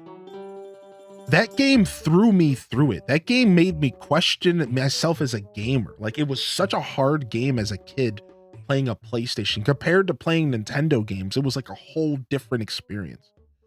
And getting through that game, getting past Psycho Mantis, getting through that whole game and seeing the credits roll was one of the most memorable experiences of all time in gaming. It's probably why I consider myself a Metal Gear Solid head. Right? Like, that's probably why I consider myself such a big fan of the Metal Gear Solid series, because like of that first experience being like a 12-year-old beating Metal Gear on PlayStation. It was like mind blowing. Yeah, Starling. Yeah. Yeah, for sure, dude. Like that was such an experience, dude. And it wasn't like you were getting credit rolls every day as a kid. Like, so those moments were very cherishable. Another one for me is Game Boy Advanced Oracles of Ages and Seasons. Oracles of Ages and Seasons both of those games were so accomplishing. Those games were slogs, man. If you played the original Oracles of Ages or Seasons or both as a kid, those games were long. Those games were slogs, dude. It was like these 50-hour epic novels where you were just constantly getting thrown around the map, doing fetch quests, doing temples, dungeons. Holy heck. So I'm a huge fan of those games, but they were slogs, dude. Like, as a kid, it felt good because you only got a new game once a year. And because you only got a new game once a year, getting a game that lasted me 50 plus hours on the Game Boy was insanely dope.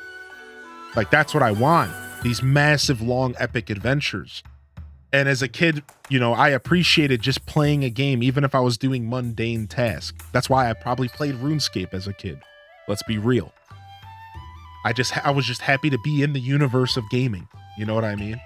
But I'll never forget finishing Oracles of Ages and then figuring out and then playing Oracles of Seasons and then combining the games and just like how long it took. Like I spent a whole summer playing those games. Does anybody remember when it took you literal months to finish a game? Does anybody remember the first time they played and beat Ocarina of Time? And how Ocarina of Time would literally take you months. Like the first time you played Ocarina of Time, you were spending months attempting to like beat this game for a lot of people. Unless you had like the time and the freedom to like sit there and just consume it completely. It could take a lot of gamers months to get to those games and beat them, right? Like it was taking your average person months, and which is like the equivalent of like weeks for us nowadays. Like, you know those people that are still playing Tears of the Kingdom but haven't beat it yet? That was the average gamer back then. You know those people, and if I'm calling you out right now, sorry, who are like still playing Tears of the Kingdom and they've just been playing it an hour like a week for months, and they're just like, yeah, I'm getting there, I'm kind of doing it, I'm figuring it out. That was every gamer back then, playing Ocarina for 3 months until you finally beat the game. Like, yeah, like, so like nowadays it's not that common of an occurrence, but like back then that was like a very regular experience with gaming, right? We didn't have it all figured out. You know what I mean? So for me, like, I spent all of the summer playing Oracles of Ages and Seasons. I spent the whole summer playing Oracles of Ages and Seasons at the time. I remember every single day of that summer, I was sitting there on my Game Boy, like playing for a little bit at a time, an hour or two at a time. I was camping a lot, so like I couldn't play all day. Plus, you're limited by batteries. So like I could only play so much Zelda, so much Game Boy before like I ran out of batteries and I had to go do something else, right? So it took me like a whole summer to beat those games. I will never forget a whole summer to beat those freaking games, dude. At least 2-3 months. I beat Fable when I was younger, but it took me ages because I used to love doing side quests. Would even hang around the village with my spouses and make up stories in my head. Nice. What up, Shelby? Talking about a time when kids would touch grass regularly. I mean, yeah, I guess I touched a lot of grass as a kid. I went camping every weekend. I was out and about, yeah. Yeah, Buka, especially camping. Yeah, dude, my batteries would die, and then we're at the campground, and I'm screwed, right? No, I always had a backup plan. I was a dedicated gamer. I was a dedicated gamer. Summers were don't crank the AC below 74 and don't be stupid. Yeah, the first time I beat Wind Waker, I was at my campground for spring, but Wind Waker came out in December or in winter.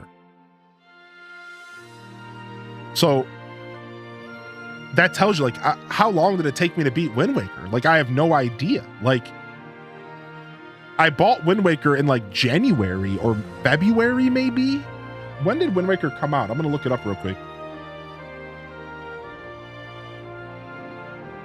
December 13th in Japan. Sorry, March 24th in America.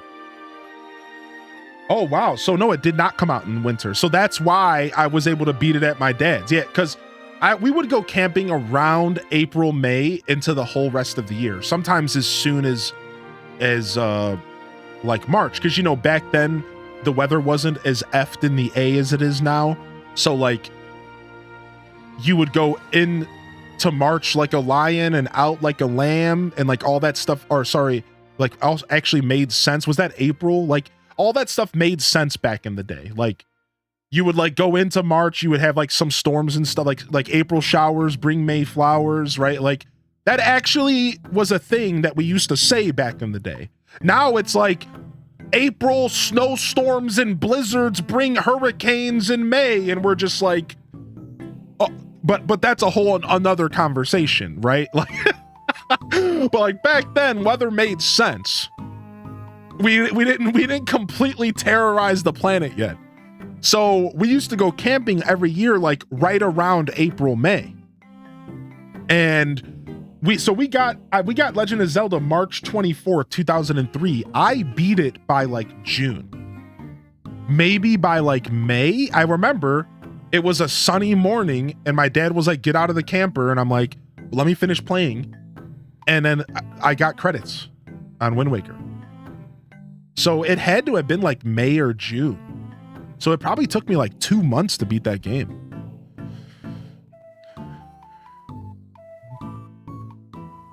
I feel like that changed a lot also when you were able to find a solution and issue on the internet. I feel like it made everything different. Yeah, that's why I kind of try to make a point to game without any kind of tips. Because even though it can be frustrating for some people, I think the purest game experiences involve zero internet help. Even playing games like Coral Island or Stardew Valley, in which you are highly encouraged to use Wikipedia, I still think the best and most pure gaming experiences are when you spend at least a couple hours playing a game with zero outside help. And you just you just bash your head against it and you just try to wrap your head around it. Because you get a certain rich experience from that I think you can't get any other way. But again, like you can disagree. You can game the way you want to game. That's fine. But I have a certain belief for sure.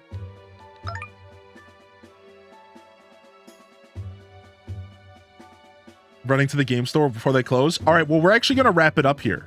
And we'll be back tonight at around 4:30 for the we'll be back tonight at around 4:30 for the PlayStation Direct and a night stream, all right? So we're wrapping up a little bit early today. I'd like to go for a minimum of 4 hours, and you guys are at least getting the 4 hours. All right, so I gave you at least that. This is a pretty low-end stream, though. If you're new here, hit that follow button. I actually stream pretty much every day at 8 a.m., and my average stream is about 6 to 7 hours. So this is on the lower scale, but I'm coming back tonight to do a night stream, and I'm coming back earlier than I originally planned, which is in 4 hours. So I'll see you all in 4 hours. We're going to hang out. We're going to watch the PlayStation State of Play at 5 p.m., and then we're going to proceed to play some Animal Crossing GameCube, maybe some New Horizons, whatever I feel like doing. So come on by if you're interested. It should be a good time. But I'm going to get out of here a little bit early because I still have some stuff that I want to take advantage of and accomplish today. And I ended up spending most of yesterday not doing stuff on my to-do list. I did some stuff. I succeeded in some ways.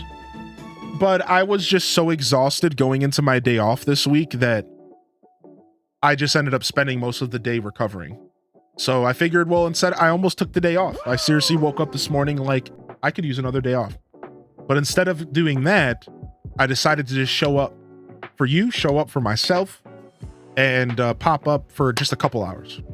So I wanted to do at least 4 hours with y'all today. I missed y'all. You know, I love doing my broadcast, and it was the least I could do to still show face to the community. I said I would be here, and I try to hold my word, right? So I came up. I'm here for a couple hours. We're going to come back later tonight for another couple hours.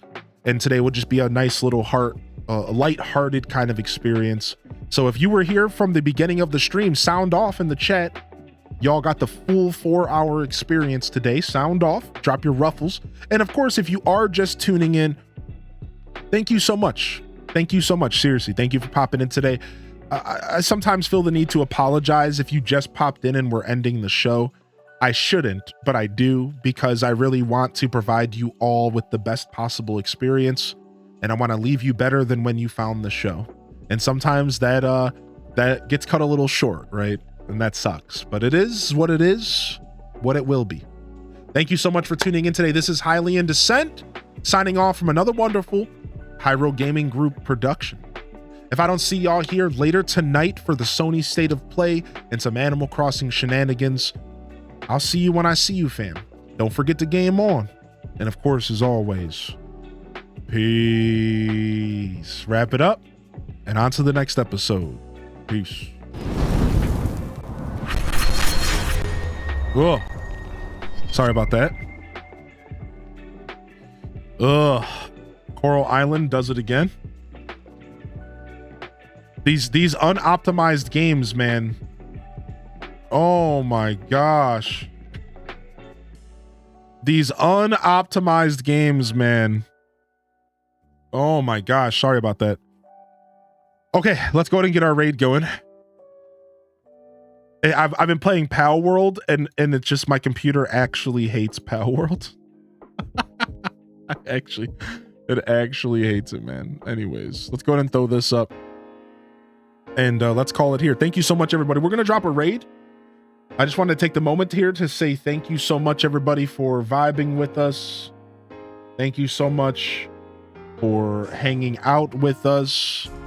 And let's go ahead and drop a raid off real quick. Of course, a quick plug here that we do have stream teams here for you to check out. So make sure you do go pop in and see what they're about. Let's go ahead and see who's live for a quick raid here. And then we'll call it there. Let's go visit Simcopter playing American Truck Simulator. We haven't had a chance to visit them in a while. Let's go see what they're up to. The best trucker on the internet. All right, fam. And on that note, this is Highly in Descent. Signing off, fam. Love y'all. Appreciate y'all. Honored to be a part of your daily routines, and I'm certainly honored to have you as a part of mine. Night Rider, Strawberry Grass, Raina B, Jordan Afternoon, Oodle Doodle, Royal Fool, Trips 14, Sophia Lucille, Cloveran Crossing, Silver Blink, Buka. Big shout out to the mods. Much love to y'all. Kiki the Chibi, Aurora Sunrise, Rawsome, Strawberry Grass, Link, Dark Link, Cozy, Taco. Anybody else I missed out here, y'all? Thank you so much, fam. Love y'all. Appreciate y'all. Honored to be a part of your daily routines, and I'm certainly honored to have you as a part of mine. Until next time, fam. Signing off. Peace.